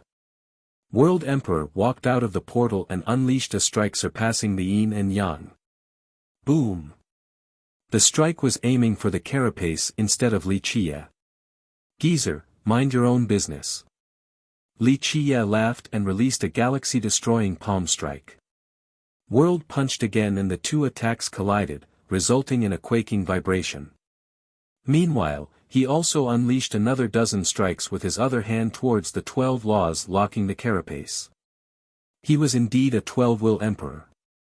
His domain was able to separate the other ruling affinities such as yin and yang, time and space, karma and reincarnation. He was the sole supreme ruler of his space. 11-will emperors were certainly no match for him. Finally, he was able to get the ones inside out of the carapace. They were naturally horrified and all hid behind him. "Move away!" World shouted. The others could see the heavenly execution faintly appearing above World again, so they ran away and kept their distance. Incredible. Everyone was amazed that World was able to reverse the tide right away. The emperors from the three races were even more impressed. World has been able to do this during all the previous crises. Darkness Group heaved a sigh of relief. It was fortunately that World was on the sideline. If he had also joined in like them and got stuck in that carapace, it would have really been over. There was no doubt that he was much more prudent and insightful than the rest. "Thank you, Dao brother." This was the first time Darkness felt such fear despite living for so long. He cupped his fist and showed his gratitude. Though World was much more powerful and famous on top of having a greater prestige than Darkness, Darkness was much older. Plus, he was a founder of Celestial Court, so he had always viewed World as a junior. Nevertheless, World had just saved his life, so he felt deep gratitude. Thus, calling him Dao brother was completely reasonable. For the Dao, achievements trumped age. The other emperors also did the same. They would no longer be here if it wasn't for his interference. Nevertheless, their wills were saved, but their vitality suffered an immense setback. "No need to be polite, we're on the same side." World Emperor retreated as well due to the threat above him. "Geezer, you ruined my fun again. I will destroy your clan eventually for your continuous meddling." Li Chiye laughed. World responded with a cold glare. "Though I couldn't get your dog lives, this carapace is actually quite suitable for me." He pulled the armored being closer. "We have to protect it." Darkness was aghast to see their treasure being taken away. The cosmic immortal carapace was too important for Celestial Court. It would be an unbelievable loss if the Dark Crow were to take it. World had no choice but to step out again and reached for the carapace. "World Emperor, I've been waiting for this day." Suddenly, an old voice came about, signaling the descent of a mighty palm from the sky. It crushed everything in its path while aiming for World. Such a fierce palm astounded everyone. Who would dare to fight World outside of other top emperors or the Dark Crow? World immediately pulled back and raised his palm forward to face the incoming strike. Boom! The majestic shockwave emanating from the impact point scared even the emperors. A figure emerged and stopped World Emperor's path. This was a grey-robed old man with white hair draping over his shoulders. He didn't have an oppressive aura, but his tiger eyes were intimidating, capable of breaking everything. Even emperors didn't want to meet his gaze. Mortal reversion. World became serious with his eyes narrowing. Mortal reversion, ancient god. A grand emperor shouted in astonishment. The high gods took a deep breath and became excited, even the stronger ones among them. The apex existence of the high gods. One of them cried out. The emperors took all the limelight this time during the assault on Celestial Academy. Multiple 11 will emperors, then even Profound, Yi, and World. The last three overshadowed all the high gods. It could be said that their side was no match for the emperors this time. The ones here reflected and found themselves lacking versus World and his peers. However, they became excited after seeing mortal reversion. At the very least, an apex existence from their group could win them some face again. Of course, there were more ancient gods around, but mortal reversion was the most active one. In terms of fame and prestige, Inconcealable Ancient God was the greatest among them. Unfortunately, he has been in seclusion after defeating Darkness and challenging Origin Heaven Emperor. Meanwhile, mortal reversion was still active, so he became the hope and pillar of all high gods. Of course, he also had his own famous tales, such as chasing 3 grand emperors from Wildlad's clan all the way back to Celestial Court. In an older period, he even fought against Wave Emperor. The gods from the 100 races loved him even more because he was from their group. His origin was a demon, some said that he used to be a tiger. Another rumor stated that he was an alumnus from Celestial, but others said that it was for such a brief period that he couldn't truly be considered a student there. Nevertheless, he was on the same level of prestige as immortal monarch Yi in the mind of the 100 races. An ancient god against a 12-will grand emperor. Will a victor be decided today? The high gods were lost in anticipation. In fact, ancient gods have fought against top emperors before. Inconcealable ancient god had fought against Origin before. This was certainly the first battle between these two realms. Alas, no one knew the result, similar to the fight between Mortal Reversion and Wave. They never talked about the outcome, so the world had no idea about the result. I think World Emperor will win, he has a true immortal armament as well. A high god worriedly said. Not necessarily. His peer was on the other side. Remember, Mortal Reversion also has the Mortal King bloodline, that's why people call him the second coming of Six Dao Monarch. It's a shame that he doesn't have an immortal armament, or it would be an extremely brilliant fight. A few emperors felt a tinge of regret. World hasn't put on his gear just yet, but everyone knew that he would do so when the time called for it. It would be a completely different story then. He would reach the very top of the power ranking after wearing it. Mortal Reversion, you wish to fight? World uttered coldly after having his path blocked. And if I do, oh. World, I can hang around, but can you? Are you not afraid of the execution above? Mortal Reversion laughed and said.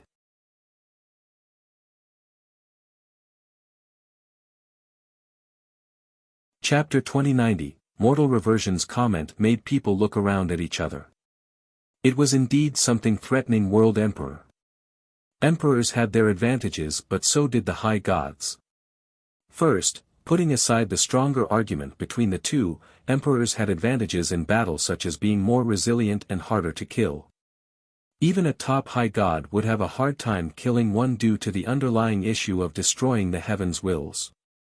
Of course, the pros for high gods included having a much lower chance of facing the heavenly execution. Thus, they could walk around after their own generation, unlike the emperors. Both Mortal Reversion and World were top existences, but World always had to evade the execution. Right now, World's own was looming above him while Mortal Reversion's was nowhere to be found. Unless World could kill Mortal Reversion in around 5 moves, the situation would only get worse for him. Who knows if he could survive dealing with both the execution and Mortal Reversion at the same time. Of course, it was impossible for him to take a rare ancient god down so fast. Yep, a good item. Because of Mortal Reversion's interference, Li Qie obtained the carapace and clapped his hands. Darkness expression became unsightly after seeing their jewel fall into the hand of an enemy.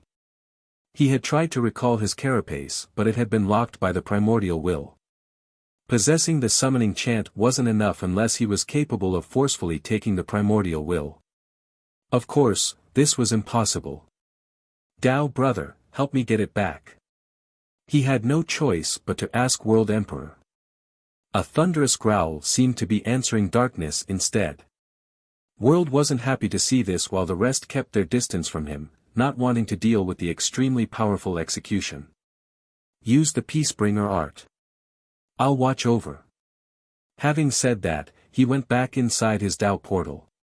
Very well, World, if you don't attack, I won't either. Mortal Reversion also manipulated space and stood inside a different Dao portal. Both of them came prepared with these 2 world-crossing portals. Only they were capable of crafting such a thing. It was clear that Mortal Reversion came to hold World back with no intention of joining the fight. Darkness expression changed after hearing World, the part about the Peacebringer art. In the end, he gritted his teeth and ordered, fellow Taoists, help me use that art to destroy this person. All the emperors were not ready for this, especially the ones from the 3 races. We must do this. An emperor hesitated, they only came for the treasures and didn't expect for the situation to deteriorate like this. What is this art? A new high god became curious. The cruelest incantation in this world. Losing control would mean bringing down everyone, death is assured even with the heaven's wills.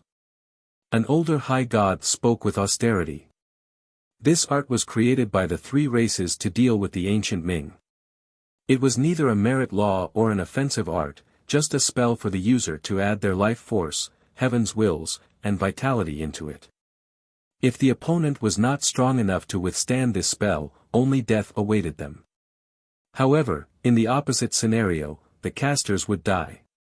Back when the ancient Ming ravaged the 13 continents, they were extremely hard to kill due to the evil nature of their race. The three races had no choice but to muster all of their efforts and came up with this cruel spell. Some said that its foundation originated from pure wood and eventually perfected by the Grand Emperors.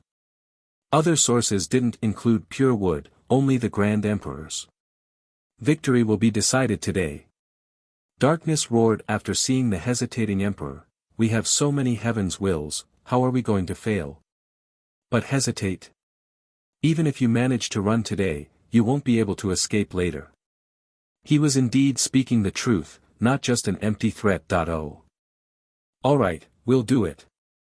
The other emperors decided to go all out. They didn't give the Dark Crow any face today, so even if they were to leave this place alive today, he would come for them later on. Everyone knew of his style, murderous and merciless towards his opponents. Peacebringer. Darkness chanted and runes flew out. The words engraved themselves on the forehead of the emperors. Peacebringer. Their mind became connected right away, ready for darkness to carry out this spell. This was the culmination of the old Grand Emperor's effort. They would never teach it to outsiders, but today, darkness had given the ones who didn't know about it the seal. They didn't need to understand it and still could work together with him. Buzz. Their wills, vitality, longevity, blood, and Grand Tao fused into the spell, turning into a faint energy of death. This energy engulfed the entire place and anything with life. Even if the enemy were to run far away, there was no escaping this curse. Li Qie was no exception either. His body was also shrouded by this lingering and omnipresent curse. Li Qie laughed after feeling the power of the curse. "When you all chased the remnants of the ancient Ming down to the 9 worlds, I came up in order to ask for a way to destroy them, yet you all hid this from me, and now, you use it on me?" When the ancient Ming had total sovereignty in the 9 worlds, Li Qie had no choice but to come up for help. This evil race was too hard to kill. The three races certainly had something to deal with the Ming since they successfully repelled this race down to the 9 worlds. Of course, the three races refused the request. Li Qie was left all by himself before eventually coming up with a new way to kill the ancient Ming. Buzz. He channeled all of his vitality and Grand Tao to hover around him. However, this massive defensive energy didn't stop a tiny, black spot from appearing on him. Suddenly, it started expanding. He focused his power again to expulse this particular dot. His vitality was powerful enough to make it small again. Alas, another dot appeared in a different location and began expanding as well. Buzz. A holy glow erupted around him.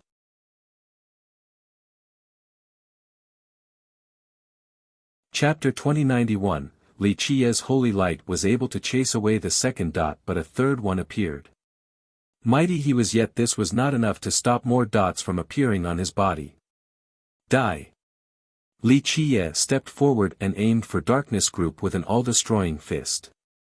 However, they became illusory once he got closer, just like phantoms. It made the powerful strike useless, even though a direct impact would mean pulverization. The group dispersed like smoke before coming together again. Buzz. This attack only increased the number of dots on him. It seemed that its power had only empowered the curse. What's going on? A high god didn't understand and became surprised. A Grand Emperor quietly said, "This is the backlash of the curse. Darkness and the others have become part of the spell. Destroying them would be useless. Any attempt would only magnify the spell's power and directly lead it back. Thus, it would be akin to helping the enemy and attacking himself. This curse is really horrifying. The god murmured, not seeing how the dots were that scary. An insightful monarch said, "Don't look down on those dots. It means there's no coming back from death. It will destroy his Tao and heavens will after failing to withstand it." That's how the three races killed the ancient Ming back then. You are completely right, fellow Taoist. A grand emperor nearby nodded, this is a direct death, not even the heavens can recreate the sufferer. The only way to defeat the users is to overcome the spell, then the users would be destroyed by it instead. This is why it is so cruel, casualty is guaranteed. Buzz. More and more black spots emerged all around Li Qia's body, acting similar to nether fire. They were slowly burning away his life. Dark Crow, you have lost. Darkness' indistinct voice came about, your vitality and will can't match up with all of us, and definitely not all the ancient Ming back then. Don't you remember how they died?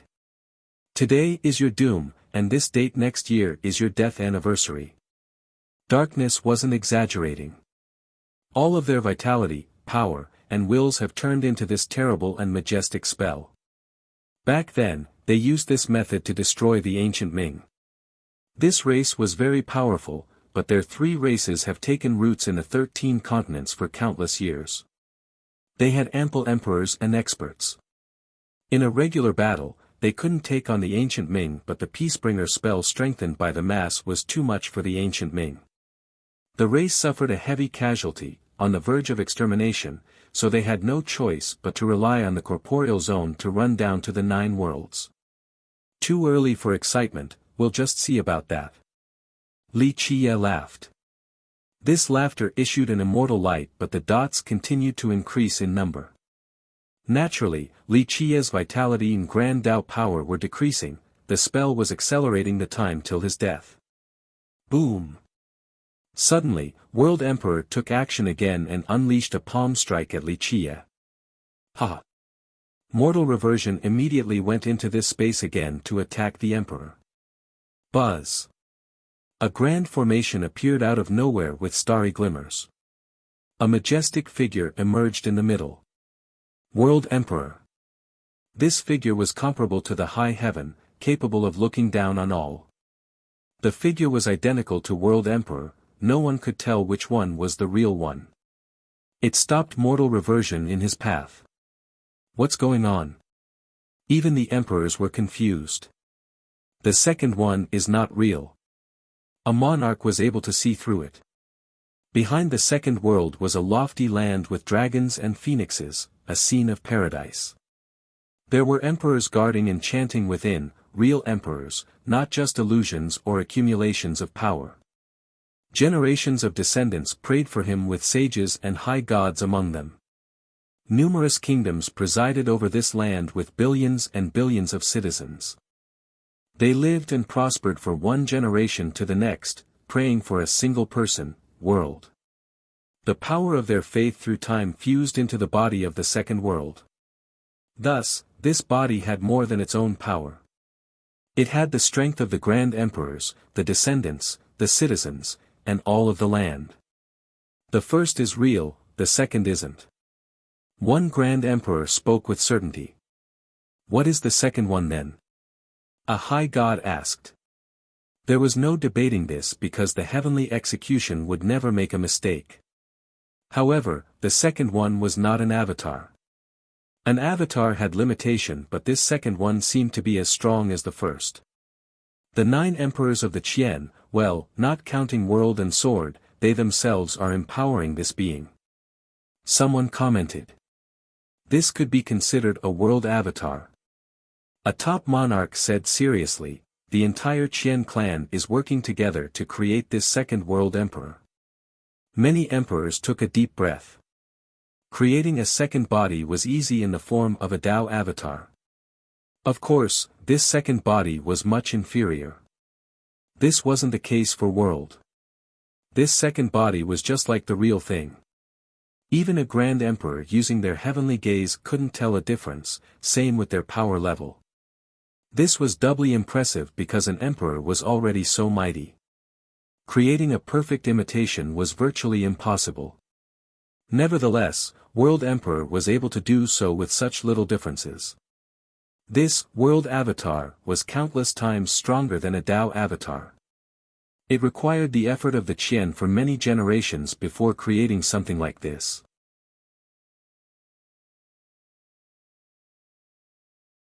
Chapter 2092, The crowd was shocked, the depth of the Qian far exceeded their imagination.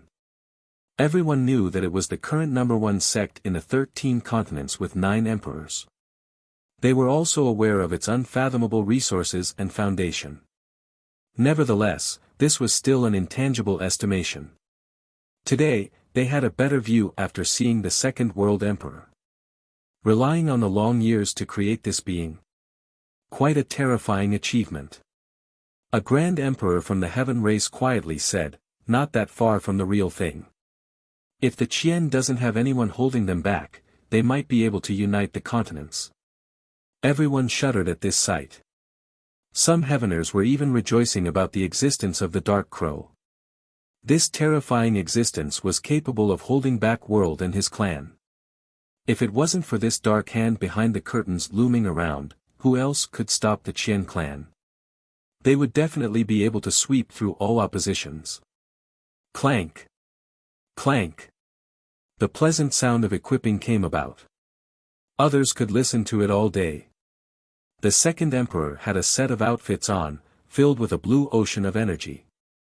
This blue expanse was unreasonably vast, enough to contain the entire 13 continents. A single wave from it could extinguish the sun and drown everything. There was a round moon hanging in this ocean, emitting its cold radiance and basking the ocean with a silvery glow. It looked as if this ocean was hugging the moon. Sea Shroud Moon. A top monarch startlingly exclaimed, "That's World Emperor's immortal armament, one of 5. People were shaken to hear this. Though they have heard of these artifacts before, this was their first time seeing it in action or hearing the true name of this particular one. This name also represented the core Tao symbols of the armament. People were smacking their lips while salivating with greed. There were only 5 of them around, but 2 were missing. It was such a rare Tao artifact. They also realized why he wasn't wearing them in the beginning.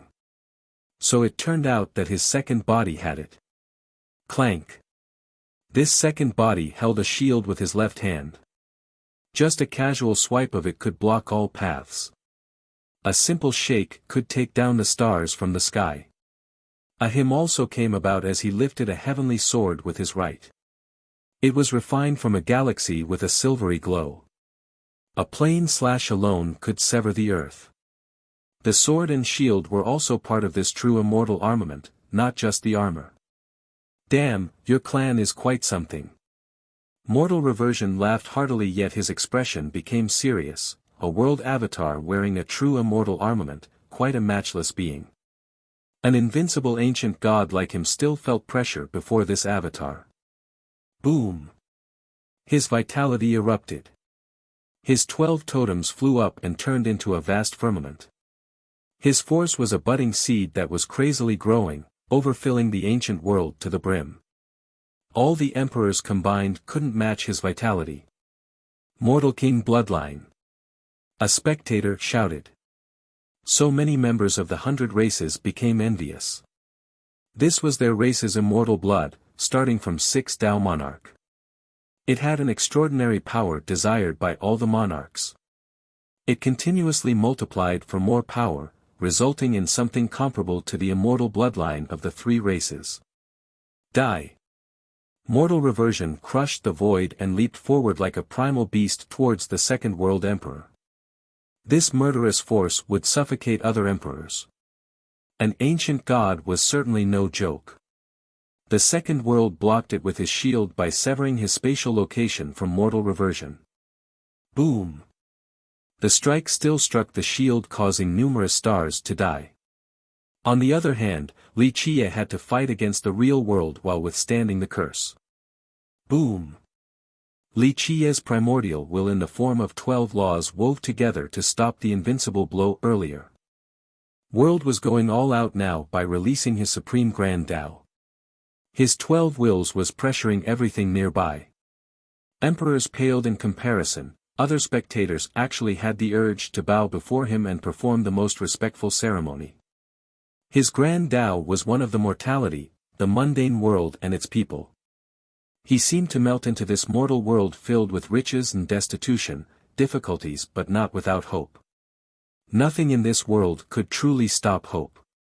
Hope was the driving force, the most impressive affinity of the mortal world.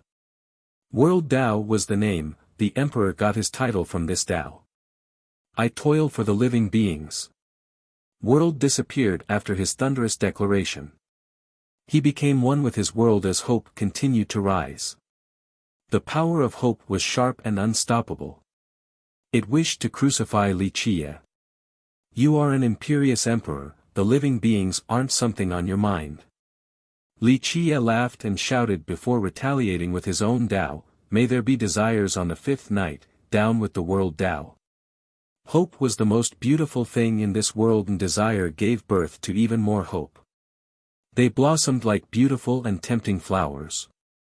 As hope was gradually turning into desire, people had the illusion that they were enjoying the debaucherous and lively world of mortal men. The warmness of springs, the blossoming of flowers, the allure of sex beneath the lamps and moonlight. All of this tempted the heart of men, leading them into a befuddled state. This world that was once full of hope quickly declined from rising too fast. The flowers bloomed rapidly but also withered at the same pace. The grand momentum of the world was gone, all things deteriorated and fell into darkness. Buzz, this power of hope assaulting Li Qie slowly disappeared into nothingness. World was unable to kill Li Qie with this attack. Mercy for all men. World let out a chant echoing for an eternity. In this blink of an eye, he walked out from his mortal world with a resplendent aura. His rays of mercy crossed through the generations and saved the damned men from their own desires. Li Qie's weakened grand Tao was crushed by mercy, compassion, and forgiveness. These forces were omnipresent and warmed the heart of men as hope rose again.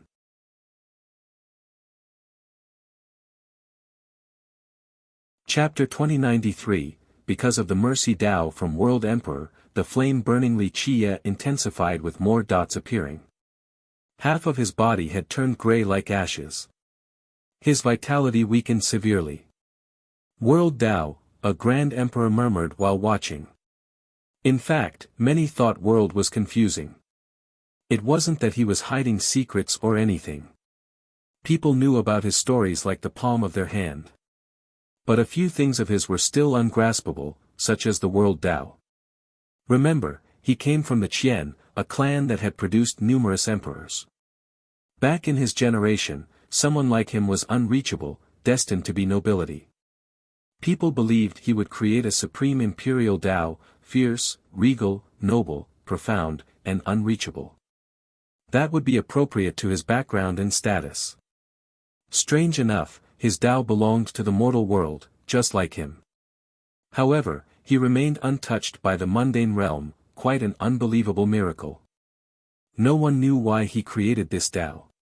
Some said that it might have to do with his youthful experiences, albeit, the details were unknown. You were born adored by the heavens with the bearing of an emperor, mercy and other beings. Don't be like a little girl. May there be destruction on the sixth night, let the devils roam free for an eternity. Li Qie still laughed boisterously and cried out despite his feebleness. The grand Tao suddenly diminished with everything rotting away. From declination came darkness, from darkness came devils and fiends. These little monsters continued to devour and grew stronger in greater number. In the end, these monsters were also swallowed up and a devil king was born. It devoured everything in the world and became the supreme, the only remaining entity. Of course, World Emperor's mercy was eaten as well, so Li Qie's vitality recovered by a bit. Everyone shuddered after seeing this devil king, even emperors. They felt that there was a pair of eyes gazing at them from the darkness. Everything was mere food for this monster. Is this a premonition of what to come? A knowledgeable emperor wondered about the future. They began thinking about the legends of the incoming darkness. Would a monster like that truly be born? One capable of swallowing all living beings and the emperors as well. I kill for the sake of the living beings. World Emperor shouted. A huge explosion blew the darkness away and came the light. His radiating light of mercy cured the heart and augmented life. Buzz. But in the very next second, his Tao suddenly changed to an emotionless and cruel one, like a Vajra taking down an evil demon. The crowd became suffocated. There was no escaping this unstoppable offense. A cold glint flashed and off with the Devil King's head. The darkness dispersed, replaced by the light. The world became prosperous again with a golden era. Boys and girls came into being and enjoyed the peace, intoxicated with the joy of life once more. It seemed as if he had started a new epoch with prosperity everywhere. Pluff. Though this attack couldn't kill Wuxia, blood was certainly spilled. Buzz. The terrible curse maintained its course. A visible dark flame was burning him now. Dark Crow, today is your doom. Darkness loudly gloated. No, it is yours.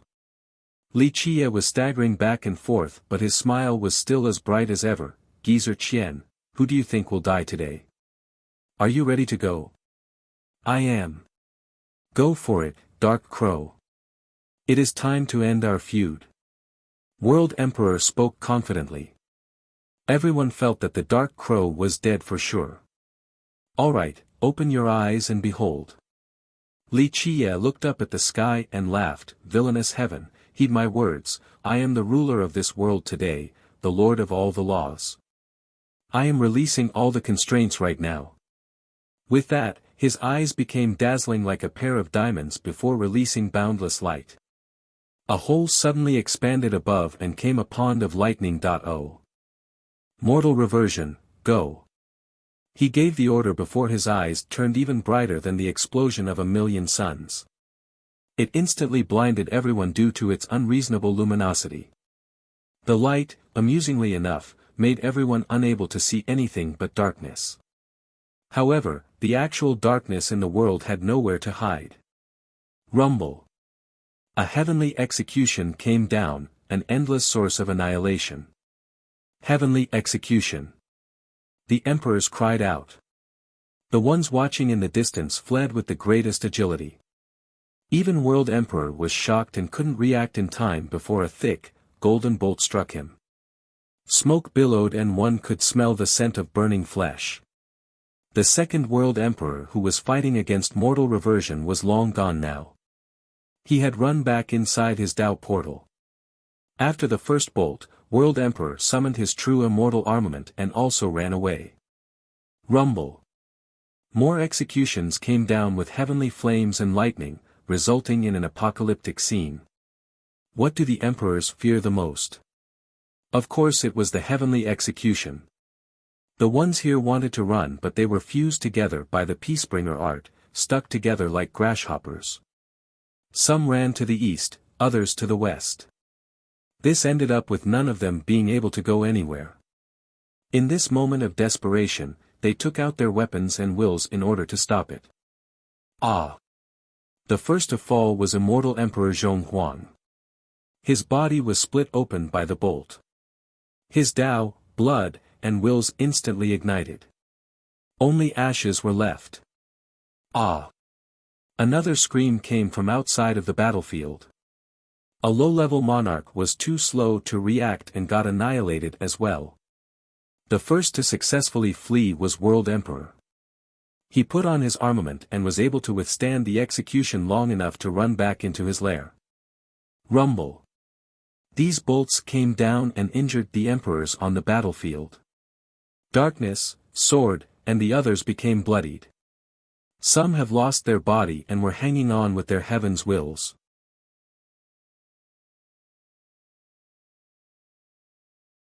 Chapter 2094, The emperors were running for their lives before the executions. It certainly wasn't out of cowardice, only reasons. No one has ever been able to withstand these executions. Flame and Wave Emperors were the best examples. Even 12-will emperors have fallen, let alone them. The high gods also escaped to the horizon. A few emperors didn't react in time and became ashes after letting out a miserable scream. People finally understood why the Dark Crow told his people to leave. He had already planned on using the executions to take down the enemies. Only the ones stuck on the battlefield like Darkness Group couldn't run in time due to being stuck together from channeling the curse. Immortal Emperor Zhonghuang was dead while the others grievously injured while still holding on. Rumble. The bolts weren't only hitting at Darkness, the emperors in the distance, and world. They were also aiming at another location on the battlefield. This place was empty, yet the execution was still destroying everything there. No one could hide from this attack, so the person was forced out. Boom! He fought against the execution with their heaven's wills. What's going on? People saw 11 black heaven's wills floating around this person. No one has seen something like this before.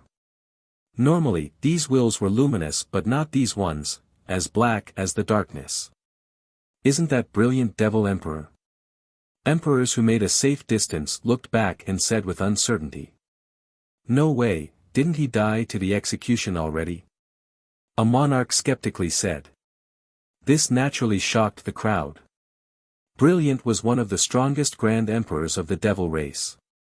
He had 12 palaces and 11 wills, but most importantly, he also had their immortal bloodline, bestowment. He was considered the successor of Flame Emperor, so he was able to control the large imperial organization of his race, Brilliant Platform. Maybe being considered Flame's successor was a curse because his fate was the same, dying to the execution. But now, he was here out of nowhere. People became uncertain because no one could come back to life after being killed by the execution. Even those who had met him before were doubting this as well. It is Brother Brilliant. A devil emperor was certain of this. Alas, the tinge of darkness flashing in Brilliant's eyes made him skeptical. Why did you become like this? He wondered. Brilliant focused his eyes and caused darkness to rise. He became an existence of darkness with black flowers blooming in order to stop the execution. Alas, this was still useless. The darkness exploded into nothingness and the emperor's body got split in half. He relied on his heaven's wills to survive now. Why was he hiding here? Questions emerged in everyone's mind. Screw it, let's go. Darkness Group came to a consensus and headed for World Emperor's Tao portal. As they were running, a cry of a crane echoed across the entire ancient world. A white crane soared to the sky with its wings blotting out everything. A crystallized barrier instantly locked everything and sent this place to a different and unknown dimension. No one was able to escape from this prison. Even World Emperor's portal was banished instantly. Who knows where this crane came from or how it possessed such incredible power? That's not a white crane, it's a gigantic formation that has become one with this world. Someone recognized this right away. More importantly, this formation was created by existences at the same level of emperors. Perhaps even some top emperors, maybe with 12 wills, have participated in creating this formation. It couldn't be created in a day or two since it contained the blood and effort of many across the years. Boom! Darkness and his group unleashed a devastating attack at the barrier. The entire ancient world quaked, but the barrier remained firm. They have spent too much power stopping the execution on top of casting the curse. Their combined attack was much weaker now. Under normal circumstances, they could definitely break through this prison easily. Doing so right now would require a lot of time, but time was not on their side. It's time for the white crane to soar. Li Qie sneered while looking at the trapped group. Brother, please help us. The execution was still raining down on them. Darkness had no choice but to ask World for help. Meanwhile, World was calculating the spatial coordinates. Not only was his Tao portal expelled, but the ancient world itself has been moved to a different dimension. Though the portal was visibly close to the ancient world, they were extremely far apart. Calculating the location of an unknown dimension was not easy, not even for someone of world's level. He needed time as well. Alas, the group couldn't wait for much longer. Immortal Emperor Airshur was the next victim to the execution.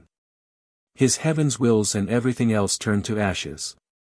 Boom! Brilliant Devil Emperor, on the other side, exploded into bloody mist as well. Another person falling to the darkness. Li Chiye coldly uttered after seeing the death of this particular emperor. Buzz! Brilliant's body was reconstructed. He crazily roared, "Please come down, it is time to end him." His body oozed out a black glow, instilling chills into everyone. It wove together to form a diagram, seemingly wanting to summon something. Boom!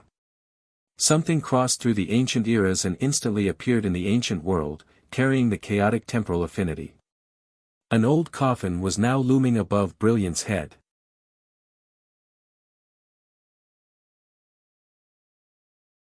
Chapter 2095. This coffin made out of stone lacked carvings and decorations as if this was its natural form upon inception. It carried the traces of time with spots everywhere. Perhaps it was even older than heaven and earth. It emitted a strange and unfathomable aura not belonging to any power affinity in this world. Because of this, the emperors felt suffocated by its immense might. Only a 12-will emperor would be able to withstand it. Li Chiye smiled with his eyes slightly batting. Death Coffin, it truly exists and has finally decided to show its face. Death Coffin. Even Sword Emperor was shocked, one of the 9 heavenly treasures. The rest of the emperors felt the same astonishment. They naturally understood the significance of one, especially when it had a master. Even a paragon artifact couldn't compare to one. Rumor has it that when the ancient Ming ravaged the 13 continents, it wasn't just because they were evil and fierce. Rumor has it that they also had one of these treasures, corporeal zone. The death coffin was also one of them and corresponded with the death scripture. Creak. The lid slowly opened to the halfway point. One could see more light coming in and out, there seemed to be a terrifying power within. Rumble. It actually managed to suck in all the heavenly executions. It was able to withstand and absorb these lightning bolts. Darkness heaved a sigh of relief after the sky became clear. They looked over at Brilliant Devil Emperor and became slightly confused about the validity of his rumored death. Fellow Taoist, thank you. Darkness cupped his fist towards Brilliant. Our 3 races come from the same race, so we're on the same side, no need to be so polite. Brilliant said with a smile. Nevertheless, some emperors still remained cautious, such as Sword. Brilliant's wills were dark and this gave them a terrible feeling. Brothers, we need to kill the Dark Crow now. Brilliant told them with a serious tone. The group hesitated for a bit, unlike before, because the previous attempt had left a shadow in their mind. The Dark Crow could call down the heavenly executions. Brothers, there will never be a better opportunity, our 3 races won't be able to rise if we miss it. We might be able to run today, but he'll take care of us, one by one, in the future. Will we ever be able to gather in such great number again to use Peacebringer? Brilliant persuaded. The others naturally understood this, but the fight earlier truly frightened them. The damned crow was too terrifying. Plus, brothers, we have the death coffin backing us up. All conditions are on our side. When do we kill him, if not now? Brilliant raised his voice. Who is using that death coffin? Sword shouted back. You'll find out in the future. Brilliant said, 12-will emperors aren't necessarily the strongest in this world. Our 3 races have even more powerful beings yet to come out. Brothers, think about it, if you don't want to fight for our races, then I'll be leaving. The guy wasn't only spewing righteous rhetoric. This was also a veiled threat. If he were to leave, the executions would come again. Alright, we must work together for the sake of our 3 races. Kill the dark crow and the future shall be ours. Darkness finally gave the order. The others exchanged glances, realizing that they had no other choice. It was either to withstand the execution and wait for World Emperor to kill his way back, or to work with Brilliant. Perhaps there was still a chance of victory with the death coffin on their side. In fact, they truly wanted to know who was behind Brilliant, an existence capable of grasping the death coffin. They also understood why Brilliant didn't die to the execution back then. Good, let us be of one mind.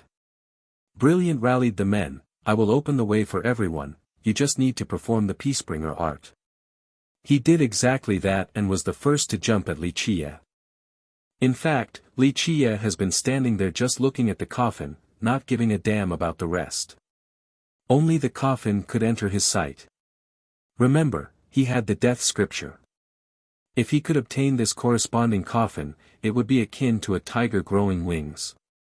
When Brilliant finally sealed his area, he looked over and smiled, an 11th Grand Emperor of the Bestowment bloodline, considered to be the successor of Flame Emperor. What a joke, you are not qualified to be his successor. He had an unparalleled battle record, a majestic man. You are a mere dog to the darkness, a slave to an overlord. No need to flatter yourself by assuming the successor role. The others remained quiet. Though they didn't know the details, they were aware that Brilliant was no longer the same as them. Brilliant was naturally humiliated by the comment. Ultimately, he used to be a famous Grand Emperor who controlled the strongest organization of the Devil race. But now, he had become someone else's servant, a guide of darkness. Dark Crow, you have been arrogant for so long, others are annoyed and have decided to punish you. Brilliant coldly uttered. Arrogant I am, but to send you to punish me? Ha! Li Chia retorted. He continued on with a gaze of disdain, I have experienced the darkness and death more than you. Tell your master to come out, I'll see how he compares to Samsara wild ancestor.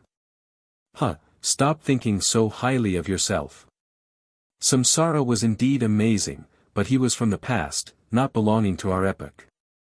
Thus, he faced limitations, but there are those beyond imagination.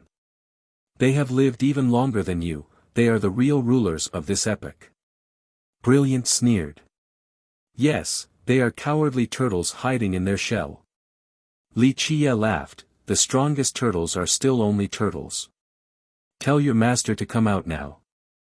If I can slay a past overlord, I can also kill a present one.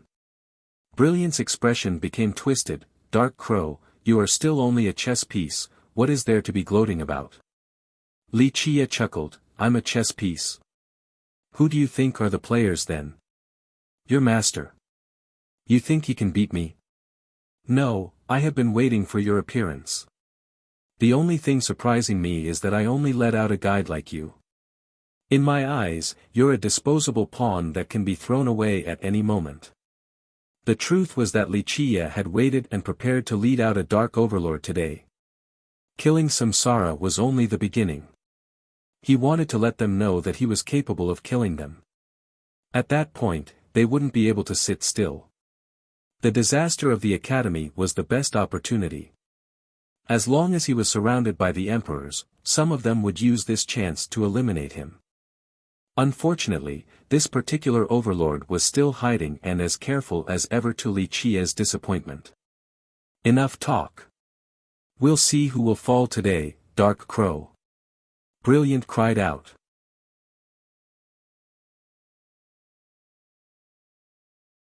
Chapter 2096, Only an Ant, Not Worth Mentioning. Li Chia glanced with contempt at Brilliant before turning his focus back at the coffin. Fine, Dark Crow, die. Brilliant was furious and turned his palm, revealing a devil mirror spewing out dark energy of death. Buzz.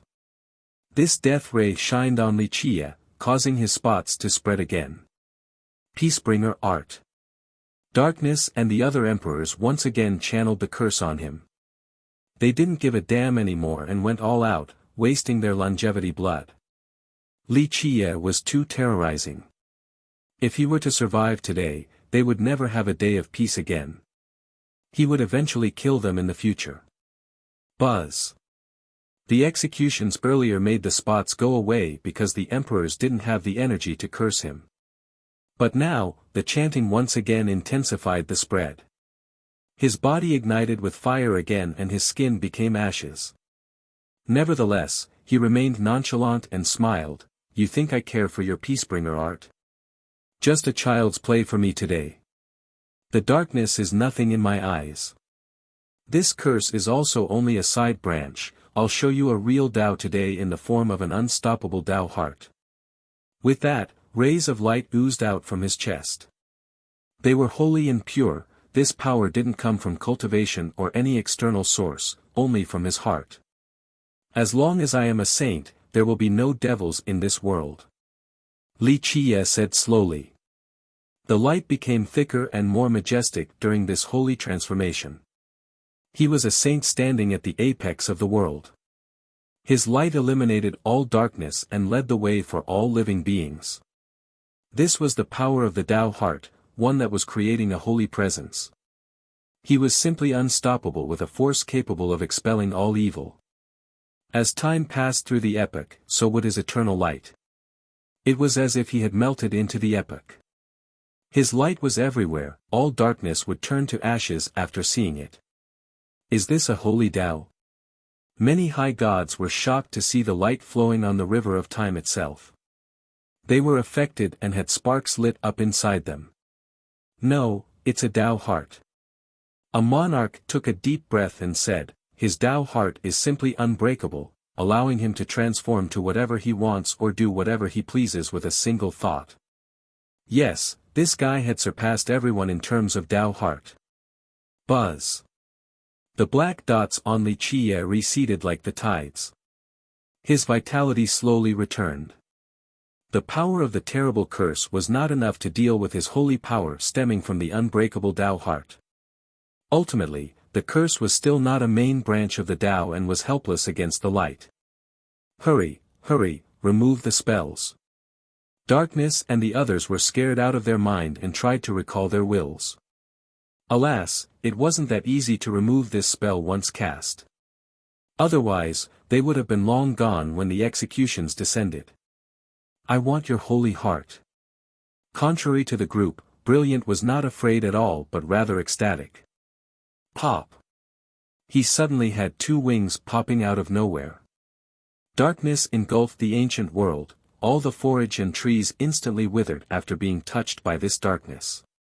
A starry formation emerged on this emperor's chest, causing him to tremble as if someone else has taken over. When he opened eyes again, only darkness, death, and greed could be found within. Anyone who fell into this dark world would never be able to enter the reincarnation cycle again. Pluff! He stretched out his devil claw and reached for Li Qiye's chest. It was unreasonably swift, intending to take out Li Qiye's heart. Nevertheless, the claw was stuck in an ocean of holy light. The power of light restrained the darkness.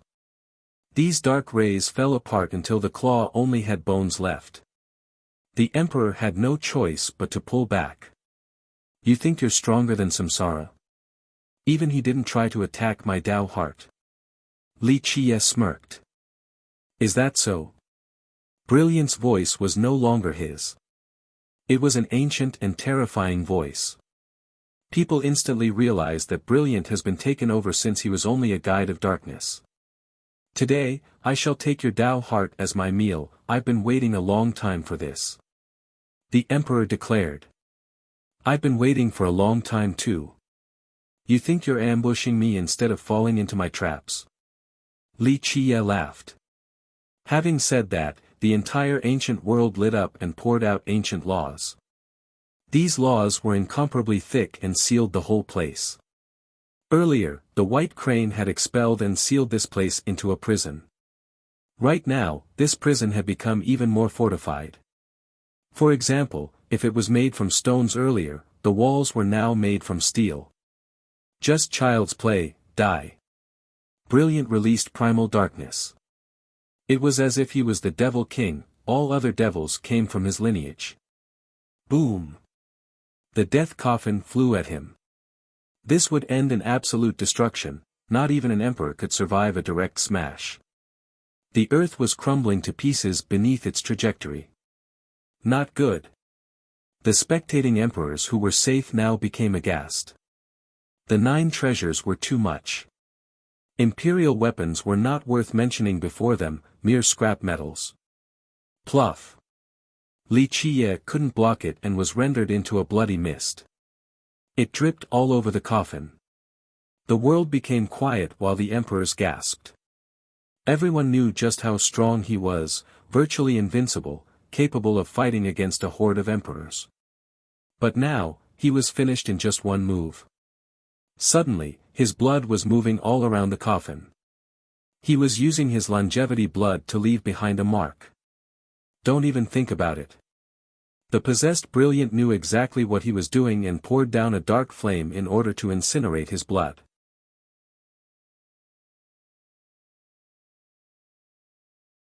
Chapter 2097, Bang. The ancient world turned into a mirror with the academy at the center. A boundless holy light surged from every inch of the land as if it had permeated deep in the mud long ago. The thickest of them all came from the academy with the shape of a pillar, capable of refining all darkness and washing away the impurities in the world. Buzz. The light overwhelmed the darkness so remnant ashes scattered from the sky. The dark flame was blown away so Li Qiye's blood remained on the coffin. The academy still has this power? Everyone was shocked. They thought that it had used all of its resources earlier just now, just hanging on for this long was impressive enough. But now, it exuded a power capable of fighting against Brilliant. Destruction. Brilliant smashed down on the pillar of light coming from the academy with a hammer. The strike was so devastating that the entire academy was shaking, on the verge of extinguishing. You need my permission first before destroying the academy. A handsome middle-aged man appeared above the academy out of nowhere. His life force was majestic, causing spring to return to the land. Immortal Monarch Yi. A monarch from the 100 races shouted. Why is he here? The crowd became slack-jawed. Earlier, Profound Emperor had led him away for a chess match, so this counter surprised everyone. Profound's chess abilities are bad, no need to continue playing with him. Yi laughed and said. Clank. An armored suit appeared around him while spewing immortal radiance. A mark floated above him. Mortal King Seal, that 6 Dao monarch's true immortal armament. This artifact was named Mortal King Seal by 6 Dao monarch. When he fell to the heavenly execution back then, it became missing, never to be seen again. Thus, the crowd was astounded again. Immortal Monarch Yi had been hiding too much. The 100 races have been pretending to be weak, one Grand Emperor shuddered. Everyone realized that the monarch probably obtained this armament a long time ago, perhaps even before his ascension. However, no one in the 13 continents was aware of this. The question became, why did he hide it so well? They immediately thought of someone else, the Dark Crow. These two had a good relationship together, so perhaps the Dark Crow had something to do with the monarch possessing this armament. Of course, their clandestine intent became more obvious now. This fight didn't come without planning on the other side. Perhaps they were ready for this from many generations ago, starting with the ancient world. Darkness and the others foolishly walked straight into this trap. Boom! Yi was unstoppable with his armament and 12 wills. The possessed Brilliant became serious after seeing this new challenger, immortal armament on a 12-will emperor. Yes, all of this was meant for you and this death coffin. Li Qiye had successfully recreated his body and left a bright red mark on the coffin. People shuddered after hearing this. That's the Dark Crow for you, scheming for years until today and was going to take down so many emperors in the process. With just you two. Brilliant was unperturbed. His gaze remained stern and disdainful towards all. And me. A domineering voice came about. Mortal Reversion Ancient God was now standing next to Li Qiye. The crowd became breathless. Just the dark crow was scary enough, but now, mortal reversion in Yi made it even worse. I knew you would come today. Killing Samsara would have alarmed your group, realizing that there were still people in this world who could threaten you. Thus, you all must kill me and take my Tao heart. And when is a better time than the siege of the academy? Huh, so easily baited. An even bigger net. A monarch thought that the dark crow was terrifying not because of his power or political influence but rather his schemes. No one would be able to escape from his plans spanning for millions of years. So what? You don't know the extent of the terrible beings you are facing. Brilliant revealed a malevolent smirk. Stop thinking so highly of yourself. Li Qie retorted, you think you can compare to the villainous heaven? I have returned alive from the final battle, so I do not fear your group. It's just that you all are so good at hiding, so I can't kill you all. The emperors glanced at each other. One grand emperor whispered, so it is true, he has experienced an ultimate expedition before. They have heard of a few legends about this before, that the dark crow managed to return from an expedition. The man himself had verified it just now. Alright, let's see how tough you are. I am not someone Samsara can compare to. The darkness possessing Brilliant was still as confident as ever facing the trio. Let's go. Li Qie laughed heartily. Boom. The high heaven palace fused into his body. His eyes turned bright as he sucked away the executions inside the coffin. Rumble. The bolts naturally attacked him, but they were absorbed by the palace. Of course, it alone wasn't enough due to the sheer amount of power. The 4 images in his palaces were also doing the same thing: Ancient Void Rune, Heavenly Tao Primal Chapter, Life Origination, and Epic Leaf. Of course, the Ancient Void Rune was doing the most work like a whale swallowing water. Crackle. After taking in the bolts, lightning currents channeled around him, making him look like a heavenly execution in human form. Damn, another ace card topping the previous. One spectator murmured. However, people simply didn't understand how he could call down these executions and even control them to an extent. One must start with Immortal Emperor Muzhua. This was someone who had peered into the high heaven and had written down what he found. He gave all of this knowledge to Li Qie. Li Qie had even taken a step higher, having traveled to the end of the world before. He understood that place even more, so he filled in the blanks and eventually created a supreme merit law, Heaven Seer. This became one of his key moves in this plan.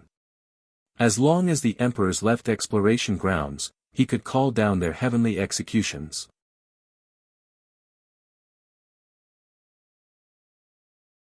Chapter 2098, The bolts of the execution coursed through Li Qie's body like an overflowing ocean of tribulation. Each bolt started a huge wave assaulting the sky, capable of destroying the 13 continents. Nevertheless, the 4 symbols inside his palace were able to devour the bolts. He was powerful enough to judge any emperor and the world itself. His imperious glare made everything else seemingly insignificant. Stay and play. Li Qie spread his palm and bolts shot out of his fingers like arrows straight for Darkness Group. Ah! They were pinned by the execution bolts to the ground, unable to do much because they were preoccupied with dealing with the backlash from the curse. Thus, there was very little resistance against Li Qie's judgment. Time to end this and begin my harvest. Li Qie shouted. The primordial will and its 12 iron laws locked the death coffin. Boom! This artifact was immensely heavy. Just moving it a little bit made the entire ancient world shake. It was as if Li Qie was dragging the whole place along with the coffin. It already had a master and was groomed for millions of years. Seizing control was no easy task. Don't even think about it. Brilliant saw the forceful takeover and wanted to kill Li Qie with a palm strike. You need to get past us first. Immortal Monarch Yi smiled and attacked with his suppressive seal that could make other emperors look like ants in comparison. The armament allowed him to have a flame engulfing the sky. It didn't take long before the area and all affinities were frozen. The monarch was able to utilize his bloodline to the fullest potential. Damn right. Mortal Reversion Ancient God also roared and put on the cosmic immortal carapace. He gained a massive form capable of severing the sky and earth. His technique of choice was a dual palm strike to stop Brilliant. Boom! The two of them managed to repel the possessed Brilliant. All existences trembled before this attack while the ancient world showed signs of crumbling. Everyone took a deep breath after seeing this. One of them alone was monstrous enough, but the two together. Nevertheless, Brilliant was simply pushed back. The strikes weren't enough to take this monster down. This puzzled the crowd. Who was this guy? How could he take on both the ancient god and immortal monarch at the same time? Clank. Brilliant unsheathed two swords, both were completely shrouded in darkness and wielded its most terrorizing power. It could replace the light and swallow up everything. Die! Brilliant crazily shouted and the darkness surged like an ocean, making all beings fall into depravity and sin. One slash aimed for the ancient god's armor while the other went for the monarch's seal. His sword techniques kept on transforming with different variations. The tyrannical slashes created sword energies everywhere. The first successfully stopped the mortal king's seal while the second sword momentum coiled around the carapace like a large spider web. Metallic ringing and fiery sparks were everywhere. Just a single ember could turn the entire ground to lava, drowning everything with death. Alas, Brilliant couldn't break through these two powerful beings capable of mass destruction.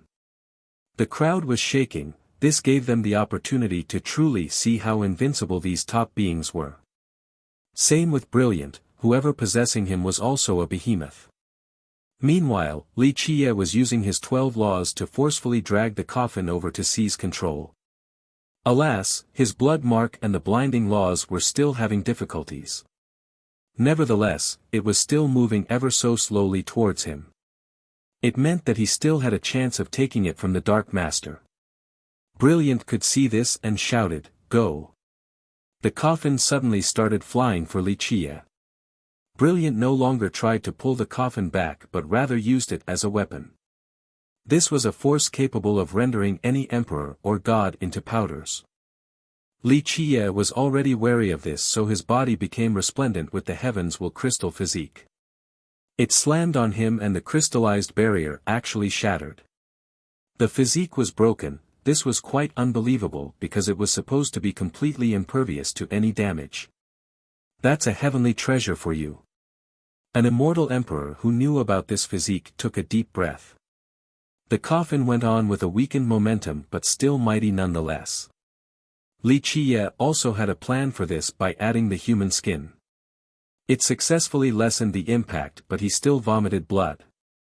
During the impact, he latched onto the coffin like a magnet, intending to swallow the whole thing. The runes from the death chapter covered the coffin. Meanwhile, his blood that was engraved on it started blossoming into a lotus. "This is my time." Li Qie laughed and said. An ancient book appeared and the sound of pages flipping came about. They shouldered the coffin, wishing to become one with it. Death Scripture. A monarch recognized it and shouted in horror, "He has the death scripture." "No, you must die now." Brilliant cried out after seeing the book.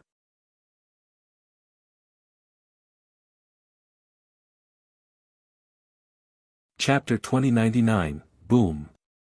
Darkness ravaged the area. Brilliant's body was opening a space leading to an ominous world. Even the 13 continents were affected by the opening of this dark portal and a feeling of despair. Monsters seemed to be ready to crawl out of the ground at any second in this atmosphere. Buzz.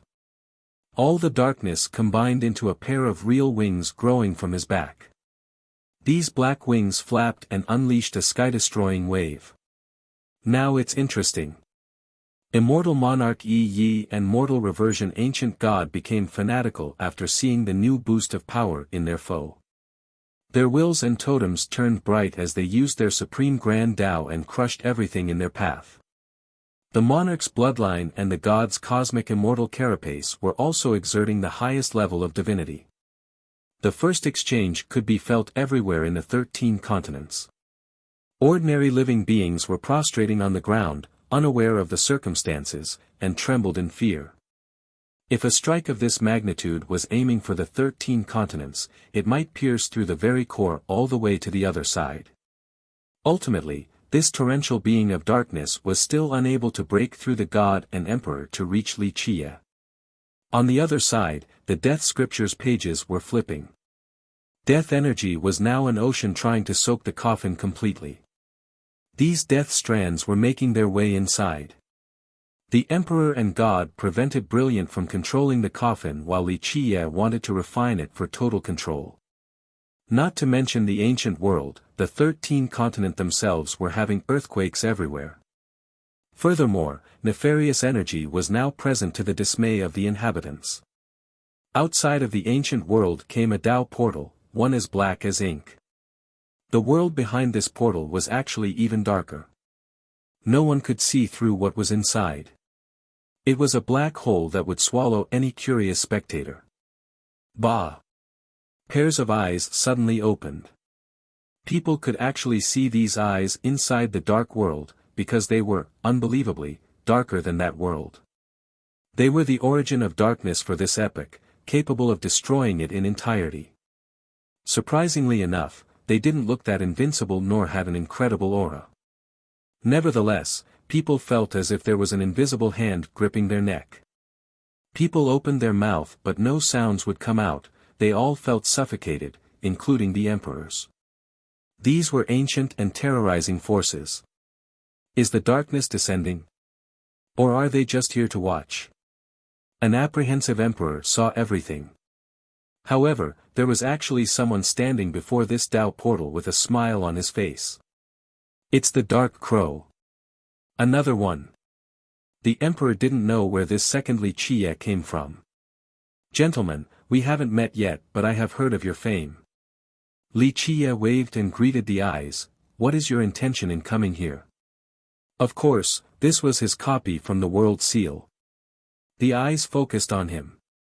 Anyone else would feel their hair standing on ends, but Li Qie remained nonchalant. If you all just want to watch your brother lose to me, then feel free to do so. But wishing to interfere? Go back from whence you came before I force all of you into submission. Li Qie smiled and said. The eyes glistened with dark rays on the verge of materializing into physical essences. No one ever dared to talk to us like this. A deep voice came from the dark.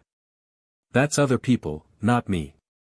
Li Qie smiled. It's one thing when I'm in a good mood, but when I'm mad, I'll stomp all of you to death. Having said that, he casually played with an item, throwing it up and down. It was a crystal pillar. If he wasn't careful enough, it could actually fall to the ground. The eyes in the shadow narrowed as they followed the pillar, seemingly worried about it touching the ground. If I throw this crap into your dark world, you think it'll destroy all of you? Li Qie mocked them. You know the consequences. The voice replied. Li Qie said, of course I do, it'll be game over. No need for all of you to hide in the dog pens any longer. Everyone will be done for at that point, no point in waiting for the destruction of this world. The darkness was silent. Ultimately, they feared the item yet also wanted it desperately. Good boys. Li Qie put away the crystal pillar and laughed, all right, just sit here and watch. We'll see how capable your brother is. The top emperors keeping an eye on this were speechless. They naturally knew about the beings behind the darkness due to the ancient rumors. They couldn't help but admire the Dark Crow for being so calm in all situations. This was his best characteristic, even a 12-will emperor might not be as calm. Do you all have something as nice as the death coffin still? Take it out to broaden everyone's horizon, show the emperors that you're the real masters of this world. Li Qie continued chatting happily with the dark beings as if he was close with them. No one responded. All of you have lived for a very long time, but this is the world of young people like us now. Li Qiye killed more time. Look, your brother is strong enough to be one of the top dogs among your group, but now, he can't even break through our immortal monarch and ancient god. Let's be honest, if those two went all out, they'll make a stool out of your brother's skull. He finally got snorts and scowls from these existences after saying this. Buzz. The death scripture's last page finally flipped. The coffin was filled with runes from the entire scripture now. Brilliant continued to try and break through, but the monarch and god stopped several attempts. You deserve death. Brilliant was furious because he could sense his control over the coffin eroding away. This was definitely a nightmare because the coffin was one of his ace cards. He finally unleashed a slash with an apocalyptic presence. Crack. The entire ancient world crumbled even more. It wouldn't be able to handle another strike of this magnitude.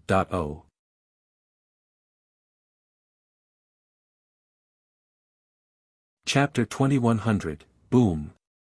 This destructive force was ready to shoot down all 13 continents into pieces. The emperors nearby were blown flying while vomiting blood. The low-level high gods were lacerated with blood gushing out, so they ran far away. Just the shockwaves were this powerful. Imagine being struck directly by the attack. Brilliant had a sword made out of bones in his hand now. Waves of destruction continuously emanated from it, enough to extinguish everything in the world.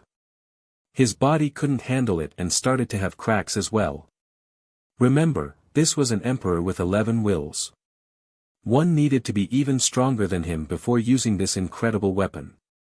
True bones. Immortal monarch Yi shuddered after seeing the skeletal sword. Only the top existences knew what it was, such as World Emperor and Mortal Reversion. This was a terrible paragon artifact, refined from trillions of bones, the evilest and strongest weapon of an entire epoch. Back at Hope, Li Qiye had created an imitation with the bones there. Just that copy alone was mighty enough. The sword in Brilliant's hand right now was the real thing. A true paragon artifact. Everyone was amazed. This person not only had the death coffin but also a paragon artifact. Who would be able to stop this dark being? Time to end this. Brilliant shouted as his body crumbled inch by inch. It wasn't the swords doing this time, something else, seemingly hiding inside, was trying to break out of the flesh. Let's go. Yi and Mortal Reversion gave each other a quick glance before attacking with their main weapons again. Fools. Brilliant unleashed another casual slash with true bones. The galaxy above, spanning for billions of miles, became ashes. Boom. This simple swing managed to stop the full-on assault of the duo easily. With that, Brilliant's body was finally gone. Another finally came into being from within him. He was tall and sturdy, surrounded by darkness. He seemed to be born from the darkness, yet he could also be its source at the same time. In the middle of his brows was a symbol of the Heaveners. It was larger than anyone else. Even World Emperor with his 12 wills didn't have one as big as large. Normally, the stronger the person, the more golden their symbol would be. However, this person's symbol was completely black. Who is that? There was no doubt this person was also a Heavener. However, these older emperors had no idea about the exact identity. Nevertheless, he was simply untouchable, especially with true bones as his weapon of choice. World Emperor put on an austere expression after seeing the heavenly symbol. I am unbeatable. This dark overlord let his voice be heard across the 13 continents. The living beings quivered in horror. All seemed so tiny before him when he raised his skeletal sword. Just one swing would be able to massacre emperors. Juniors like you dares to show such impudence before me? His stern eyes spewed out dark rays, drowning everything like a massive river. Boom! He unleashed a slash straight for the duo. The yin and yang were annihilated. The entire path of the slash was no longer habitable. Though the slash was aimed at Yi in Mortal Reversion, some of the spectators were turned into bloody mists from the shockwaves. The duo was surprised by this sheer power, but they channeled their monstrous vitality. 12 totems and 12 wills came down to form the toughest world. The Mortal King Seal and Cosmic Immortal Carapace built a massive temporal river of defense, consisting of the past, present, and future. Boom! All 3 lives were annihilated along with the toughest world. The duo got blown flying with blood being spilled. The emperors took a deep breath in astonishment. One was a monarch with a true immortal armament while the other was an ancient god with a supreme treasure, yet they still got defeated in this exchange. True Bones was simply unparalleled. The myriad ages started with me, ants. The Dark Overlord roared and sent out countless darkness. The most terrible thing was he looked to be the origin of the myriad Tao. He also had a maelstrom by his chest that was devouring the essences and Tao of the current world. The myriad Tao returned to me. The maelstrom rotated like crazy and absorbed the Tao from the 13 continents. What's going on? Cultivators everywhere lost control of their cultivation and Tao. These affinities flew out and were controlled by someone else. Their power was being used by him now. Even the emperors felt the same way. Their Tao has been extinguished, so they only had the wills left as the source of power.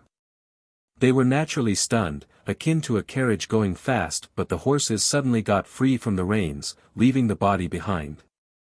If it wasn't for their wills, they would be completely helpless right now. Though their cultivation and Tao foundation were still there, the Grand Tao had been taken from them. This also applied to World and Yi. The only thing left for them was their wills, and also anima. I am the source of the Grand Tao, ants. The Dark Overlord in his empowered state loomed over all existences. Even emperors were ants in his eyes. Boom! The assault began on the duo again. Yi and Mortal Reversion were considerably weaker after being robbed of their Grand Tao. Nevertheless, they still leaped upward and unleashed powerful strikes against this Dark Overlord. Meanwhile, the 3 Maelstrom, Silver, Gold, and Iron, from Wuxia's primordial will also rushed forward and acted as a shield against the majority of True Bones' power. The 3 of them managed to stop this particular slash capable of one-shotting anything below 12 wills.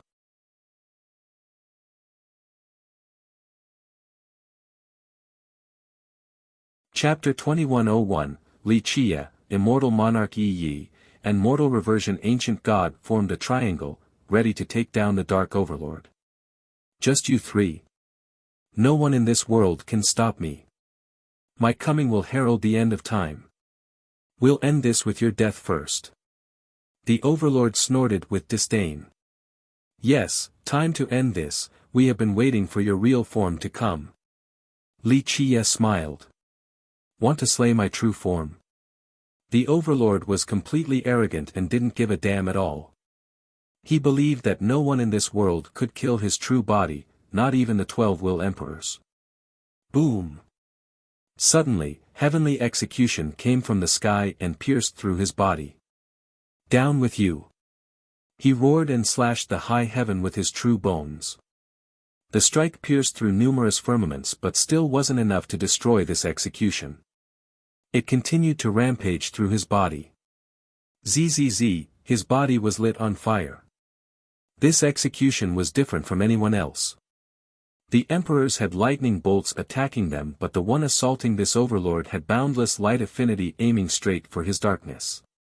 The overlord was one with the darkness, so when it was being burned by the light, his body itself was turning to ashes. If he were to fail, death would certainly be his fate. Don't forget, you have thrown yourself into the darkness, you will never be able to show yourself in this world again. Wuxia smiled. Let's go. The overlord roared as his forehead lit up with a faint image of the death coffin. This image shot chain-like rays straight at the coffin itself and coiled around it. He forcefully pulled it over against the resistance of Wuxia's 12 laws, stretching them to the limit. The coffin was opened again and devoured the execution. Come here. Wuxia roared as his death scripture kept on flipping its pages. The primordial will exuded an endless power. The 12 laws became tighter, so the coffin was shifted back closer to him, allowing a small portion of the execution to still attack the Dark Overlord. Ra! The Overlord roared and his vitality turned into darkness. The pair of wings grew larger with enough power to withstand this weaker execution. The guy was simply too strong. He probably couldn't handle an execution in full force, but this tiny one was just fine. I will annihilate all of you today and take everything. The furious Overlord glared frightening at Wuxia. The rays emanating from his eyes wished to refine his foes. He wanted Wuxia's everything, especially the primordial will. This was something worthy of his desire. You need to be thinking about how to leave this place alive first. Wuxia laughed, go. The 12 laws and the scripture continued to refine the coffin.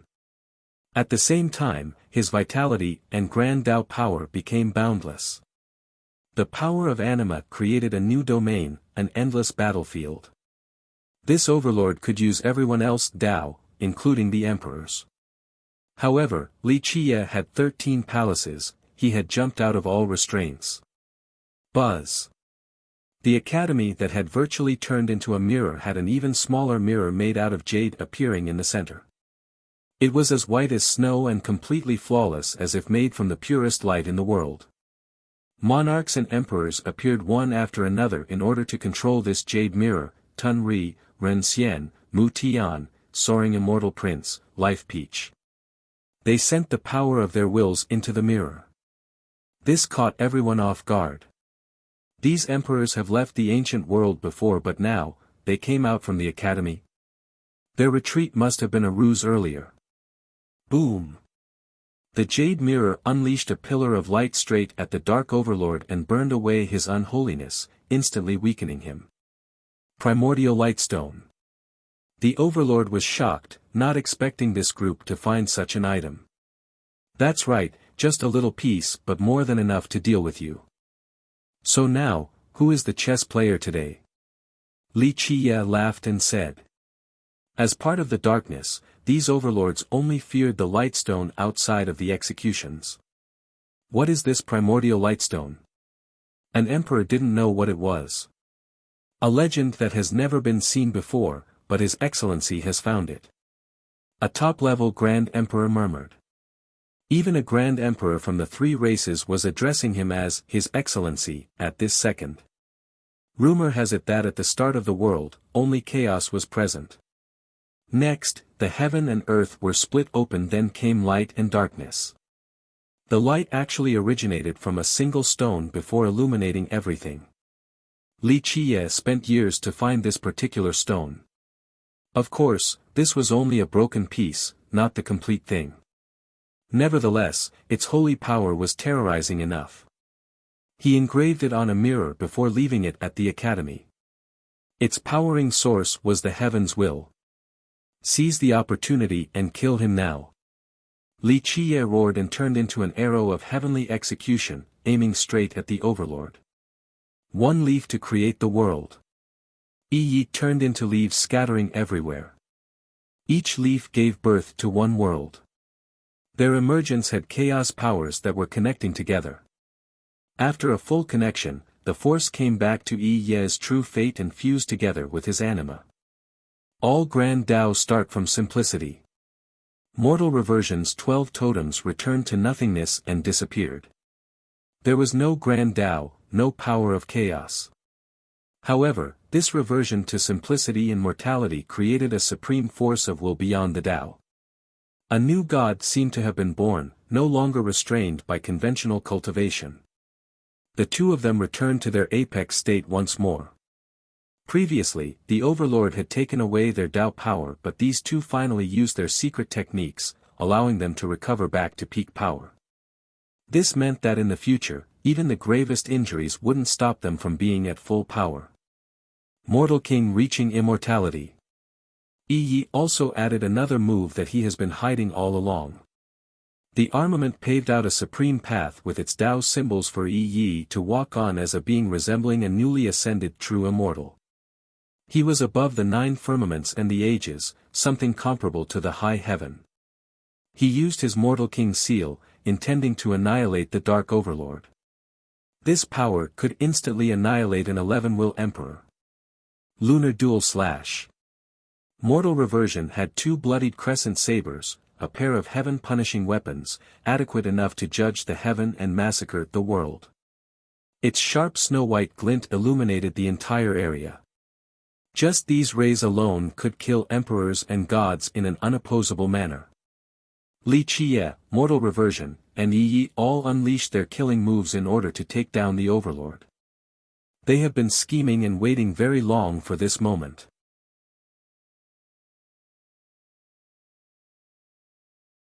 Chapter 2102, Die. The Overlord roared against the combined effort of the trio. His true bones swept forward, intending to stop the attack.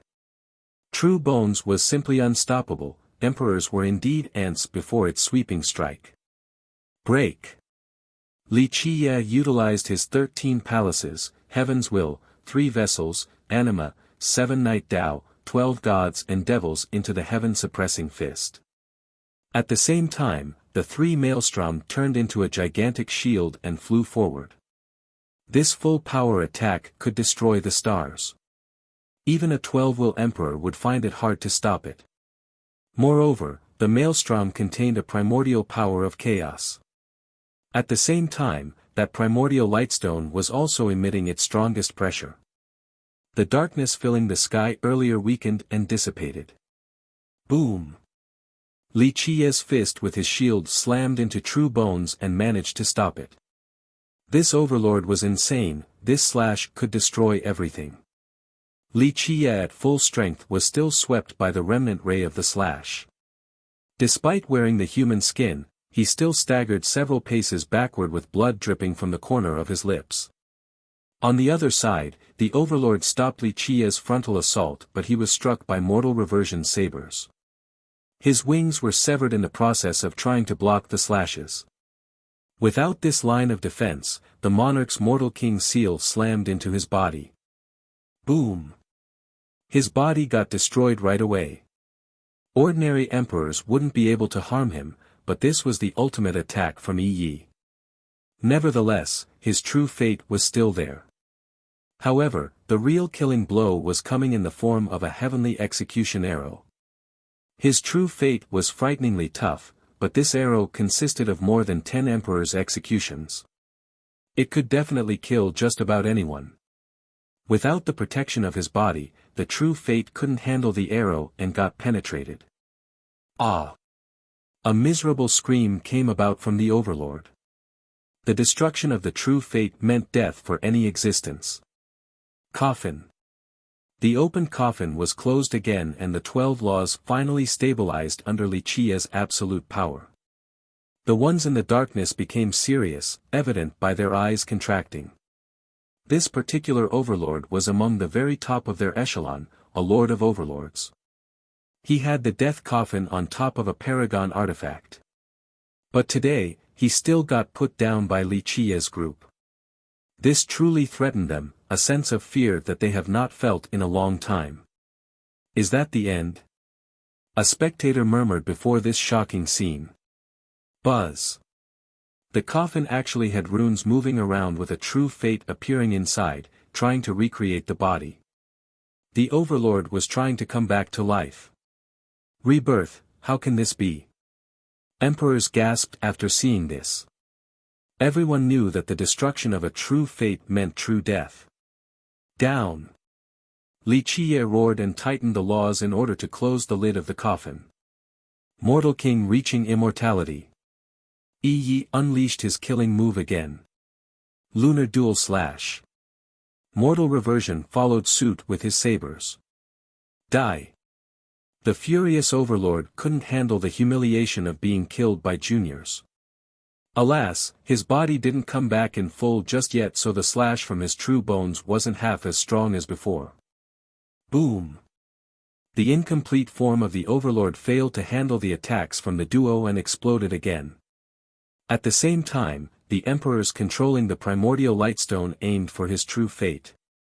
Smoke sizzled from it, perhaps burning it would kill him completely. The true fate was distracted and couldn't control the death coffin, so Li Qiye closed it completely. Li Qiye laughed and said, "Unfortunately, you won't be able to rebirth again. Rumor has it that a death coffin can bring anyone back to life once, 9 times for its master. How many times have you used it so far?" "Open." A majestic figure came out of the coffin, his real body. It fused together with the true fate, empowering the true fate once more. Boom! This new body lit up and tried to run away with all of its might. The Overlord wanted to run with the coffin, so he let his true bones unleash an all-encompassing strike in the sky to stop mortal reversion in Yi. Suddenly, eradication came from the 9 heavens in the form of an unbeatable attack straight for the true fate. A dreadful feeling was born in the pit of the Emperor's stomach. Emperor Suppression Art. A monarch recognized this ultimate attack and shouted in astonishment. Everyone immediately thought about a particular existence, one woman that had swept through the 13 continents. The Overlord already used his sword to stop the other duo. There was no way he could handle this sudden ambush. His true fate was smashed completely and weakened once more. "Obey me." Li Qiye pulled back with all of his strength so the coffin fell down from the sky. Click. In this split second, a click resounded as if something has been unlocked. The broken true fate of the Overlord abandoned the coffin and fused with true bones instead. He shattered the void to create a terrible black hole. He jumped into it in order to cross through time and space. Don't give chase, there might be an ambush ahead. Li Qiye shook his head and prevented Yi and mortal reversion from following the Overlord. Boom! Li Qiye caught the falling coffin. What a shame, the guy is too smart, or I would be able to gain so much more after capturing him. Li Qiye was disappointed since he could get so much useful information from a dark Overlord. In a moment of life or death, the Overlord decisively let go of the coffin, a very wise move. No one else would drop such a supreme treasure, but he knew that holding on to the coffin would end with his death since Li Qiye had won completely. He was also aware of the terrible consequences of captivity.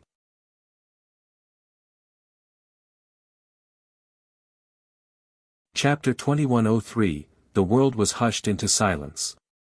A dark Overlord left in indignation after nearly losing his life while leaving behind his heavenly treasure, the death coffin. The Overlords by the dark portal had nothing to say either. The outcome of this battle was unexpected, they thought their side would certainly win. After all, that guy was oppressively powerful on top of having true bones and the coffin. Not too many in this realm would be able to take him. However, he still ran in defeat while suffering grievous losses. Years and years and he might not even be able to reach back to this top form again. Unfortunately, he wanted my Dao heart for himself.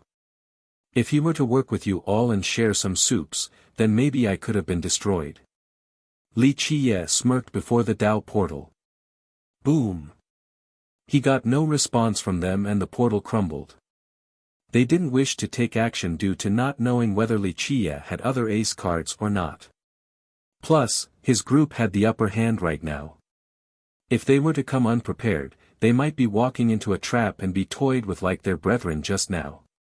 A quick cost analysis made them leave right away. The second Li Qiye dispersed as well and the crystal pillar returned to Li Qiye's palace. His real body glanced towards the horizon, aware of the person who stopped the Dark Overlord from escaping earlier.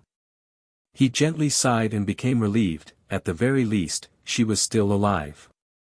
Boom! At this time, World Emperor finally made it to this spatial coordinates. World, you want to fight again? Mortal reversion stopped his path. Immortal Monarch Yi joined in as well.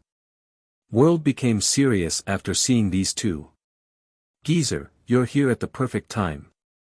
Li Qiye smiled and said, how about a deal? I, Qian Daoxin, will not negotiate with you. World said sternly. Everyone held their breath while watching these two. They all felt bad for World because he was alone working for the three races. Meanwhile, the Dark Crow had both mortal reversion and yi. His camp was certainly stronger. Don't be so sure, geezer. Your descendant is in my hand, it's not good to say no so quickly. Li Chia smirked. Dark Crow, kill me then, see if I utter a single scream. A Qian is never afraid of death. Sword Emperor shouted. Their group was pinned to the ground by the executions and couldn't escape. How brave, Qian descendant, but don't be hasty now. You might not be afraid of death, but your ancestor might not want that to happen. Li Chia smiled. Clank, Li Chia channeled the 12 laws and pierced completely through Free Sky and Oblivion's groups. No. They screamed, knowing that it was over. Their wills were being sucked away, all was for naught. They turned into dried corpses as the remaining laws became brighter. The leftover wills were then taken by the three maelstrom. They seemed to be bottomless, capable of absorbing so many more. I hate scums like them most. Li Chia said emotionlessly while looking at the corpses. The surviving Grand Emperors such as Darkness and the ones from Celestial Court felt the fear of death, knowing that it was before them. Geezer, can we talk now? Of course, I'm patient enough to kill them one by one until you decide to talk. Li Chia said. World remained cold, let go of this idea, I won't be negotiating with you. Is that so? He looked over at Sword Emperor, such a good boy, a bit arrogant and crazy, but quite a firm Dao heart. If I kill him, your clan will be without a successor. Do it, Crow. My clan has plenty of descendants, they will surpass me in time. Sword remained staunch. I will, but saving you for last. Li Chia said before turning his eyes towards the other Grand Emperors from Celestial Court and Heaven Authority. Brother, there is no lack of firewood as long as the verdant hills remain. We Heaveners require capable talents, a few things could be regained again, but talents are hard to groom. Darkness told World. World also looked at the Emperors from Heaven Authority while they stared back at him. He was the only one who could save them right now. What do you want? He acquiesced in the end. I know your clan has an item, something I want, of course you get it. Li Chia smiled. No. World refused instantly. Their clan would never hand over the thing he wanted. In fact, he already had a good guess when the crow wanted to talk. There was only one thing from their clan that could tempt the crow. All eyes were on World, they didn't know what this item was. I'd rather die instead. Sword screamed. Though he has never seen the real version, he was aware of its importance. It was priceless to their clan and only World knew its location. Brat, you have a big mouth. Li Chia sealed Sword completely before clapping with a smile, don't worry, I'm not asking for much, just a copy will be fine. World pondered for a bit, seemingly hesitating. Brother, you can get it again in the future. Darkness hurriedly told World. World glanced at the group once more before gritting his teeth, only if you release all of them. You're being greedy, geezer. But alright, I'll make an exception since you are essentially my father-in-law. 9, you may pick 9. As for the rest, I will have to apologize for refusing. This is me being quite generous already. Li Chia teased. Your Majesty. The surviving emperors addressed him in the most respectful manner. World eventually spoke with a dark expression, fellow Taoists, I have tried my best. He eventually picked 9 Grand Emperors including Darkness and Sword along with 7 members from both Celestial Court and Heaven Authority. I'm a man of my words. Li Chia laughed and removed the executions on them, congratulations, gentlemen, for surviving. Sword and the others slowly retreated behind World Emperor, ready to listen to his orders henceforth. As for the rest, I'll send you guys off now. He then smiled at the ones left behind. These ones closed their eyes, knowing that no one would be able to save them today. World had tried his best to protect the Heaveners in order to leave behind sparks for the future. Pluff. The 12 laws pierced through their body and dragged out their wills. The survivors watched this scene with difficulty. This would have been their fate as well. Brother, I owe you my life again. Darkness bowed deeply at World in order to show gratitude for his concession and sacrifice.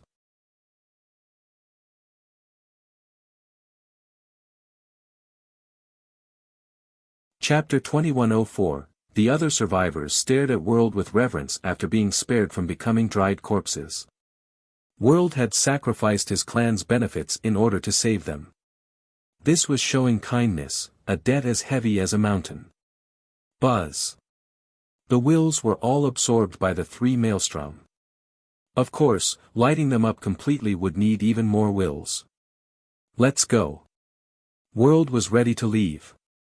The 3 races have lost all momentum, it was meaningless to linger around.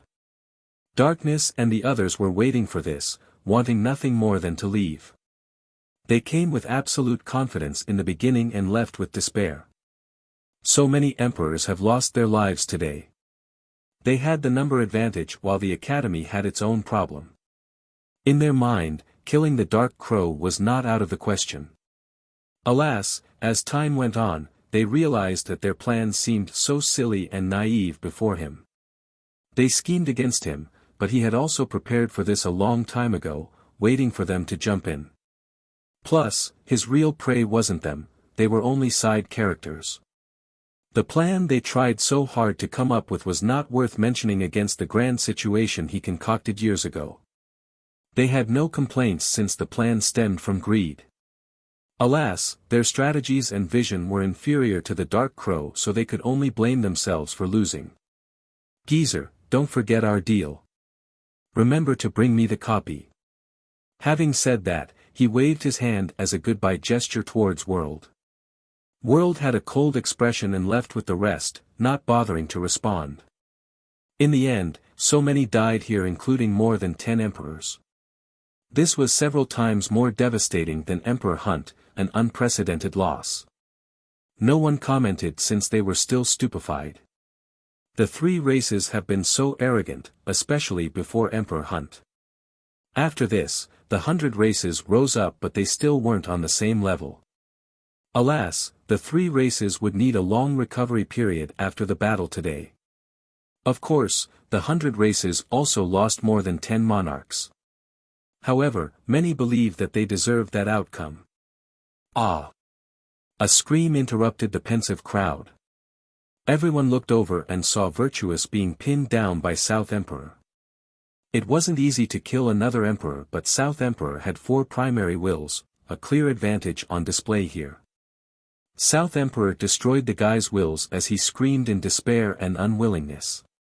He had only just become a monarch, no chance to have awesome contributions and magnificent deeds. In fact, this particular fight was brilliant and moving. Both sides used incredible techniques, but it was overshadowed by the contest between the Dark Crow and the emperors. No one paid attention to their fight. A moment of silence was given to Virtuous. He was once the proud son of the 100 races.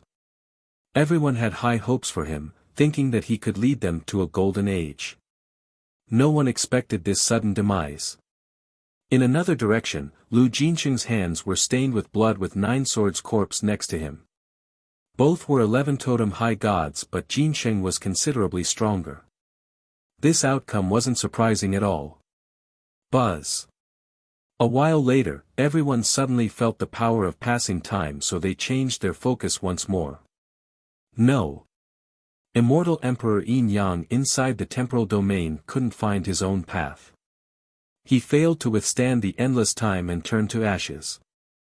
Ma Gu recalled her domain and floated downward just like a fairy. Even the beautiful Yu Qianxian was inadequate in comparison. Boom!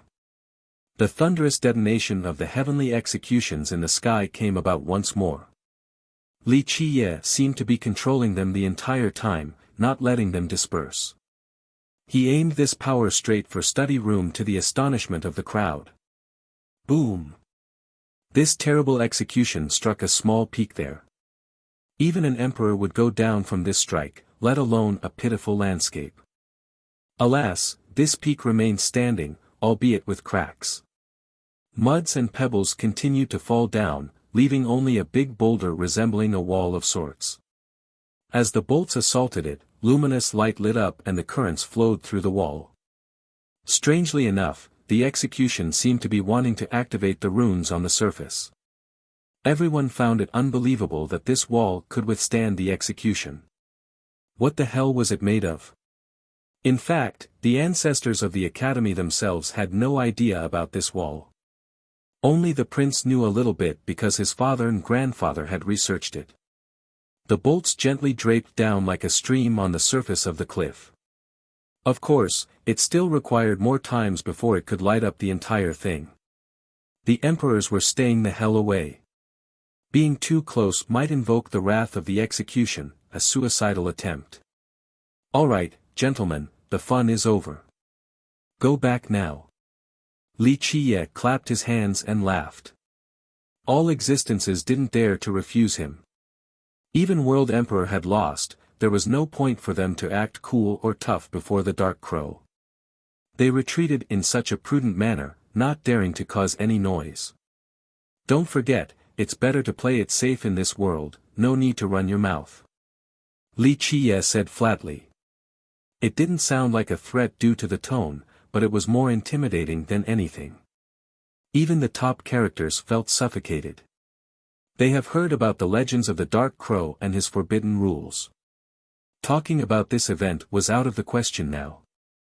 In the past, they assumed that the storytellers tried to be mysterious with exaggerations.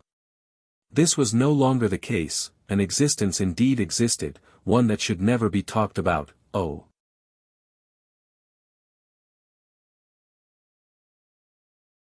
Chapter 2105, Apocalyptic signs engulfed the 13 continents and frightened the living beings. Alas, they didn't know what was going on, including some high gods. The emperors that didn't come to watch had guesses, but only time will tell. After a long period, news finally came. After all, no walls could truly block all winds and flames. Messages about the disaster at the academy and the attack of the 3 races came about. More than 10 immortal monarchs lusted after the treasures there and joined the ranks of the attackers too. However, the academy was powerful and had help from monarchs like Life Peach and other high gods of the 100 races. Eventually, immortal monarch Yi Yi and mortal reversion ancient god came in person to stop the experts from the other side. Furthermore, beings in the darkness also stretched out their claws for the treasury. The end result was the academy and its allies triumphing over the 3 races and taking down more than 10 grand emperors. The 3 races would need a long time to recover from this. Li Qiye was not mentioned in these news at all, neither did the Dark Crow. It was he who killed the emperors and defeated the Dark Overlord, but the message excluded him completely. Yi Yi and mortal reversion became the main fighting force of the 100 races. Of course, these two also played a pivotal role. This version made Yi Yi and mortal reversion even hotter in the 13 continents, especially when people found out that Yi Yi had a true immortal armament. He became the prime rival against World Emperor. The 100 races were elated while the opposite was true for the 3 races. This battle could be considered the most glorious for the former. House arrest was placed on the young disciples for many lineages of the 3 races. Some even closed their doors completely. In fact, numerous imperial lineages of the 100 races also did the same. Moreover, these orders were from the monarchs themselves. It was understandable why the 3 races would act with such caution, but the 100 races were the winners. They should be utilizing this momentum in order to expand if the 3 races chose to be reclusive. Thus, people didn't understand the choices. There would have been a backlash if it wasn't for the fact that the emperors wished for this. This was mainly because they didn't know of an even more terrifying existence behind Yi Yi and mortal reversion. Some time had passed yet people continued on talking about this battle. The tales got out of touch with reality. Eventually, it finally had a name, Emperor Demise. The academy didn't return to arrogance yet from the ancient world. The emperors started to leave. Li Qiye personally sent Yi and mortal reversion away. He said, "You two are the pillars in the future, your decisions will change everything. We'll try our best to not let you down." Yi bowed deeply towards Li Qiye. "There are many more dark overlords, an alliance will be necessary between you and the other emperors." Li Qiye stated. "Don't worry, we'll discuss this with them." Mortal Reversion said seriously. The two were aware that there were hope and endless possibilities in the future, but the darkness was too big of a threat. Those beings were too powerful. Li Qiye chuckled and said, "I believe. The 13 continents are very powerful too. There will be hope with solidarity, but do not show mercy to those who choose the darkness. We'll keep that in mind, teacher." The two bowed again before leaving. The other immortal emperors were setting off as well, so Li Qiye told Ren Xian and Tun Ri, "Soaring immortal sect is destroyed." Tun Ri smiled wryly before sighing, "The descendants have their own fate, I can only say that they have picked the wrong path." He was aware that there was only one reason behind its destruction, involvement with the ancient Ming. Li Qiye wouldn't have done it for any other reason. He himself had spent a lot of effort in building that power. "It's my fault." Ren Xian spoke with regrets, "I couldn't keep a closer eye on my wife, I'm too ashamed to see the ancestors." Having said that, he deeply bowed towards Tun Ri. Before leaving the 9 worlds, he had warned his wife and children before since he couldn't personally put her down. "Forget it." Tun Ri gently waved his hand and lifted Ren Xian up. "No lineages last forever, it was only a matter of time as well for Soaring Immortal. Its existence doesn't matter. The lineages didn't matter as much at their level." Li Qiye said, "Celestial Academy is still here. It's fine to not have Soaring Immortal, but when the Academy is gone, that will be the withering day of our human race. Once the 13 continents are done for, so will the 9 worlds. It won't be hard for someone who can take down the 13 continents to do the same for the 9. The two realized that this potential day wasn't that far away. Li Qiye's intent was not to scare them. "The future requires your protection." Li Qiye continued on. "We'll try our best." The two bowed at him. "Go now." Li Qiye nodded, "Maybe I won't be able to see you two on the battlefield again." "Teacher." The two shuddered. Li Qiye stared at the horizon with a future-piercing gaze before turning back at the two. "There is an even bigger danger than the Dark Overlords. Thus, they are your responsibilities, I have other things I must do." The two were aware of Li Qiye's goal, but they couldn't help him since they need to stay and protect this world. They left after another deep bow. Li Qiye then called for Golden Dragon and Tyrant Tiger. "How does it feel to be back home?" The two beasts were originally from the 13 continents. They had a divine bloodline, not true divine beasts, but were still quite powerful. "Feeling pretty old," the dragon said sentimentally. "These two have been mortal enemies and fought each other during their entire lives. Alas, the two fell into the 9 worlds by chance and couldn't return. Not too bad." The tiger was much more optimistic. "There's time to teach some disobedient children a lesson, nothing else to do." One could only imagine how many juniors in his race were about to pee their pants from the punishments. Li Qiye looked at the two and said seriously, "I have promised you two something, it is time for me to carry it out." The two beasts became spirited and sat straight up with flashing excitement in their eyes.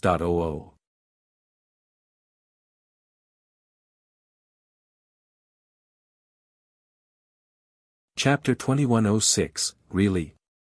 The tiger was caught off guard since they have been searching all over the lands to no avail for so long now. Li Qiye chuckled in response, "I've never lied to anyone before. If I've made a deal, I will do it." The dragon took a deep breath and bowed, "Please guide us, that thing is very crucial to our two races." The tiger saw this and did the same gesture. Please show us the right path, your grace will be as immense as Mount Tai. The two of them were arrogant in the beginning since they came from the upper world. Plus, their status and power warranted this attitude. However, after seeing Li Qia's real ace cards, they finally realized how terrible the Dark Crow was. Even 12 Will Emperors didn't dare to be reckless him, so it was appropriate for them to be respectful. He waved his hand, signaling for them to sit back down. Don't worry, I will certainly tell you the way, but the result will depend on your own fortune. Just showing us the way is already granting our races the greatest of fortune. The dragon quickly said. This beast was much more elegant and graceful compared to the fierce tiger. Li Qie continued on, there is only one item, so how are you two going to deal with this? Have you forgotten how you fought to the death in the past for something as well? The two of them smiled wryly with embarrassment. A supreme treasure was the reason why they fell down to the 9 worlds in the first place. They exchanged glances and the tiger eventually spoke, Your Excellency, we do have an idea. Our two races want to groom one person, a supreme seed that can improve our race's relationship and foster peace. That's a good idea. Li Qie agreed, if your two races will stop killing each other, there will be a lot of room for growth. These two races were blessed by heaven with great power. Alas, the long-running animosity and conflicts between them were a source of weakness. Their fame in the continent was not on the same level as their true abilities. Alright, go prepare, we'll set off for it soon. Li Qie ordered. The two were too excited but they still remembered to bow once more before leaving. Li Qie sealed space and took out the yellow cloth. A slender figure quickly took form on it. At this moment in time, the figure was more discernible than before. Prior to this, she looked more like a simple ink painting. Now, she was an exquisite work of art. This was a supreme beauty that would take away the light in the stars. Yu Qianxian was certainly no match for her in terms of looks. The reason why she was coming into form was due to the cloth being stored in the jade vase. Hey, what do you think you're doing, ignoring me for so long? The girl angrily inquired. Li Qie remained nonchalant towards her attitude and smiled, first, my name is Li Qie, not Hey, I've told you this multiple times. Well, you did not answer when I called your name. She retorted. She has been trying to get his attention during the disaster at the academy but he kept the seal on her. Sorry, I was preoccupied unlike you, but I'm still letting you out right now. He smirked. She took a deep breath to calm down despite his annoying smirk. This is the place we need to be. Talking about this ancient world. Li Qie didn't seem surprised. I don't know what you all call it, but this wasn't its name before. This is the place that will allow me to see the sun again. The girl claimed. If I remember correct, this place doesn't belong to your world or epoch. It's even older. Li Qie rubbed his chin while musing.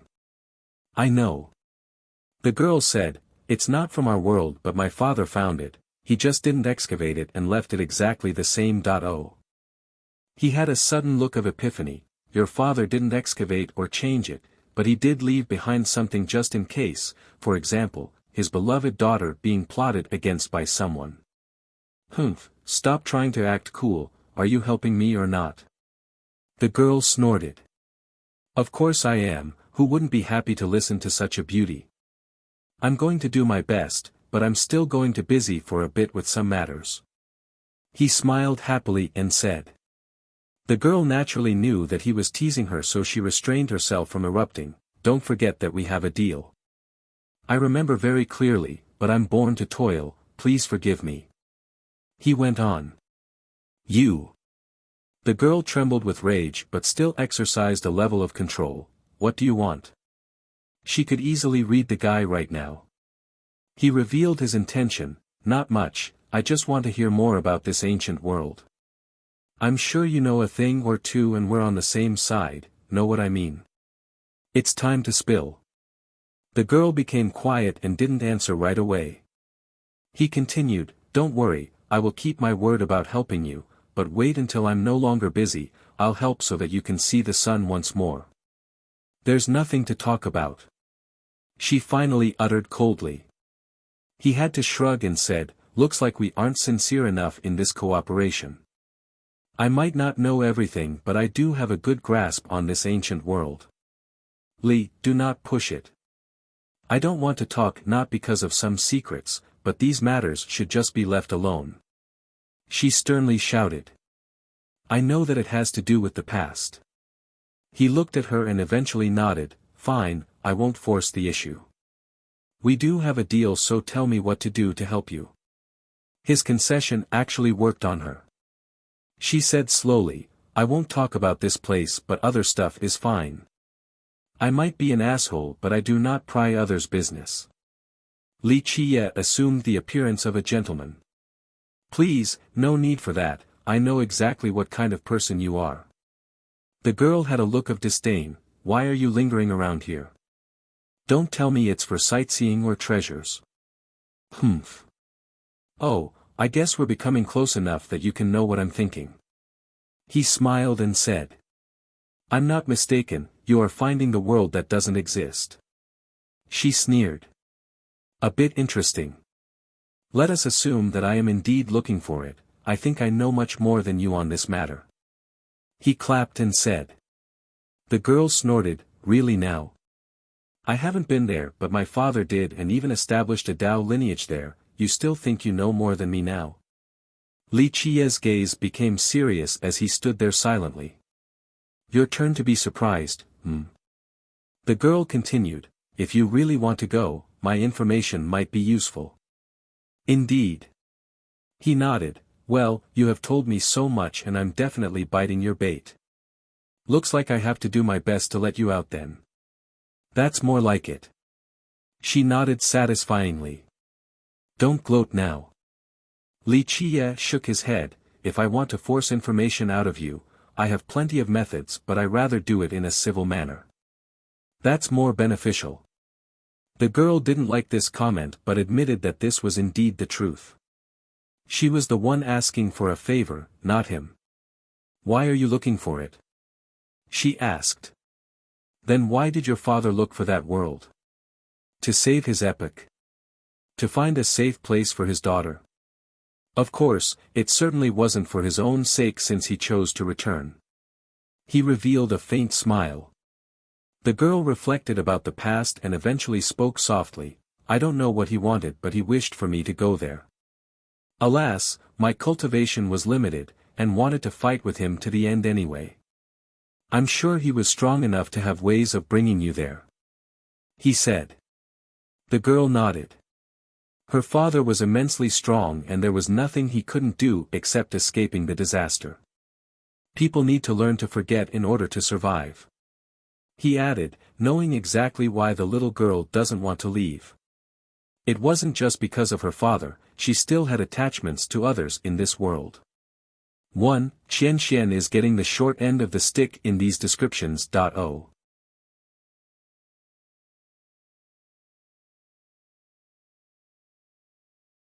Chapter 2107, I'm sure you don't only want to know about this unknown world, but you're certainly not the only one in history.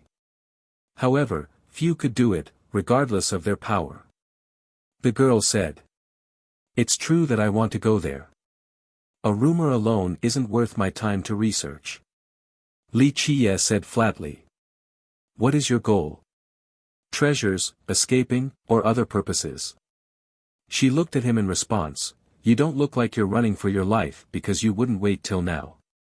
I could ask the same about your father. He smiled, he didn't do it to escape either, then why did he go to that world?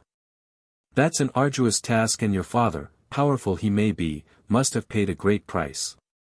Across the long trek of history, very few people could truly go there. For our epoch, some of the beings called Dark Overlords can't do it either. The girl pondered for a bit before replying, I don't know what my father was thinking, but since he came back, it should be out of love for the living beings. That makes sense. Li Qiye agreed, those with other intents wouldn't come back at all, since returning was death. Well, if you are doing this to save your epic, I'm afraid you will be disappointed. That place won't be like your imagination and won't have the things that you want. Otherwise, my father wouldn't have come back empty-handed and my world destroyed. That's your father, not me. Plus, who says I'm doing it to save my world and the living beings? He shook his head. Then for what? She didn't think he was doing it to escape since there were other ways. For myself. Li Qiye said with a pensive tone, I am only an ordinary man with no great ambitions. I fight for myself because I am me, not a savior or a devil. I fight in order to find the answer to the question looming in my mind. An answer to what? She asked. He smiled without answering, continuing to stare at the horizon. If you want something like immortality, you should just drop that thought. She speculated. Immortality? Li Qiye shook his head, I'm not the bravest man in the world, but death is not scary at all. Many things are much worse.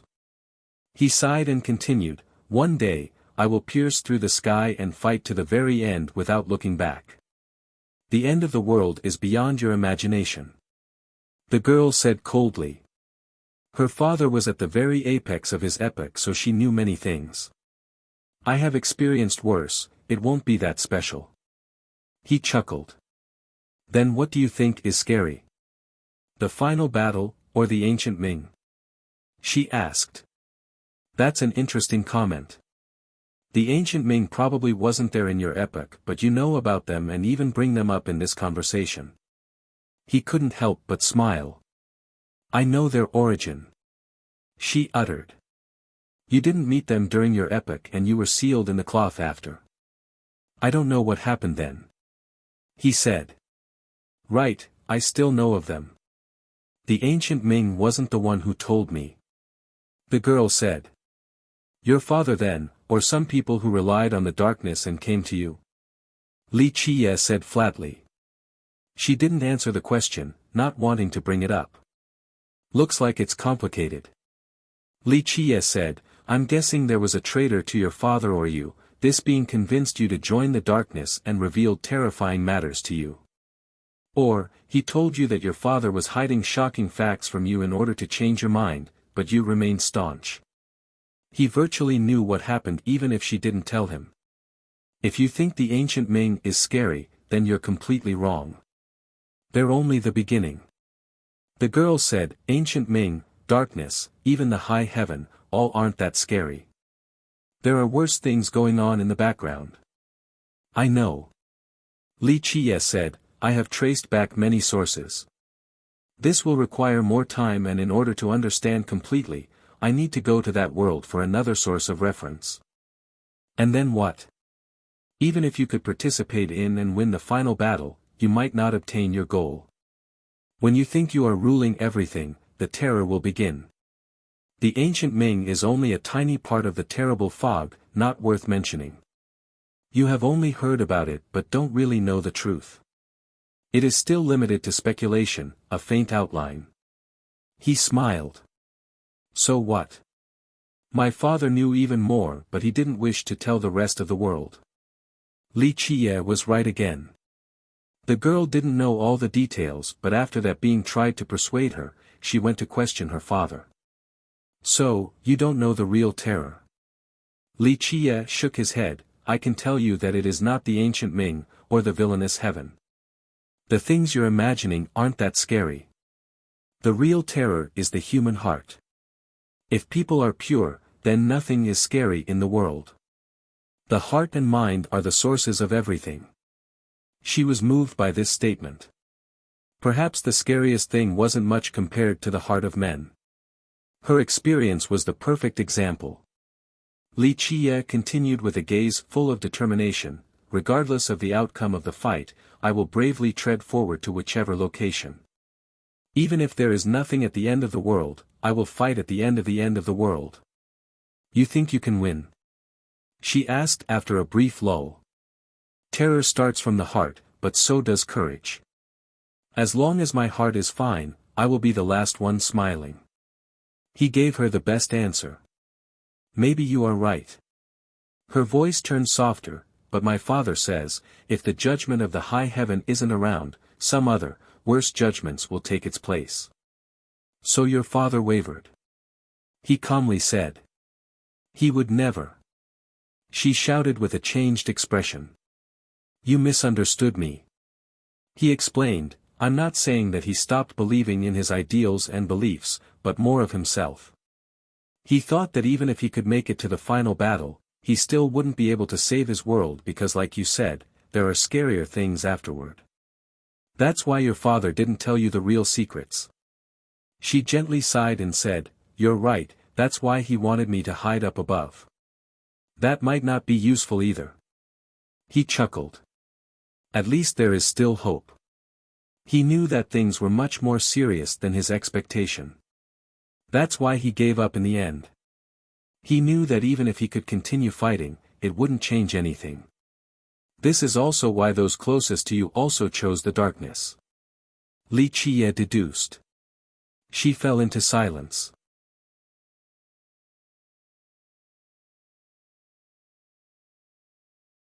Chapter 2108, Serenity filled the ancient world, but this wasn't the calm of the storm, rather a peaceful slumber in the middle of the night with sweet dreams for all the inhabitants. However, the execution continued to pour down on that cliff to light up the Tao runes. Normally, this was a phenomenon that could scare everyone, including emperors. But now, people were still sleeping just fine despite its presence at the academy, treating it as another waterfall. The horde of beasts and birds were the real masters of this domain, but none could be found, all hid deep in their lair. It was no longer about attacking the academy. They were thanking their fortune for not being hunted down. The academy was no longer worried about treacherous thoughts and unfriendly schemes. It had firmly established itself as the orthodox power of the 100 races. The ancient world also suffered heavy damage with many mountains and rivers in disarray. However, it had a mysterious power. These broken landscapes would slowly turn back to their original appearance. Li Qiye, Tyrant Tiger, and Golden Dragon were traveling deeper into this world with great speed. One step from them could cross through a massive area, but they weren't in a rush. They took their time appreciating the lofty sceneries. There were numerous fierce beasts around. One diamond ape was as tall as a mountain, but it quickly fled back to its cave after seeing through. They also saw a python the size of a river, taking up a huge area while breathing in and out smokes and clouds. The fish and birds didn't dare to get close. Of course, this python slithered away into the ocean after catching sight of the group. Another eagle with wings blotting out the sky and beak wide enough to take down hills quickly flew away when the group got near. These monsters were certainly strong and intimidating. However, the real monster was Li Qiye. Wherever he went, these monsters would run back to their lair or drop to the ground in fear. They didn't dare to get up even after the group had gotten far away. He was the ruler of this ancient world, the supreme paragon, the untouchable master. The monsters had a keener instinct than any cultivator, so they were aware of his status. Fiercest is the right title for you. These monsters and devils are not worth mentioning in your presence. Tyrant Tiger commented while laughing. It was reality veiled as a joke. The Dark Crow was indeed the top existence right now. The beasts consider me as their king because I was the Dark Crow. The myriad races consider me as their leader because I was the sacred teacher. He joked back, stating something quite impressive that only he was qualified to say. The dragon became sentimental, thinking that no one in this epoch could stop him right now, not even the dark overlords. Rumble. Sounds of wood creaking and stones moving continued the whole time. This world was fixing itself, the cracks on the ground were closing. What a magical world. The dragon said, able to recover from such massive damage. This is the core of an epoch, similar to remote wildland. Li Qiye replied, seemingly in a good mood, it was even larger back in their era, much larger than the 13 continents and 9 worlds combined. What we're walking on right now is only a tiny piece left. Nevertheless, it is still a treasure land, so it's not strange that it could do this. Otherwise, Immortal Emperor Fei and Deep South Divine Emperor wouldn't have built the academy here. The two beasts nodded, agreeing that those two emperors were visionaries. This place is outside of exploration grounds, yet it is still full of life. Why is that? The tiger wondered. The ancient world didn't belong to their epoch, yet it didn't become a land of death like remote wildland. An unsolved mystery of an unreachable height, touching the question about the existence of immortals. Li Qie chuckled. They do exist. The two beasts glanced at each other. These two have seen plenty of masters before, but not a real immortal. Even 12-will emperors weren't immortals. Li Qie stared at the horizon and said, "Our world might not have immortals, but other worlds might. What kind of existence would they be?" The two were stirred. This was a long-running topic that others have searched for, same with the top emperors. Just like us, of course, with 7 emotions and 6 desires. No one can escape this. Li Qie smilingly said. To what level is their power? The tiger was careful when speaking about immortals. Perhaps dark overlords and top emperors were still weak compared to immortals. Perhaps one day you will be able to see it. However, in order to reach this step, the very first prerequisite is having 12 wills. So you're saying they are real? The two deduced from his comment. As I've said earlier, our world doesn't have them, but it does have other unfathomable things. There are existences above 12-will emperors. Like those dark overlords. The dragon said. They have seen the power of these overlords with their own eyes, hence the question. Remember this, Immortal Emperor, Immortal Monarch, and Grand Emperor, they are still the strongest existences. Li Qie said. But it is still only the beginning. Tyrant Tiger thought about it. For example, an immortal emperor was the ultimate existence in the 9 worlds. However, there were many of them in the 10th. This didn't mean that they weren't the top dogs. Ultimately, gaining the throne was a qualification. If one wasn't an emperor, they weren't qualified to reach the apex. Even an ancient god was still missing something here. Yes, consider it an entry ticket to a new world. An ancient god can't have it, but 12-will emperors do. Li Qie said. So there are realms above having 12 wills. But I haven't heard of cultivation methods above it. The tiger said. You have also never seen 13 palaces before me. Li Qie calmly said.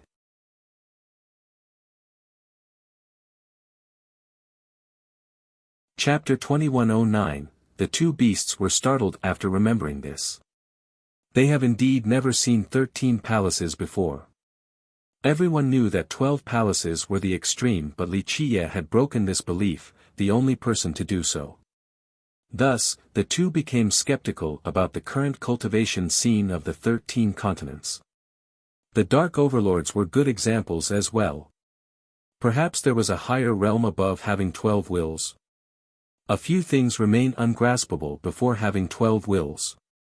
After fulfilling these requirements, they might be worth chasing, the reason why Immortal Emperor Min Ren and Deep South Divine Emperor chose to go on the expeditions. Li Qie added while the two were in a daze. How does one cultivate afterward? What kind of path is it? How come people never talked of this? The dragon asked so many questions. Some things are purposely shrouded by others so the world does not know. For example, how much do you know about the first expedition? The two beasts pondered for a bit. There have been 6 expeditions in history. The second was started by Origin, third by Fei and Deep South, fourth by Gu Chun, fifth by Min Ren, and sixth by Qi Zhen. However, nothing was written down for the first one. The starter and other participants remained unknown. If it wasn't for the first one, the one began by Origin wouldn't be called the second. Why the lack of information? What was the purpose of hiding everything about the first expedition? Everyone was always curious about this mystery, but according to Li Qie, it seemed that the truth was closer than they thought. Li Qiye changed the topic with a casual comment, the existence of immortals might not be a good thing. The two didn't expect this. Becoming an immortal was the pursuit of many, the object of fantasy. The statement sounded like a rude awakening. The group finally entered the depth of the ancient world. Alas, this was a quiet place unlike the liveliness outside. The two beasts took a deep breath. This was a grey world with a withered tree towering to the sky, acting as a bridge towards the horizon. Its fallen branches were still big enough to look like huge mountain ranges spanning across the land. This is a divine tree, well, divine in our era, at the very least. The dragon picked up a bark for a sniff, very similar to our own golden divine trees. I know an imperial lineage of the Heaveners with a tree similar to this, only 8 meters tall though. Who knows if it is the same one? He was amazed by the sheer size of these branches after death and could imagine just how majestic it was during its prime. If a golden divine tree at 8 meter tall was considered a treasure, then this particular one was simply priceless. Li Qiye calmly said, "You're right, this is a dead tree of the divine level, perhaps the most incredible of this epoch. This land is the paradise for these trees, wonders beyond the imagination." The two beasts had no words to describe this broken world or their current emotion. If such a paradise were to exist in the present, people would be driven mad with greed. Wait a minute, a paradise for trees, the two became ecstatic after realizing something. That's right, the thing you are looking for is right here. Li Qiye nodded and led the way. The two calmed down and quickly gave chase with excitement. They have spent so much effort yet unable to find this thing. Today, they could finally accomplish their long-cherished wish. As they delved deeper inside, there were more branches coming out of the mud all the way to the sky. They twisted and turned, resembling a massive briar blocking the way. The two beasts felt quite down because the branches have lost their divinity or they would still be very precious. Finally, they reached a precipice made out of branches. There seemed to be a nest down below. The thing you're looking for is down there. Good luck. Li Qiye pointed over yonder. They looked forward and only saw the fog. Perhaps there was an endless world looming below with numerous branches. I can feel its breath. The dragon focused his gaze and became serious. Right, just as I've remembered. The tiger arched its chest, seemingly becoming several thousand years younger. I have carried out my promise taking you two here. Li Qiye told the two. The two bowed towards him and said, "Your Excellency, you are a great benefactor to our races, we'll form a shrine worshipping you in the future. Go now." Li Qiye chuckled and left. The two glanced at each other afterward. The tiger asked, "Old dragon, are you ready? Million years of searching just for today, let's go." The normally elegant dragon was rather fierce this time around and turned into a dragon to jump into the abyss. "I'm coming." The tiger didn't want to fall behind and roared, revealing its true form and jumped into the world below with the dragon. Meanwhile, Li Qiye was heading for a different place, even farther inside. He climbed up the sky and reached a gigantic planet above. There was nothing here since no creature could survive in this place. Activate. After a brief survey, Li Qiye shouted and created the Tao and laws. The planet creaked heavily and split apart, allowing him to enter inside. It had been blessed before by an apex existence of his epoch, so it was impregnable. A jade pond was inside with surging liquid. This liquid serum was unique, pure with a tinge of gold. Using the momentum to bring back the soul for a body creation. Li Qiye said. He then took out the yellow cloth and the figure appeared again. "Looks like your father predicted your fate, so he left behind this for you." The girl was silent for a bit before speaking, "Just put me in the pond." He smiled and placed the cloth inside. Mist started coming out as it sank to the bottom, perhaps these strands of vapor were her soul being taken out of the cloth. The figure became increasingly smaller as more mist came out.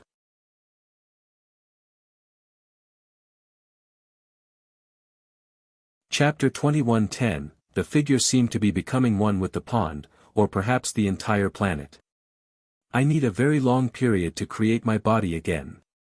The girl's voice came from the pond. The figure and its spirituality were now gradually disappearing from the cloth. If that's the case, I'll be leaving then. I have carried out my promise, you will have to do your part in the future. He chuckled and said. Humph, I can keep my words.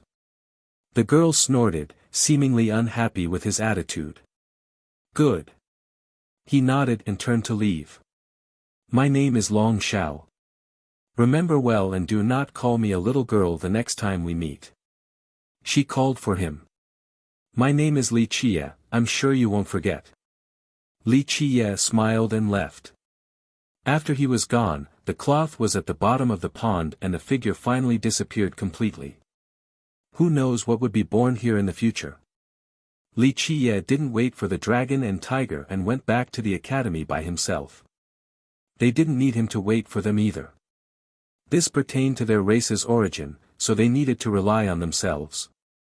He had already carried out his end of the bargain. He called for Yao Ting after returning because he was about to leave. Nevertheless, he was still worried for this little girl. She was quite awkward after seeing him, not knowing where to place her hands and didn't even dare to look straight at him. This was completely reasonable. Who in the academy right now wasn't scared in front of him? She knew that this was a supreme existence respected even by the emperors. It was as if this was a dream, a little character like her couldn't get close to an emperor or an ancestor of the academy, let alone a being of this level. She was actually calling him, Dao brother, a while ago. This made her have cold chills when thinking about it. Luckily, Li Chia was nice enough not to care. Her restrained appearance made him smile while thinking about a long-gone friend. Sit down. He waved his sleeve and told her to stop being so reserved. She quietly sat down without speaking, head lowered. Just being able to sit before a supreme existence was a great honor. What will you do after graduation? Li Chia asked. She didn't expect this question despite thinking about the answer 1,000 times before. She hesitated, not knowing her direction just yet. I'll probably go back to the village. In fact, she didn't know what else to do besides going back home. She wasn't like the other students from the great powers. They had a clear goal after entering the academy and would go back to serve their sects and kingdoms. Her cultivation journey was one of coincidence, so she had no future aspiration. She was one of the better graduates and had plenty of potential, so many other great powers would want to recruit her. Alas, due to her lack of ambition, she didn't want to join these great powers for more room to grow in the future. Though her tiny village couldn't compare to the great powers, it was still her home, a place where she could feel warmed. That's fine too, no place in the world is better than home, a place worthy of your love. Li Chia said softly. Yao Ting's mouth opened but no words came out. He took out something and showed it to her. We are connected by fate and I don't have anything else suitable for you, let this be a goodbye gift. He gave her none other than the 88,888 Dao fetuses armament from Mad God Ominous Ground. Yao Ting took a deep breath after seeing this armament. Despite having never seen anything like this before, she instantly recognized its precious value and didn't dare accepting it. Take it. Li Chia convinced, this is fate, a fortune of yours. There was nothing else she could do. A supreme existence would never take back a gift. She bowed after accepting it. Go, try your best, there are many things to learn in the future. He waved his hand and said. Her mind was running amok and didn't know what to say. The disparity between their status was too great. He was supreme while she was a nobody. As she was departing, the pensive fella called for her again, the future won't be peaceful. When the disaster comes, the small shrine in the village will be able to help you. And then, as what to do next? Listen to your Tao heart. Thank you, teacher. She bowed once, taking in his words before leaving. He sighed again and stopped being sentimental. The three other students from study room were next, Lu Jinsheng, Goldloop, and Yi Xinxue. The three all bowed and greeted, "Teacher." Xinxue and Goldloop were reserved just like Yao Ting. Jinsheng was aloof and much more natural since he was already aware of Li Qiye's terror from the start. "I will be doing a half-assed job, others will have to teach you in the future." Li Qiye smiled and said. Most coincidences were a type of fate, so was this event in study room. "Jinsheng, what is your plan?" he asked. Nether Lunatic was cured now, no longer needing to disguise himself as a student at the academy. "I might stay at the academy to teach something, who knows?" He revealed a rare smile. There was no doubt that this was a decision made long ago, not just a momentary whim. "That's not a bad choice." Li Qiye nodded approvingly. Jinsheng continued with a smile, "I have gained a lot at the academy. There would be no Nether Lunatic without this place, only a regular Lu Jinsheng. Alas, my prideful self back then didn't want to admit this and thought that I would have shined regardless of the location. Plus, it saved my life recently too, so it is time for me to work and give back to the academy and its students. The recent disaster has affected him greatly. So many high gods and immortal monarchs were ready to die to repay the academy. It had never asked him to do anything for it, so now that he was at the top of the power pyramid, he should be repaying his debts."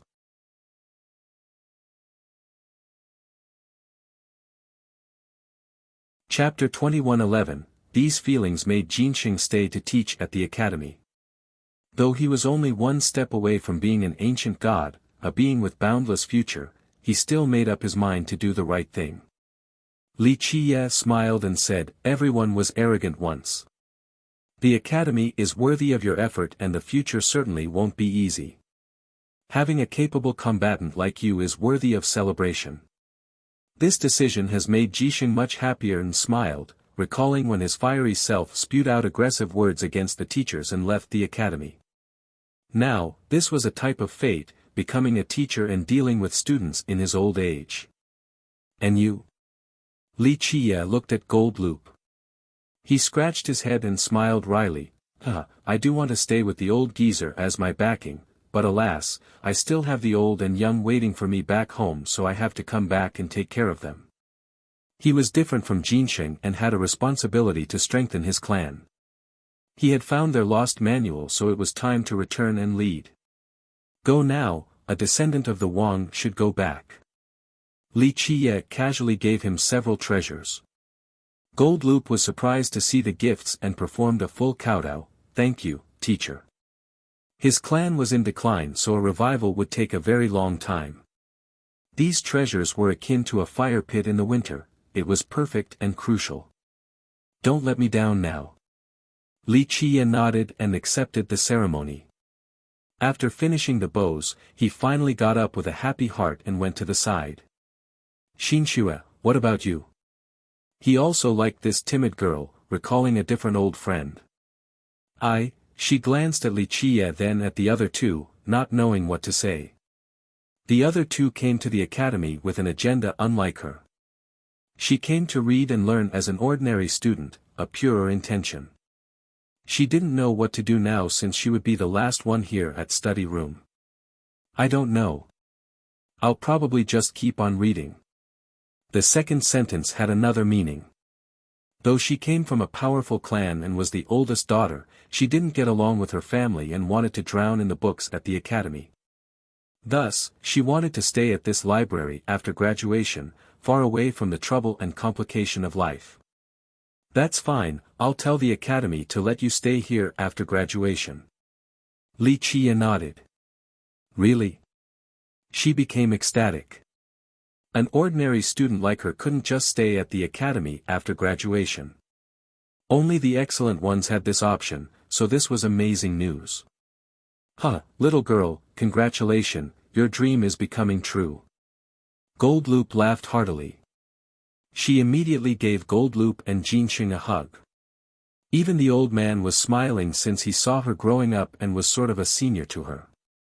She almost hugged Li Qiye too but quickly stopped after remembering his identity. He gave her a quick embrace and smiled, "Try your best, little one, I'm sure you will be successful in this." Her face turned red and nodded continuously. Words couldn't describe her emotions right now. In the end, the three left and Wuxia went to find soaring immortal prince. The prince bowed and said, "Thank you, your excellency, for saving Celestial." Wuxia shook his head, "No need to thank me, this chessboard has been prepared for a long time now, not expecting to actually use it. One can only say that greed is overwhelming even for emperors." The prince gently sighed. So many monarchs and high gods didn't hesitate to end the academy despite what it had done for them. The 13 continents should be calm now after this battle. He said. No one would dare to challenge the academy now after fully seeing its capabilities. As it should, but this is only the calm before the storm, the prelude before the descent of darkness. Wuxia said. It's coming that fast? The prince shuddered, aware of this terror. Wuxia nodded, yes, it's very near. The dark overlords have been hiding all along, no one knew of their existences. But now, they couldn't help but showed themselves.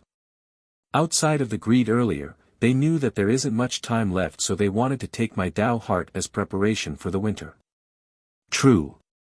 The prince nodded, they have erased all traces of their existences in the past eras, not wanting the world to know that the shadow is always looking at the 13 continents. Few knew about the existences of these beings, not even the low-level emperors.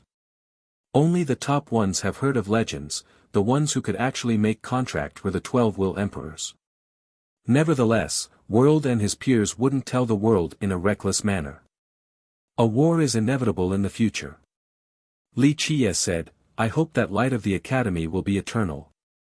As long as it is around to guide the 100 races, even if it is weak and flickering, it will be just fine as a symbol of hope in the darkness. I hope so too. The prince sighed, we'll certainly try our best, but what we really want is for you to guide us as the lamp. Wuxia shook his head, it's time for me to leave. I won't be around in the future, there's something else I must do. Where are you heading to?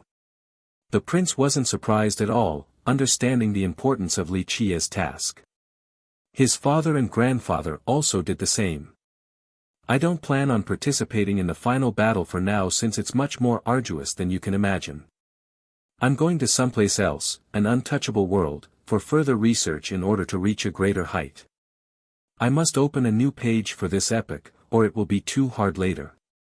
Your father and grandfather have thought of this as well. The mythical world that does not exist? The prince asked. He knew many things due to his background. Both the emperors have tried to find the door to this world, but due to a lack of fortune, they gave up and chose the ultimate expedition instead. Yes, the timing and fate weren't right for them, but I have prepared enough for a trip. Wuxia said. You're tuning into the Han Li's Wuxia Chronicles YouTube channel. We're so grateful for your support, and don't forget to subscribe to join us on this incredible journey through captivating stories. Your generosity through donations truly makes a world of difference, as it's the primary source of revenue that allows me to expand and enhance this channel for you. Thank you from the bottom of my heart for being a part of this adventure.